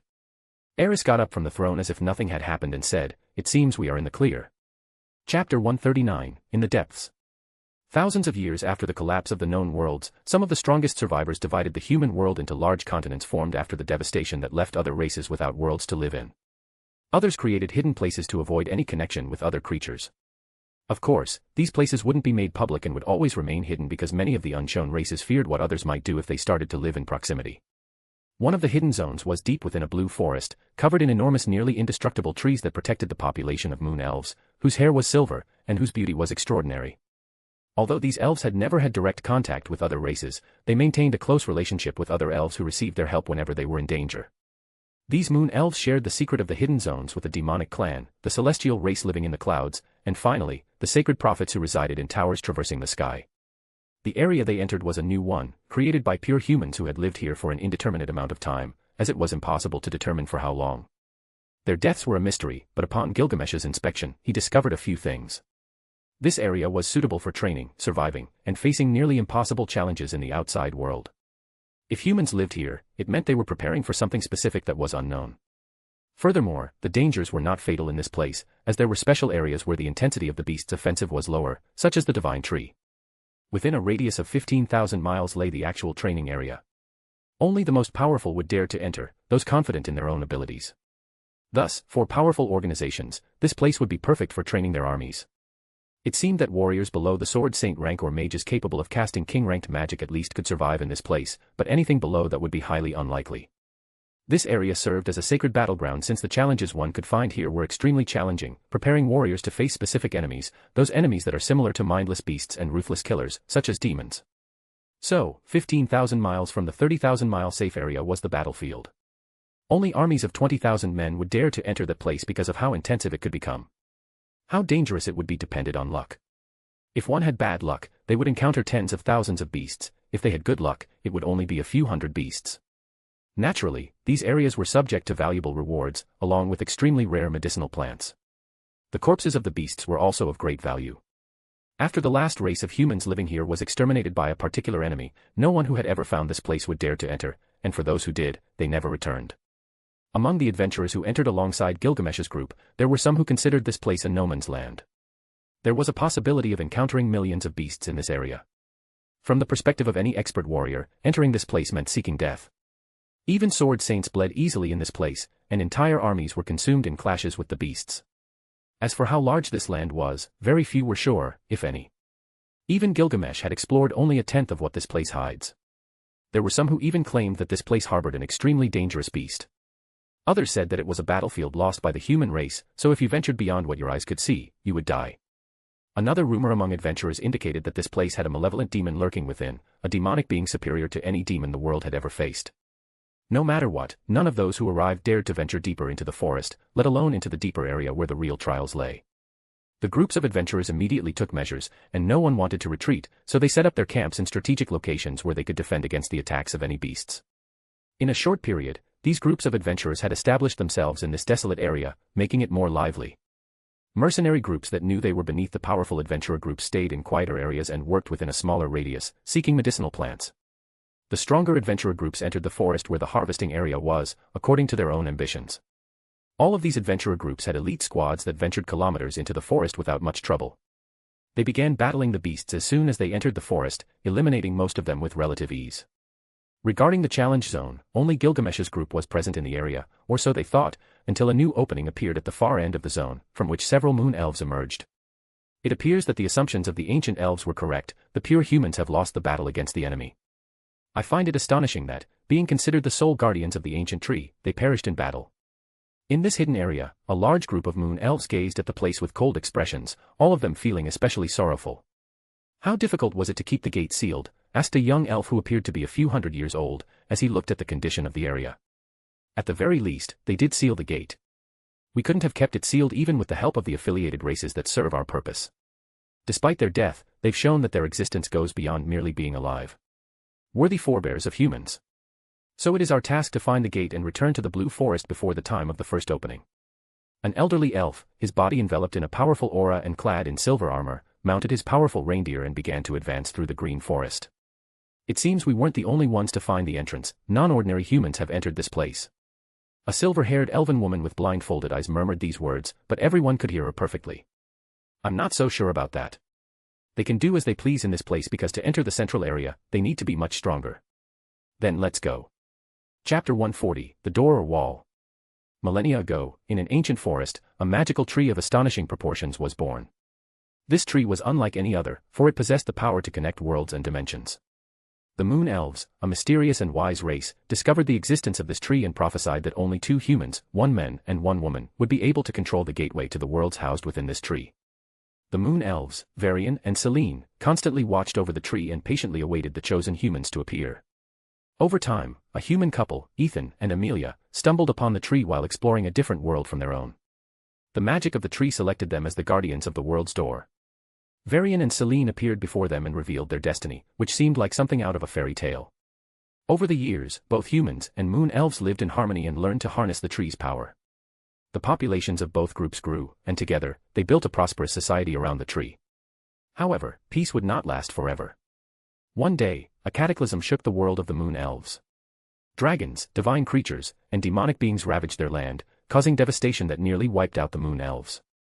As the moon elves were on the verge of launching a direct war against the invaders, their world also began to crumble without explanation. At that moment, the entire moon elf race utilized the most potent of ancient magics and sent the ancient tree to the human world from which the first human descendants originated. On that day, millions of moon elves, thousands of humans, and divine creatures perished under the collapse of their beloved and precious world. To survive, Varian and Selene chose to hide alongside the surviving humans, keeping the existence of the world's door a secret. By the time the races from all the connected worlds arrived in the human world, Varian and Selene created 2 separate spaces. One perished where the ancient tree had fallen, offering all the remaining magic in their bodies to create a space even the new and old gods could not enter. The other place was where the moon elves would regain their magic. Selene chose to die in the moon forest, where the nutrients of her body and the ancient magic within gave birth to the silver trees. To prevent both races from being exterminated in one place, the humans separated from the moon elves and became the first protectors of the door. Meanwhile, the moon elves sought a way to expand their power and accompany the humans to the door. However, why was this door important? After the creation of all the known worlds by the declining god, this tree was born alongside them and offered those who had the opportunity to connect with the godlike power, the ability to travel between dimensions, and even the ease to enter other worlds. But its utility diminished significantly with the destruction of the worlds connected to the ancient tree. When the elves were about to abandon the idea of protecting it, this tree connected to a unique special world, one larger and darker than the night itself. Now the door was connected to a portal leading to the dark world, a place 10 times larger than the known world, inhabited by creatures of darkness that fed on the light of other worlds. The moon elves and humans had fought a long and ruthless war against these creatures when the door first opened. The first war was won, but 100 years later, a sudden opening occurred, and this time the humans were on their own. Communication with the blue forest was delayed, and due to the outbreak of corrupted energy, the space was sealed, preventing the moon elves from coming to the aid of the humans. This war was inevitable, so even children wielded swords and launched a fierce counteroffensive that sent the dark beasts back to their world. Hundreds of thousands of humans ventured into the dark world to reinforce the door, allowing the moon elves, who had the longest lifespan, to complete the task. What happened next? The door was sealed from the inside, giving the Moon Elves time to prepare for the war that was about to break out when the door reopened. During the 100 years after the first opening, contact was established with a demon clan, the last surviving clan of the celestial race, and a clan hidden in the Central Sea.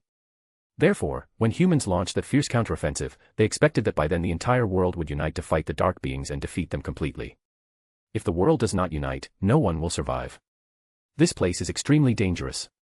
We're just an exploration group, but if we're not careful, we might not make it back, said an elderly elf to all those following him. Yes, elder. A group of 200 mercenaries died while facing a ferocious beast. As humans were killing the beasts in this place, they all considered it was time to enjoy the humans as well and have a great meal. Many powerful beings moved through this place to kill the invaders, something even the best and most experienced adventurers did not know. The Black Bull adventurer group has been completely annihilated in the southern part of the forest. Their weapons were the only things left, according to reports from the information line. However, the dangers of this mysterious place were not limited to just the beasts. There were hazardous places that could kill anyone if they were not careful. After the first day of rest, this space separated from the real world turned into a zone of blood and battle. Whether adventurers or beasts, both sides began killing each other with similar goals. The stench and the blood permeated every corner of this land. Despite many successful raids and rich rewards, horrifying stories began to spread. However, the most powerful adventurer groups emerged victorious from all their battles within this place. Nothing could stop them as they moved in the outer areas of the forest. Their rich rewards encouraged fearful adventurers to dare to undertake highly dangerous raids to obtain valuable resources. The Sword King Brutus killed a huge bear. In a single afternoon, there was huge news after seeing the real size of the bear that Brutus's group had eliminated. Do you know that 40% of the people who came to this place have died?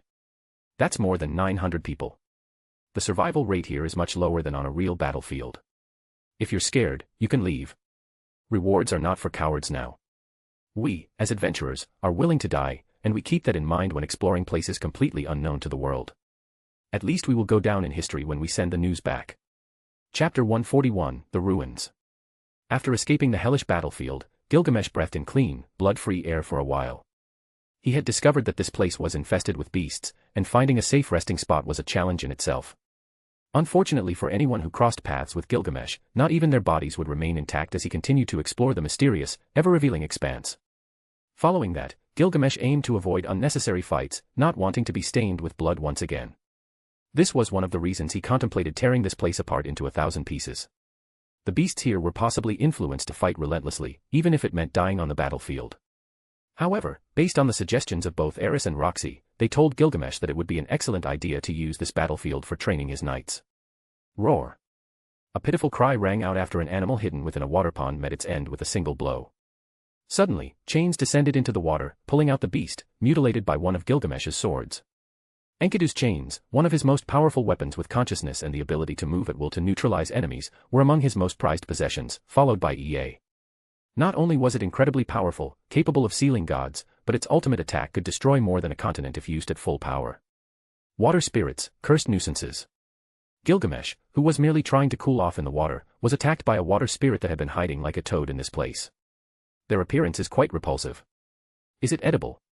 Aerys poked the corpse, which looked like a slimy substance, and asked Roxy, who was standing nearby. I've never seen anything like this, not even in the demon continent.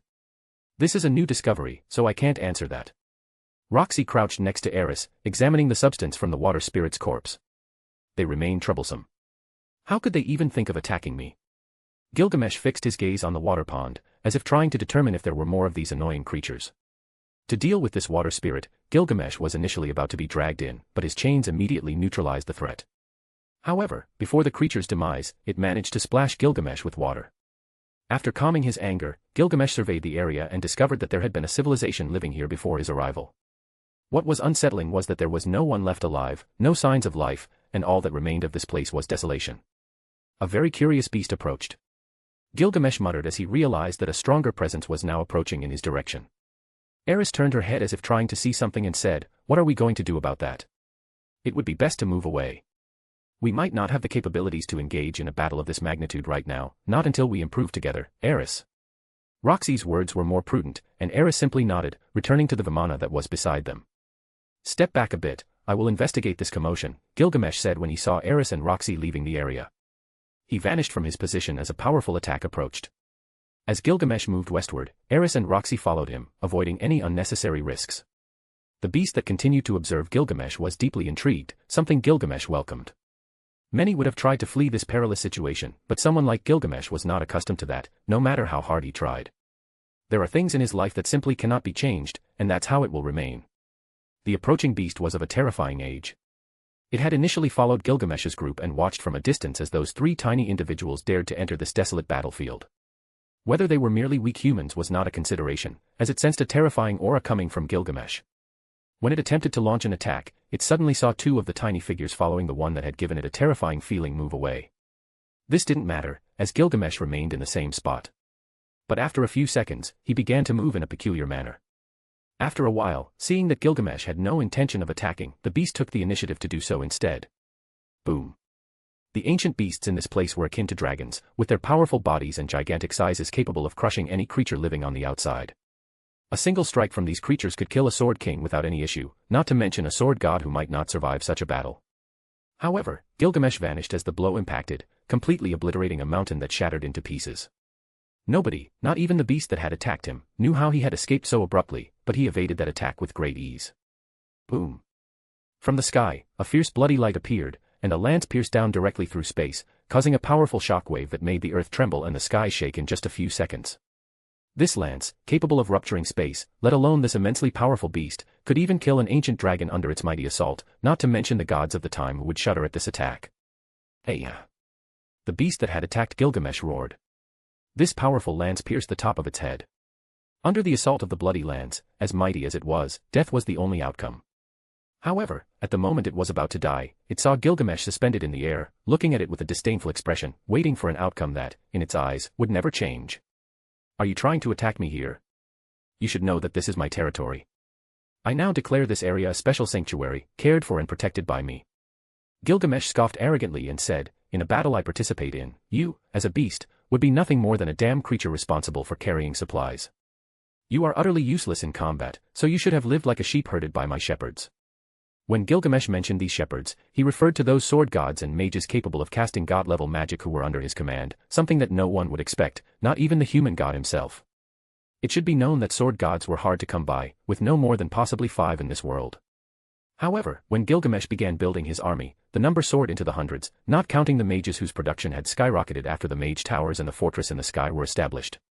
This classification of supposedly the most powerful individuals in the world was outdated in Gilgamesh's eyes, so he simply considered them as small stones he should step on to assert his authority in this world and lead as the king of heroes, emperor of humanity that he is, and guide humans on the right path they had long lost. After brutally killing this beast, there was nothing left behind for Gilgamesh. Even its body had been completely erased from existence without realizing how it had died at the hands of a human. In this place, there are human ruins. It seems to be a much more interesting place than I'm imagining. Gilgamesh murmured after appearing in the Vimana and sitting on the throne alongside his 2 women. Chapter 142, A Broken Star. Our paths have led us to a highly peculiar place, Roxy. Do you know anything about this? Gilgamesh's question brought Roxy out of her thoughts. She directed her gaze at the structures buried in the tree roots and moss. These were clearly human-made structures, but she couldn't provide a vague answer. These are remnants of a civilization, and judging by the architecture, they should be human. Only they had worked with this style of architecture, and due to the time that has passed since it was left completely alone, something very wrong must have happened for it to be left in a state of decay. Aerys observed Gilgamesh's expression, which seemed more serious than usual, even though he tried to hide it. She patted his back with a reassuring look, letting him know that she was there for him. She couldn't fully understand why he was so concerned, but she did know that she would be his strongest support. Gilgamesh's gaze extended beyond the destroyed castles and fields buried among the bushes. Further ahead, there was a flat terrain where swords were still visible thrust into the ground, pieces of high-quality armor, and in front of those clear traces of battle were enormous whale-like bodies, other creatures with tentacled structures, all in a state of decomposition. Stay alert, we've arrived in a very dangerous place. Gilgamesh's expression turned serious when he saw this battlefield. So when he advanced to that location, he slowly flew, manipulating his Vimana to capture all the details of this place. Aerys was surprised. She didn't expect Gilgamesh to say these words after having fought together on a battlefield and faced powerful creatures that even sword kings couldn't handle. She was puzzled by why he mentioned it now. But if someone like him says it, it means that the direction they were heading was much more dangerous than she thought. Immediately upon getting closer, Gilgamesh saw these creatures, and after observing them for a while, he couldn't see anything truly odd. What he could sense, though, was darkness in the corpses of these creatures, which piqued his curiosity. What exactly happened in this place? I'll have to look into the past to find out what happened here. Gilgamesh began to use his ability and started to rewind the years. While the ruins were reversing, just after more than 100 years had passed, he saw something truly remarkable. A war had taken place here. What had occurred was a brutal war that exterminated the human inhabitants of this domain. They had referred to these creatures on the surface as night beasts, ancient beings that sought this world for their own benefit and with the intention of stealing its light. When Gilgamesh saw that massive portal, his head turned between the battlefield and then he spotted the huge structure where the open gateway was, an arch made of wood crafted from the roots of an ancient tree. He wasn't mistaken, they were just a few meters away from that so-called portal connecting this dimension to another world. After that, Gilgamesh's group swiftly moved to the south, where they encountered many more night beasts. Gilgamesh's Vimana subtly stopped in front of the door, where there were intense traces of dark energy, something stifling that Roxy noticed due to her sensitivity to magic, and Aerys sensed due to her heightened senses. Looking around, apart from this ancient wooden arch formed from the roots of the ancient tree, the entire terrain was unusually flat, with thousands of these night beasts.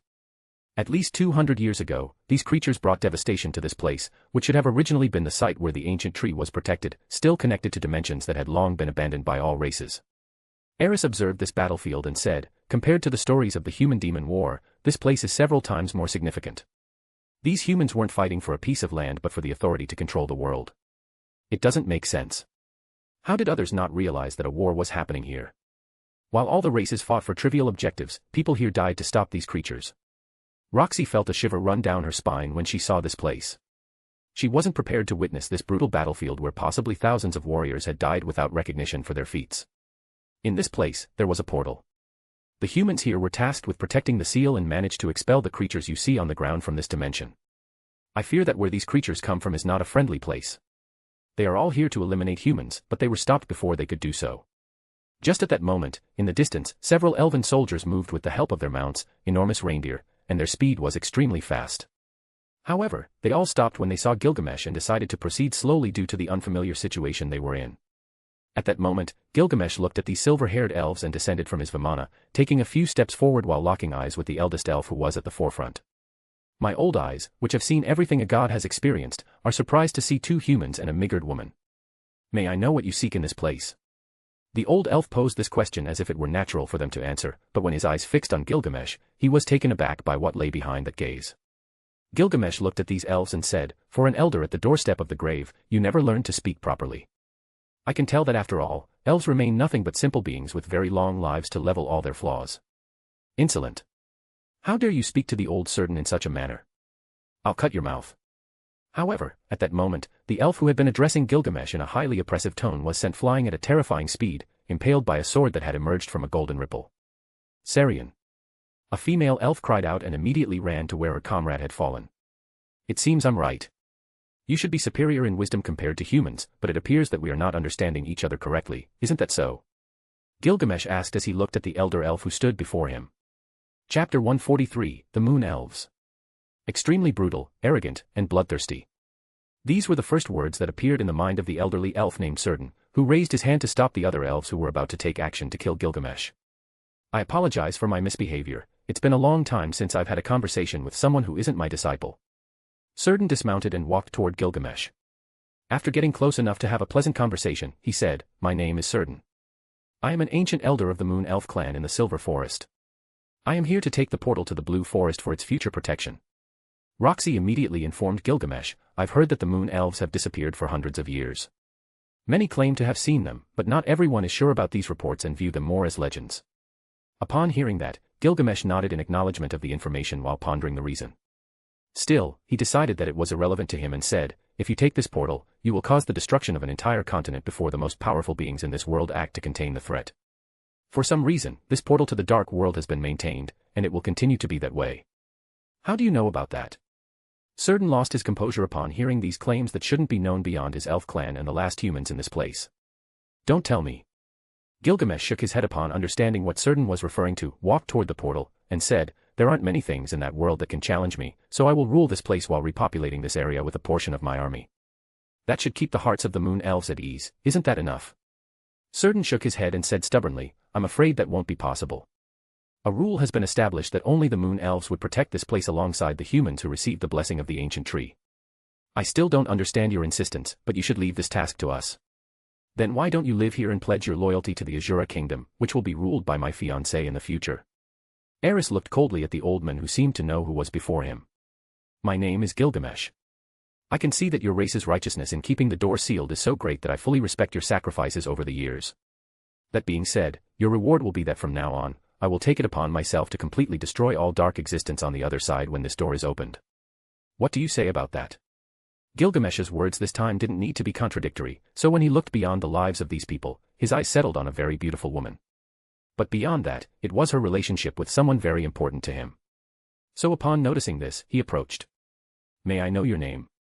The elven woman tightened her grip on her sword and said in a cold tone, My name is Sarah. Do you have something to say? Gilgamesh pretended not to remember and said, You bear a certain resemblance to Elaine. Do you still remember your sister? What did you say? Sarah yelled, suddenly losing her composure. She immediately drew a dagger from her belt and attempted to stab Gilgamesh, but his armor was so strong that the dagger's blade was completely shattered. Sarah, stop right now. Surdin roared, furious about the attack that could lead to a battle between the two sides. You damn bitch, I'm going to cut your throat. Aerys immediately vanished from her position and, in an instant, struck Sarah's stomach, sending her flying dozens of meters before she could stop herself. Aerys, with her crimson hair fluttering, was about to draw her sword when Gilgamesh's hand held her waist, and he said, Calm down, my little fiancée. Her anger seems to be justified, although I don't quite understand it. Isn't Elaine your sister? You should love her, unless... Aerys seemed to understand something, so she stopped, furrowing her brow while glaring at these arrogant elves, and said, If she doesn't give us a satisfactory answer, I'll personally kill her. Gilgamesh nodded and said, If that's the case, I won't stop you. Do you think we'll stand idly by? The Moon Elves, defying all authority from Surdin, unsheathed their swords, causing Roxy to grip her sword with her right hand and aim her shining staff of magic at the Moon Elves. Gilgamesh was anything but nervous. His women were terribly temperamental, and right now, they were ready to kill if things didn't calm down. Seeing this, he felt inexplicably pleased. But knowing that it was unnecessary for these elves to die, he said, Tell us, Sarah. What's going on? Sarah spat blood as she held her ribs, which had been crushed by a kick from a teenager no older than 18. She said, My sister died years ago. The moonflower that represented her life faded long ago, so you don't have the right to name her so easily in my presence. Years ago, would that be it? Gilgamesh recalled that years ago, he released the seal on Elaine's body, and this might have triggered this special effect. Normally, curses are lifted when the one who bears them dies. You're mistaken. Elaine is fine, and we might end up engaged in the future. She would be my last wife if she wishes, of course. Years ago, I removed a curse from her body that had kept her sealed for 100 years. Can you imagine that? Gilgamesh asked Sarah, who, after realizing he wasn't lying, started to cry slightly. She told me that she had left her clan to travel the world, that was her dream. But for unknown reasons, she ended up in a temple where she stayed for over 100 years. I suppose she didn't want to return because she wanted to suffer in silence. Sarah was the only one who knew the reason why Elaine had left her clan, so after hearing the story from the men in front of her, she began to cry uncontrollably, and all she could say was, Thank you for saving her, and forgive me for attacking you. Surdin, who was breaking out in a cold sweat, said, What are you doing? Sheathe your swords. Have you forgotten who Prince Gilgamesh is? Many elf tribes consider him a noble human, someone who has already liberated thousands of elves from the hands of slavers and returned them to the forests without asking for anything in return. When everyone who had been furious about Gilgamesh's attack on one of their own lowered their weapons, feeling regret for taking a hostile stance. Well, I guess we were too aggressive as well. Gilgamesh walked over to the elf who was in agony. I'm sorry. I must say I never thought you were Gilgamesh. The rumors say you're just a child, but now you look like an adult, said the elf who was receiving healing from a young elven mage. Gilgamesh smiled and said, I suppose I'm very famous. Seeing the sincerity in your eyes, I'll heal you. This decision was not impulsive, he knew very well where the elves' hatred toward humans was directed, and it was due to slavery, kidnapping, and the destruction that many humans caused in elven tribes. For them, humans were all the same, and Gilgamesh was fine with accepting that, so he wasn't too harsh. The world needs a serious change to move forward because if slavery continues in this world divided by races, what will happen later is a war. Perhaps in his world, slavery was necessary, but here, it's an evil that's unnecessary because this world is composed of races, species, and customs. Humans are not the only ones living here, so whether it's eradicating all races and leaving only humans, nothing will be achieved other than abolishing slavery to make further progress in the future. Chapter 144, An Agreement. Gilgamesh retrieved a healing potion from his gate of Babylon for the elf who was on the brink of death. After a drop of the potion touched the moon elf's body, his deathly pale face quickly regained a rosy hue, and in just a few seconds, he made a full recovery. What kind of potion is that? One made by a goddess. Gilgamesh didn't lie when he returned to Aerys, who had a cold expression, and murmured, I'm not going to apologize. Why should you? Gilgamesh asked while caressing her crimson hair, to which she smiled faintly. Surdin took a step forward, his face full of embarrassment, and said, I must apologize for the shameful act we committed. We have been overly sensitive about the gate issue, but that doesn't justify our lack of respect, so I beg your forgiveness. You can forget about that. Since you are from the same clan as Elaine, we can put the past behind us. So tell me, once you take the portal, what ensures that another one won't be born from the ancient tree? Gilgamesh pointed to the gigantic tree and said, You know very well that the ancient tree has the ability to travel between worlds and dimensions, so its power was somehow taken from the dark world to create the portal, which is constantly being opened by creatures of darkness. Surdin showed a worried expression, and after thinking about what Gilgamesh said, he replied, We don't have much time. Perhaps the portal will open again in a few years, and we, the moon elves, need to protect it. This is our sin for bringing the ancient tree to this world. Maybe this is why we have to bear this sacrifice continuously. Now that he mentions it, it makes more sense. There is no doubt that if the moon elves and those humans chosen by the ancient tree brought that same tree to the human world when their world was destroyed, they should take responsibility for this anomaly that shouldn't actually be happening. If you look at it from that perspective, the moon elves are guilty of this crime. However, small matters like these do not concern Gilgamesh because maybe, if he investigates the ancient tree, he can enter a completely different dimension and discover new places. This is an object he truly doesn't have in his treasury, so if you ask him, he wants to take the tree for himself and explore its abilities. Of course, he shouldn't reveal his intentions because that might not be beneficial if he wants to have Elaine's tribe as people under his command. I can easily destroy the creatures of darkness, you shouldn't worry. Besides, I won't allow you to take this portal and harm the world out of your selfishness. There are humans I must take care of, they may be currently on the wrong path, but I will change that course. When Gilgamesh said this, it awakened a series of deep thoughts within Surdin. He had lived for over 500 years and was one of the first beings born in this world. Consequently, he had inevitably learned about slavery, wars, and divisions.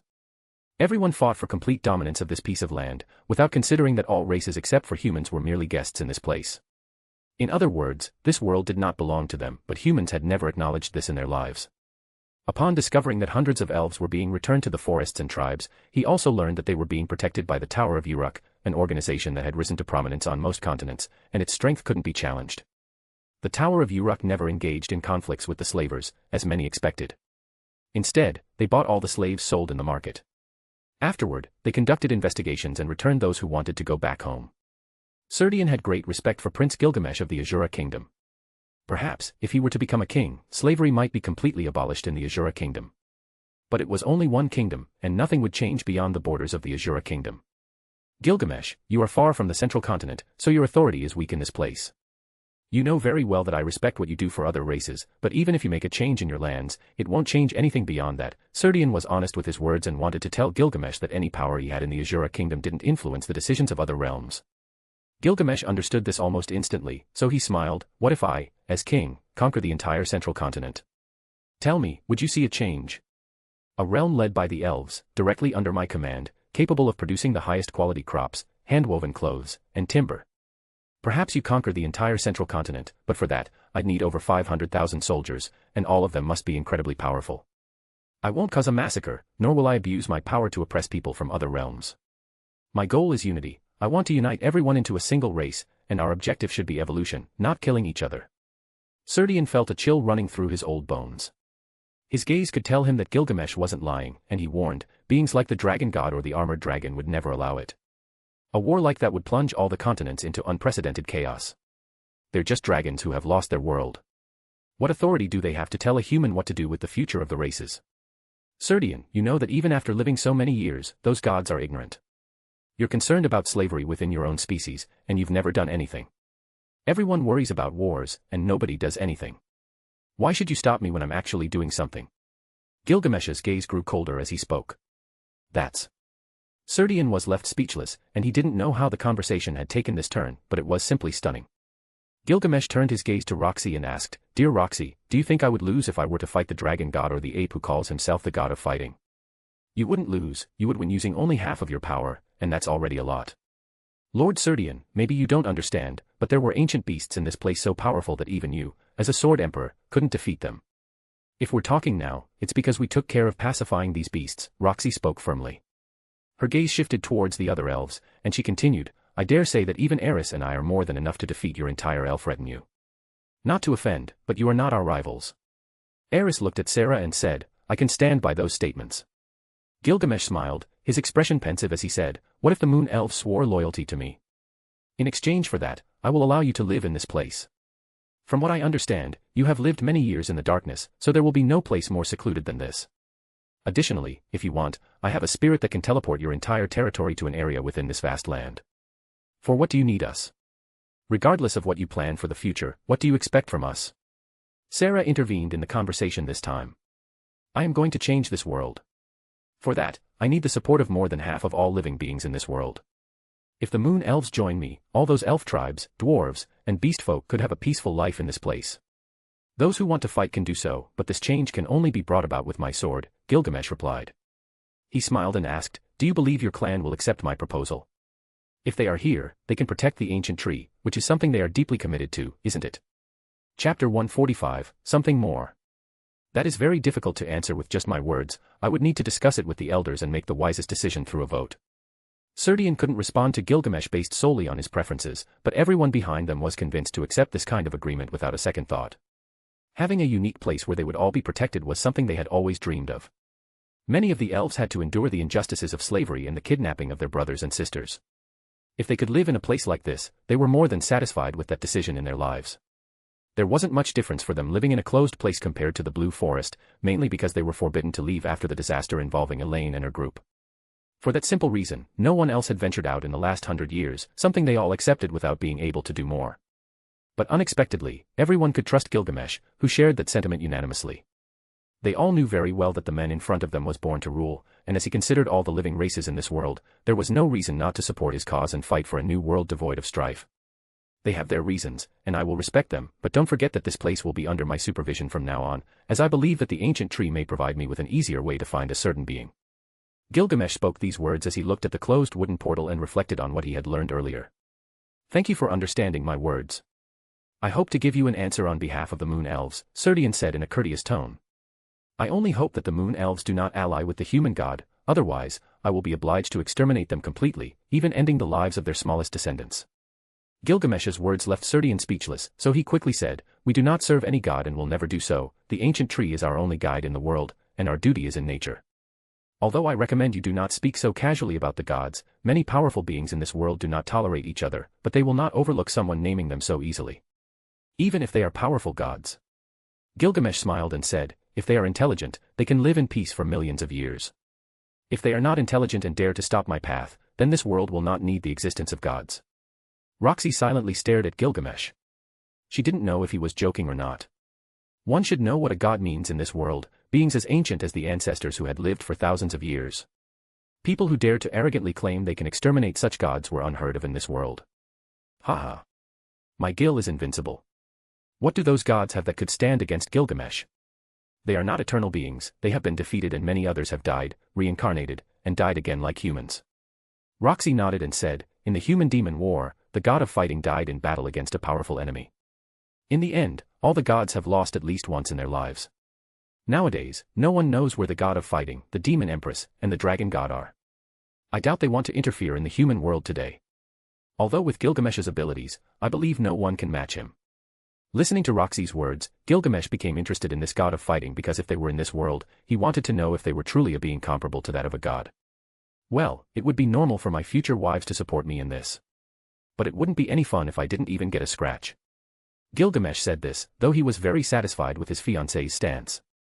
As a man, there was nothing better than having the absolute trust of the people you had chosen to have close in your life. It was truly a new feeling, something unique that could only be experienced by being someone formidable. Serdian forced a smile and said, I must send this message back as soon as possible, and you will hear our response when we have decided. But I have one last question before I depart. How do you plan to maintain the security of the gate in this place? I will bring 1,000 troops for now, 3 of my summoned spirits, and around 2,000 recruits to train in this place. There should be no security issues, as at the slightest opening, I will be in this place and will destroy any threat completely. Gilgamesh was direct with his words, he wanted this place to train his subordinates. There were thousands of people who wanted to follow him to become stronger, so there was no reason to turn them away when he could gradually increase his army. Moreover, all those under his protection would have the opportunity to migrate to this place as soon as possible. Serdian, having heard all he needed to know, looked at Gilgamesh and nodded. You will have our response as soon as possible. I hope that by then you can enlighten us with your grand ideas for this place. Gilgamesh nodded, and after watching the moon elves depart, he said, at least they are intelligent. Would you have killed them if they didn't acknowledge your strength? Roxy asked with more calmness. Gilgamesh thought and said, they are elves, after all, their hatred of humans is justified by the slavers. Over the past few years, my people have bought all kinds of slaves, and some have been returned to the forests and villages from which they were taken. Nevertheless, I would have killed them if they had attacked us instead of acknowledging me.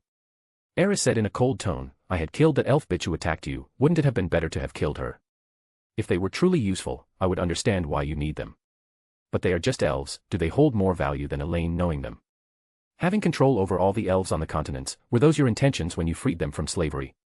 Roxy couldn't think of anything else. That's correct. Gilgamesh smiled and said, gaining the people's support is necessary for ruling securely. I don't want to sweep away any enemies that stand in my way afterward, especially when they are so weak. Establishing control over them is more important than starting meaningless wars that will lead me to nothing but massacres. Consider one thing, what will happen if you control the entire central continent and life within those lands is much freer and safer than in other continents? When Aerys and Roxy heard this question, they immediately understood what would happen in the other corners of the world. Roxy smiled upon recognizing this astute approach to managing things, but just as she was about to say something, Gilgamesh asked her, by the way, Roxy, what do you think about bringing your people to this beautiful place? Chapter 146, The Situation. That would be complicated, Roxy murmured with a hint of uncertainty on her face. It's not that she didn't love her family, but she couldn't communicate with anyone other than her parents. But after Gilgamesh granted her the ability to communicate telepathically with others when she had never been able to before, it made her feel much more at ease about returning to her village. She was sure Gilgamesh's suggestion was appealing, but she wasn't sure if her parents and the village would accept it. Aerys lifted her chin and said, if they don't want to, then it should be enough for your parents to come to the Asura kingdom. If you were to marry Gilgamesh, I'm sure he wants what's best for you and your family. I don't think they'll agree. They're very set in their ways, and everyone is deeply rooted in the village where they were born and have lived for hundreds of years. Roxy's response was sincere. It would be fantastic if her village could live in such a beautiful place, but she didn't want to force them. She was very happy that Gilgamesh, despite not being very romantic or showing his emotions easily, was an observant man who liked to pay attention to details and protect those around him. His concern for her family was something that proved Roxy right, so she didn't refuse, but she also didn't give a positive answer. Why don't we go to the demon continent, then? Gilgamesh asked with a mischievous smile. He then pointed and said, sooner or later, I'll have to meet my in-laws, they should know that their daughter's future husband is someone extraordinary. Are you so determined to marry me with Aerys around? Roxy asked without any shame. Of course, both of you have become important to me, and I have no intention of letting you go no matter what. But I always seek your opinion, I wouldn't be so cruel as to force you into something you disagree with. Gilgamesh was honest with his words. He didn't want forced love, but he also lied a little because he couldn't let go of what he had come to love. Aerys smiled, but at that moment, she saw something falling from the sky. What's that? Gilgamesh, who raised his gaze, furrowed his eyebrows slightly and said, beasts, and more beasts. Above their heads, Gilgamesh could perceive a massive figure falling rapidly in their direction, as if trying to crush them in one fell swoop. Roar. Boom. In a matter of seconds, a massive noise erupted, and an unparalleled aura filled the skies. In an instant, a gigantic figure emerged from what seemed to be a spatial rift. A massive, dark-looking beast appeared before them. This beast had the appearance of a gigantic whale with large tentacles protruding from its body. These tentacles were sucking the life out of nature and emitting an eternal darkness that seemed to be increasingly enveloping the surroundings. There was a person atop the whale.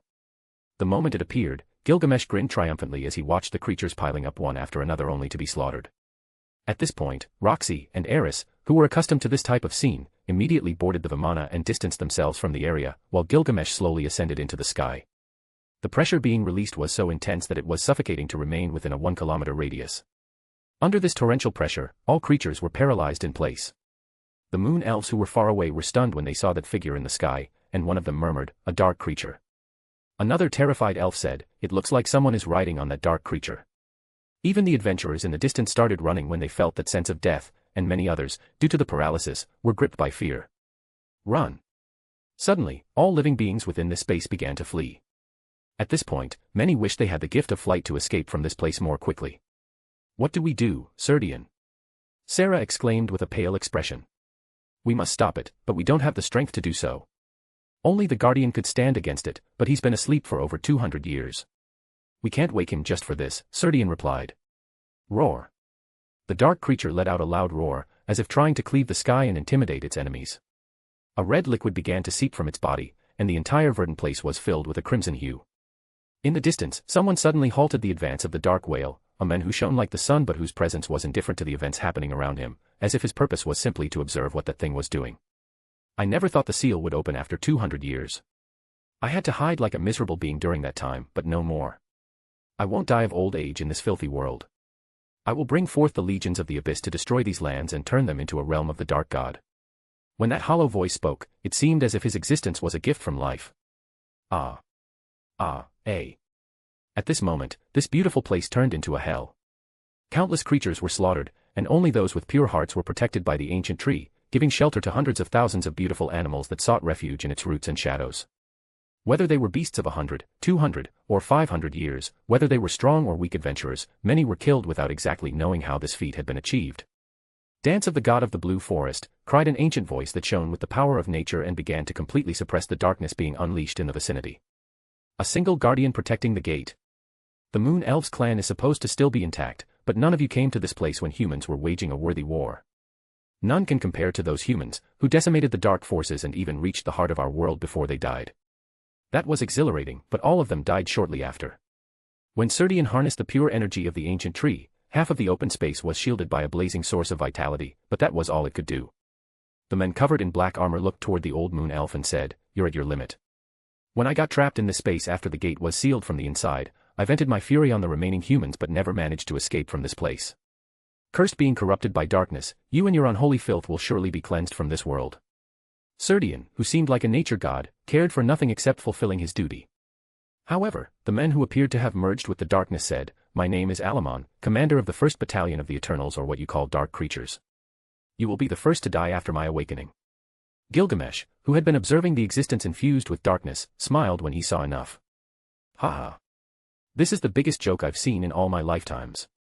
It turns out you're not formidable at all, you're just dark elves who were lucky not to be wiped out by something you don't even know. I wonder if you serve the cowardly god." When Gilgamesh's voice emerged, hundreds of thick chains emerged in golden ripples, and they all separated Serdian from the dark attraction that was covering his body. Alamon, who had noticed Gilgamesh a while ago, furrowed his brows and asked, "You're a human, much more arrogant than I thought. I suppose killing you quickly would be a mistake to be avoided." Chapter 147, Is that all? Yes, you come from the dark world where any creatures, be they humans, elves, dragons, dwarves, or even sea creatures corrupted by darkness, were banished to that place. But with the death of the other worlds and the loss of existing connections with the ancient tree, you somehow managed to connect your world to this place with the help of the ancient tree. As Gilgamesh spoke these words, his smile was so arrogant that he looked at the dark elf in front of him with utter contempt. There was absolutely no respect in his gaze, as if that insignificant being suddenly meant nothing to him. "You cursed creature, I will slaughter all of your kingdom and crush the homes of your families." Alamon shouted with fury coursing through his veins. Gilgamesh wasn't angered by such a low insult, instead, he revealed a faint smile. With dignity and indifference, he said, "Even if all those at your level want to beg for mercy, I won't grant it when I visit your world. I will completely destroy your star and bury you in the cold void. That's what worthless swine like you and those you live with deserve." The Moon Elves knew Gilgamesh was powerful, beyond their comprehension, but not to the extent of single-handedly rivaling all the darkness hiding behind that portal. Against that immense power, even the thousands of elven warriors didn't have the confidence to survive. While the others couldn't move, Gilgamesh was calmly flying toward the enemy in the sky who seemed unwilling to move from his position for some reason. "You have a bold tone for someone who could easily die at the hands of our god, but I will kill you and take your head back as a trophy." Alamon held a scythe-like weapon and prepared to attack Gilgamesh, but something unexpected happened. "Then I'll let you open the portal. I'm curious to see if you are as powerful as you claim to be. If you can open the portal, I'll wait in this place, and you'll see with your own eyes as I crush all of your kind," Gilgamesh said as he pointed to the portal. "Gilgamesh, we must stop him from opening the portal." Serdian, who was holding back the darkness, shouted in panic upon hearing Gilgamesh's reckless intentions. "You can't always escape destiny, it's better that we deal with these issues now that we have the opportunity." Gilgamesh summoned his golden armor and asked Alamon, "Do you want to try to open the portal?" Alamon, who saw no deceit in Gilgamesh's gaze, nodded. He said nothing more and suddenly appeared over the wooden portal. Serdian, who was about to rush to stop him, sweated so much that he immediately wanted to run and prevent it, but a soft voice said, "Don't interfere with Gilgamesh's plans, you will die if you do." Aerys, who was standing in front of the throne on the Vimana, looked at Serdian and reminded him, if there's something on Gilgamesh's mind, there's no one who can pull him out of those thoughts, not even us would be useful. Now, you will witness something incredible. You are so arrogant that there are no levels to compare you with other humans. I hope you don't regret it once the dark creatures arrive. Alamon cut his hand, and the blood filled the wooden portal, and suddenly, a massive concentration of mana made the earth tremble. Alamon had been studying forbidden ancient texts for years and had learned the dark secrets necessary to carry out his plan. Before him, on the ancient tree wood, he had drawn a runic circle with sacrificial blood, surrounded by a horrifying aura. At each of the cardinal points, he had placed cursed artifacts that would serve as anchors for the portal. Alamon began to recite words in an ancient and forgotten language, words that resonated with ancestral malevolence. His voice was deep and guttural, and his hands shook as he channeled his dark power into the runic circle. As his incantations progressed, the air in the chamber became dense and cold, as if the abyss itself were lurking, eager to enter our world. Gilgamesh, who had been waiting calmly, murmured, "Medusa and Mordred, present yourselves before me." As Gilgamesh's words ended, two figures with an aura that dwarfed the heavens appeared at his side and bowed respectfully. "What are your orders, my lord?" Medusa asked with a calm look, as if the commotion around them didn't concern her. Gilgamesh smiled and said, "I want you to summon Amy to reinforce the surroundings. In a few minutes, a portal will open, and when I'm in battle, I won't pay attention to anything else but that. So, while you do that, Mordred can take care of Aerys and Roxy, who are on my Vimana. Do you not need assistance with that?" Mordred wanted to go to the battlefield. "No, just observe." Gilgamesh smiled as he looked at the huge portal taking shape, and as things had come to this point, he unsheathed his weapon, without any restraint. Alamon, who was working on the portal, began to feel a powerful presence behind him, and his body began to sweat with concern, wondering if he could open the portal in time. The runic circle began to glow with a red and ominous light, and Alamon felt a dark, magical force beginning to flow through it. The ground beneath his feet shook as the portal slowly opened, and the sound of inhuman moans and whispers filled the surroundings. Dark creatures from the abyss began to emerge from the portal, at first as indistinct shadows that writhed and contorted before taking shape. They were nightmare monsters, with twisted bodies and malicious, glowing eyes. They crawled out of the portal, filling the place with their malevolent presence. Ha ha ha. 200 years waiting in a lucid and painful dream, but at last, I will ravage this place and crush what I once swore to do. Octopus-like creatures crawled through the sand, emitting ferocious roars, and the huge whales flying through the air did the same. Behind them, beings similar to Alamon appeared, and after emerging from the portal, they saw Gilgamesh, who maintained a smile on his face. "Alamon, it took you 200 years to reopen the gate," shouted a beastman shrouded in darkness. Boom. But at that moment, hundreds of monsters died in a single strike from Gilgamesh's unleashing powerful attacks like lightning that shattered their bodies and ended their lives. Roar. A bloody rain began to pour from the enormous sky whales. They died as easily as if an adult were fighting a baby. No, the outcome of this battle was even less favorable than that. The initial clashes were like an ant facing a giant kilometers tall. Everyone who appeared turned into dark meat paste, torn apart so easily it was terrifying. Roar. The dark creatures themselves roared furiously and rushed at Gilgamesh, who with a single swing of his sword mowed down thousands of enemies. Red marks on Gilgamesh's body began to appear, and as the enemies increased, the brutality of this confrontation intensified. Who is this being? The beings of the society were scared. Many gathered their courage and charged toward Gilgamesh with their most powerful weapons before them. Boom. But at this moment, Gilgamesh was like a warlord in a total frenzy. He didn't use any techniques, he only used his sword and brute force to shred his rivals. On the top of his head, hundreds of golden ripples began to form, hundreds, and eventually thousands shone in a brilliant tone, pointing toward the dark space where thousands of creatures of darkness emerged every 10 seconds like a swarm. Boom. Split in two the enemies, hundreds of thousands of swords began to shoot out like an arrow, infused with a divine power that began to shatter hundreds of thousands of enemies who hadn't fully emerged from the portal yet. It can't be possible. Watching this situation as if it were the end of all existence, Alamon knew he had made a grave mistake by opening the portal to this powerful being. Ah! In just a few seconds, Gilgamesh had killed 1,000,000 dark creatures, and his body shone as he appeared near Amalon, staring at him with a look of contempt and said, "Pathetic beings." Boom. With a swing of Gilgamesh's sword, Alamon was sent hurtling back into the portal, followed by Gilgamesh, who was suddenly stopped by annoying creatures that kept coming out in search of their death. Chapter 148, No Mercy. Millions of corpses lay dead, even unable to approach the portal, all of them weaker than ants in Gilgamesh's eyes as he flew halfway through the portal, launching attack after attack with his most powerful treasures, and this continued for several minutes. Moments ago, just the body of a huge whale had been shattered by a sweep of the sword in Gilgamesh's hand. If his blows were more powerful, this place would collapse entirely, so he limited his strength to 30% at all times to avoid destroying this precious place. Boom. Rivers of blood formed, emitting a strong smell of decay, and the creatures that had been torn apart on the ground tried to move unsuccessfully. Fatal wounds had left their bodies completely weak, unable to move, let alone emit a sound. Gilgamesh moved at a brutal speed, preventing any creature that wanted to move more than 100 meters from the portal from succeeding. This couldn't be called an invasion, it was a massacre on an unprecedented scale. Serdian, who was witnessing this change, was shocked by the result. He had believed that Gilgamesh was strong, but not as much as he was showing. He had only killed millions of creatures, his speed, strength, and combat performance defied all logic. It can't be. Serdian, seeing how Gilgamesh taunted and didn't let anyone escape, shattered all objectivity in his life. Medusa, who was standing on a flying carriage, looked at the old elf and said, "You must be very confused, even with your age, you've never before seen true battles between people who can rival gods." In his past history, Gilgamesh was a king of heroes, even someone like me couldn't get close to the greatness of that man's past. I can honestly say that there is no one who can match him on the battlefield, even when facing the most powerful in this world. In the demon-human war, there were battles of this kind, but I had never been in the presence of such brutal and bloody ones as these. Serdian felt weak from witnessing such scenes. Medusa, on the other hand, said, "They are our enemies, they want to invade us, so it's normal to kill them all." Boom. Boom. Boom.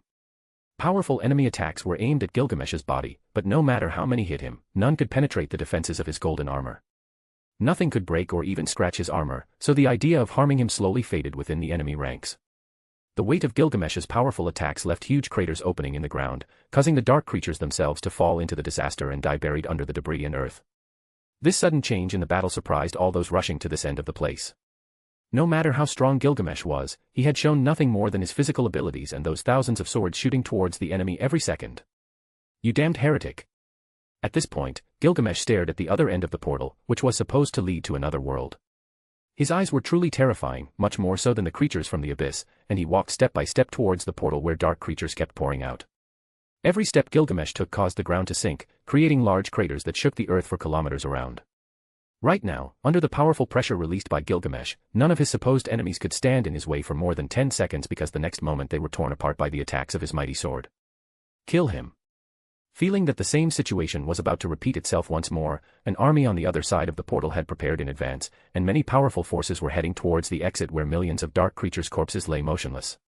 But when those creatures charged at Gilgamesh, there wasn't a single one that didn't stop in fear at the sight of Gilgamesh's mad gaze while he tore his enemies apart. There was no way to describe it with words, the feeling of being completely trapped in a small box with a ferocious beast could somewhat describe what was happening in the surroundings. Two beings, each 3 meters in size, also felt as if an invincible predator was watching them. Only someone who had killed hundreds of thousands of living beings could emit such terrifying pressure and intent to kill. "You're just a human." A furious voice echoed from deep within the portal, and the two figures observed by Gilgamesh attacked with their fierce weapons. Gilgamesh roared thunderously, "Come all or die like dogs." This time, Gilgamesh rushed towards the portal and passed through it, raising his EA weapon as a powerful concentration of magical energy crashed directly into both enemies. Boom. Boom. This time, space showed signs of breaking. Right now Gilgamesh was reliving the moments when he faced true rivals much stronger than he was and defeated them all. At this moment, his gaze had lost any semblance of humanity, only the desire to kill and destroy remained. The two weapons of the 3-meter-tall beings could not withstand Gilgamesh's onslaught. However, these weapons that clashed with EA could not match its greatness, so they shattered after the first impact. At this moment, Gilgamesh, with his armor, was an invincible being, while his Enkidu chains restrained his enemies before they were killed by sword attacks at an unmatched speed. Under the shock of the clash between the EA sword and those two weapons, the hands of those beings who could easily be sword gods were shattered by the first impact. This caused the 3-meter-tall beings to frown but feel nothing but a flash as a reddish attack split them in half. Boom. At that very moment, a wave of attack came from the depths of the world and headed towards Gilgamesh, who, with just a swing of his sword and the release of energy, split that attack in half. Boom. Gigantic stone giants headed towards Gilgamesh, but with a single swing of the Enkidu chain, these two enormous creatures couldn't move and halted their steps. The golden ripples that began to appear crushed hundreds of thousands of creatures per minute, the swords launched like meteors pierced dozens of enemies before coming to a stop.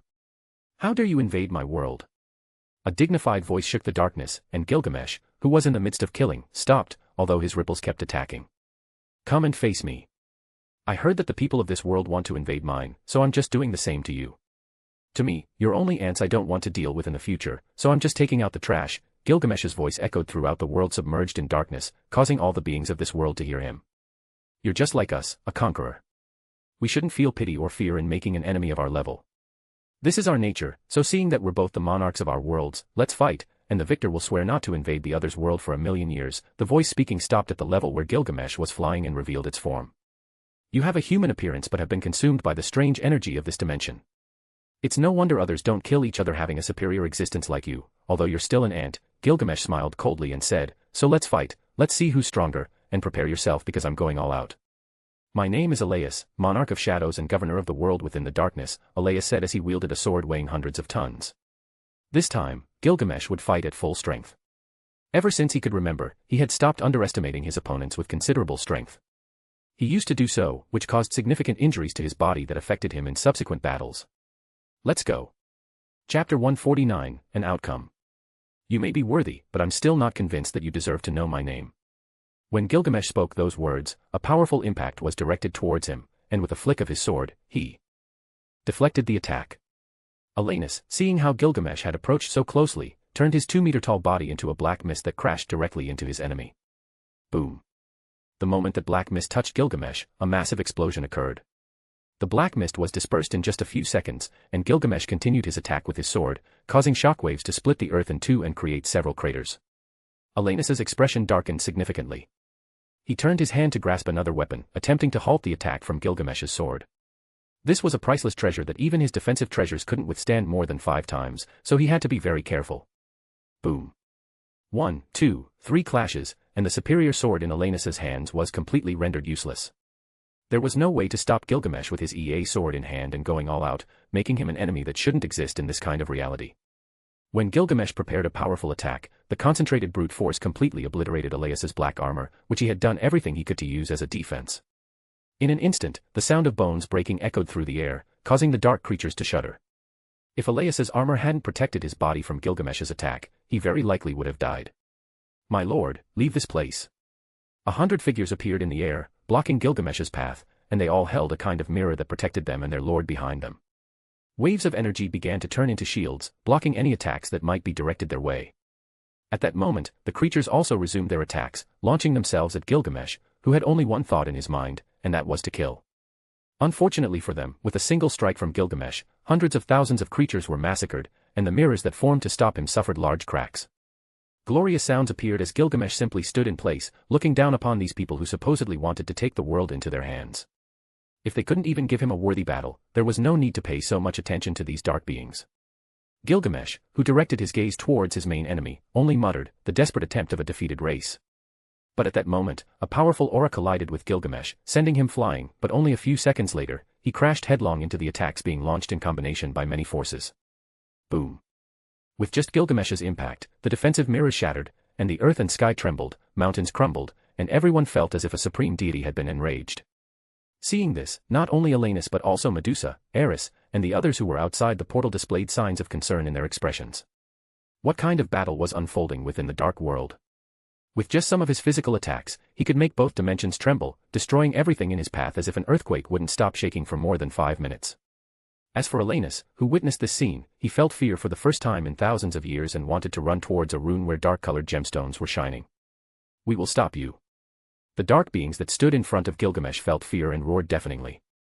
Their energy forces formed a single, powerful attack in the shape of a spear that could kill any enemy, but Gilgamesh, who was flying in the sky, only smiled arrogantly. Boom. In that moment, powerful flames erupted from one of Gilgamesh's swords, as if they wanted to consume the entire world. Seeing his main enemy trying to escape, how could Gilgamesh let him go as if nothing had happened? Now pointing his Gilgamesh gritted his teeth and said, Die, all of you. Enoma Elish. Boom. After that shout, Gilgamesh unleashed his full power against all those who were his enemies. The sky, the earth, and the air seemed to freeze in the face of the powerful vibration in the surroundings. Under the banner of Gilgamesh's most potent technique, this attack reflected all the pent-up fury of the battle that was escalating. His heightened senses, his battle frenzy, and his killing intent were released without restraint. In the blink of an eye, a crimson aura blanketed the entire dark world, making even those fighting instinctively think they might have gone a bit overboard. An attack from a god. As soon as all the dark creatures saw the impending attack, every conscious being lost the will to keep fighting. All living beings had lost their fighting spirit, and the world itself and the dimension were too close to Gilgamesh's attack, feeling only a sense of impending death. Boom. In an instant, when Gilgamesh's Enuma Elish attack was released from EA under Gilgamesh's control, a terrifying power passed through all the enemies, disintegrating them without exception. Gilgamesh's mighty attack erased billions of dark creatures that had been plaguing for thousands, tens of thousands of years in the darkness, from existence. Even in the first few seconds of Gilgamesh's attack, the very dimension began to collapse, and the dark world showed signs of falling apart, with the damage slowly spreading. Boom. A few seconds more, Alanus watched as his body was disintegrated, as the dark world, the prison of all living beings that had perished in the destruction of the worlds, was pierced by the aura of that monster who had come seeking its destruction. Though this attack lasted only about 30 seconds, it was more than enough to pierce the planet and collapse the portal connecting the dark dimension with the world from which Gilgamesh came. Suddenly, every living being inside and outside the dimensional gate felt as if their souls were trembling and their spirits were being shattered. Their bodies grew cold, as if they had been touched by death itself. Crack. Having cracked the planet, Gilgamesh was sure it would eventually collapse, so there was no need to continue expending energy in this place. All of this had happened so quickly, so suddenly, that no one could even attempt to escape. It was as if they had been erased from existence in an instant, as if a mighty hammer had crushed them relentlessly. In the blink of an eye, the powerful explosion that was consuming the world spread on a massive scale, sweeping away absolutely everything. At that moment, Gilgamesh shone with a golden light in the air, his gaze remarkably calm as he observed this incredible sight, feeling for just a few seconds like his past self, the one who exterminated his enemies ruthlessly and without saying a word. It was necessary. Those were the only words that came out of Gilgamesh's mouth as he killed so many dark creatures that he didn't care at all where they came from, but using his ability to see the future, he wanted to at least understand what drove this place and what it was exactly. In just a second, information enough to overwhelm hundreds of thousands of people flooded Gilgamesh's mind, and after learning what he wanted to know, he flew toward the closing portal. Boom. Just as Gilgamesh was about to leave this place, a creature resembling a cat flew towards him, and he immediately caught it in his hands. Looking at the tiny creature he held, he was surprised by what it was. However, for obvious reasons, he exited this place before anything else could happen. After all, he had won this battle.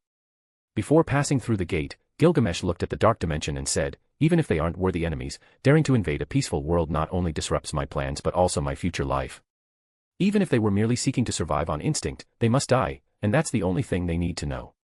After these words, Gilgamesh took a step forward and disappeared from the place, passing through for a few seconds before it closed completely, leaving that dimension entirely forgotten.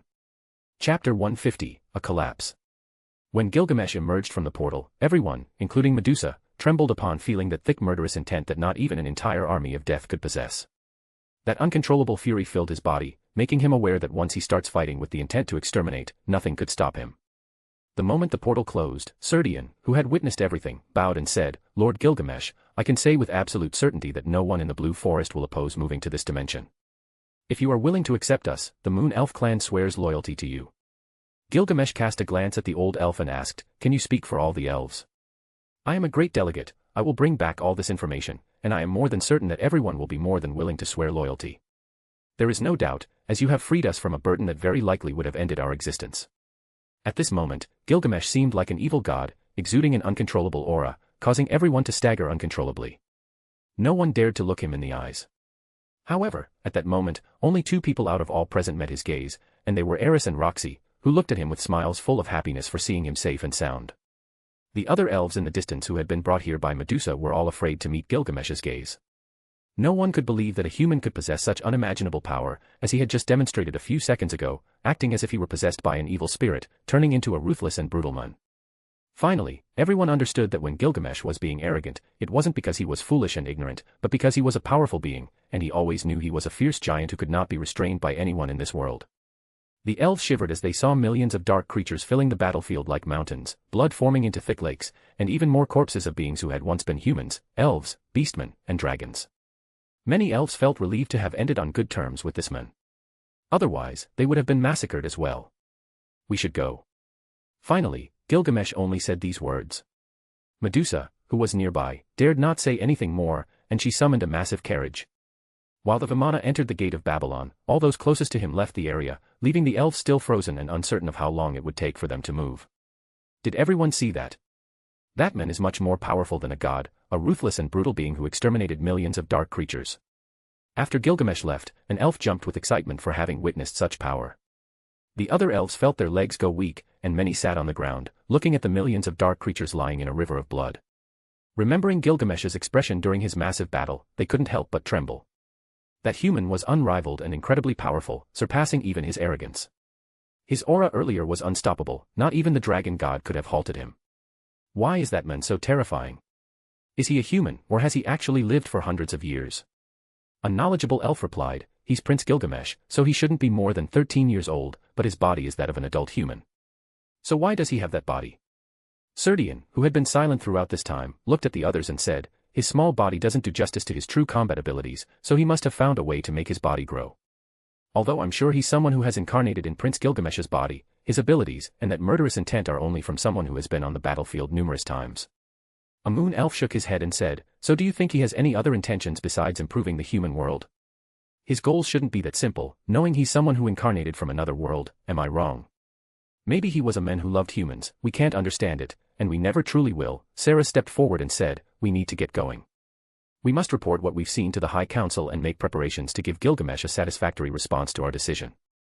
If he's going to change the world, we should follow him and be part of that new future. Serdian concluded these words as he told everyone to depart. At that moment, Gilgamesh returned to the ancient tree and entered a puddle to clean the blood off himself. Roxy helped him by tossing small warm water balls, and the dried blood on his armor began to fall off. Aerys was unusually quiet, as she had nothing to say. After some thought, she asked, how strong was that final enemy?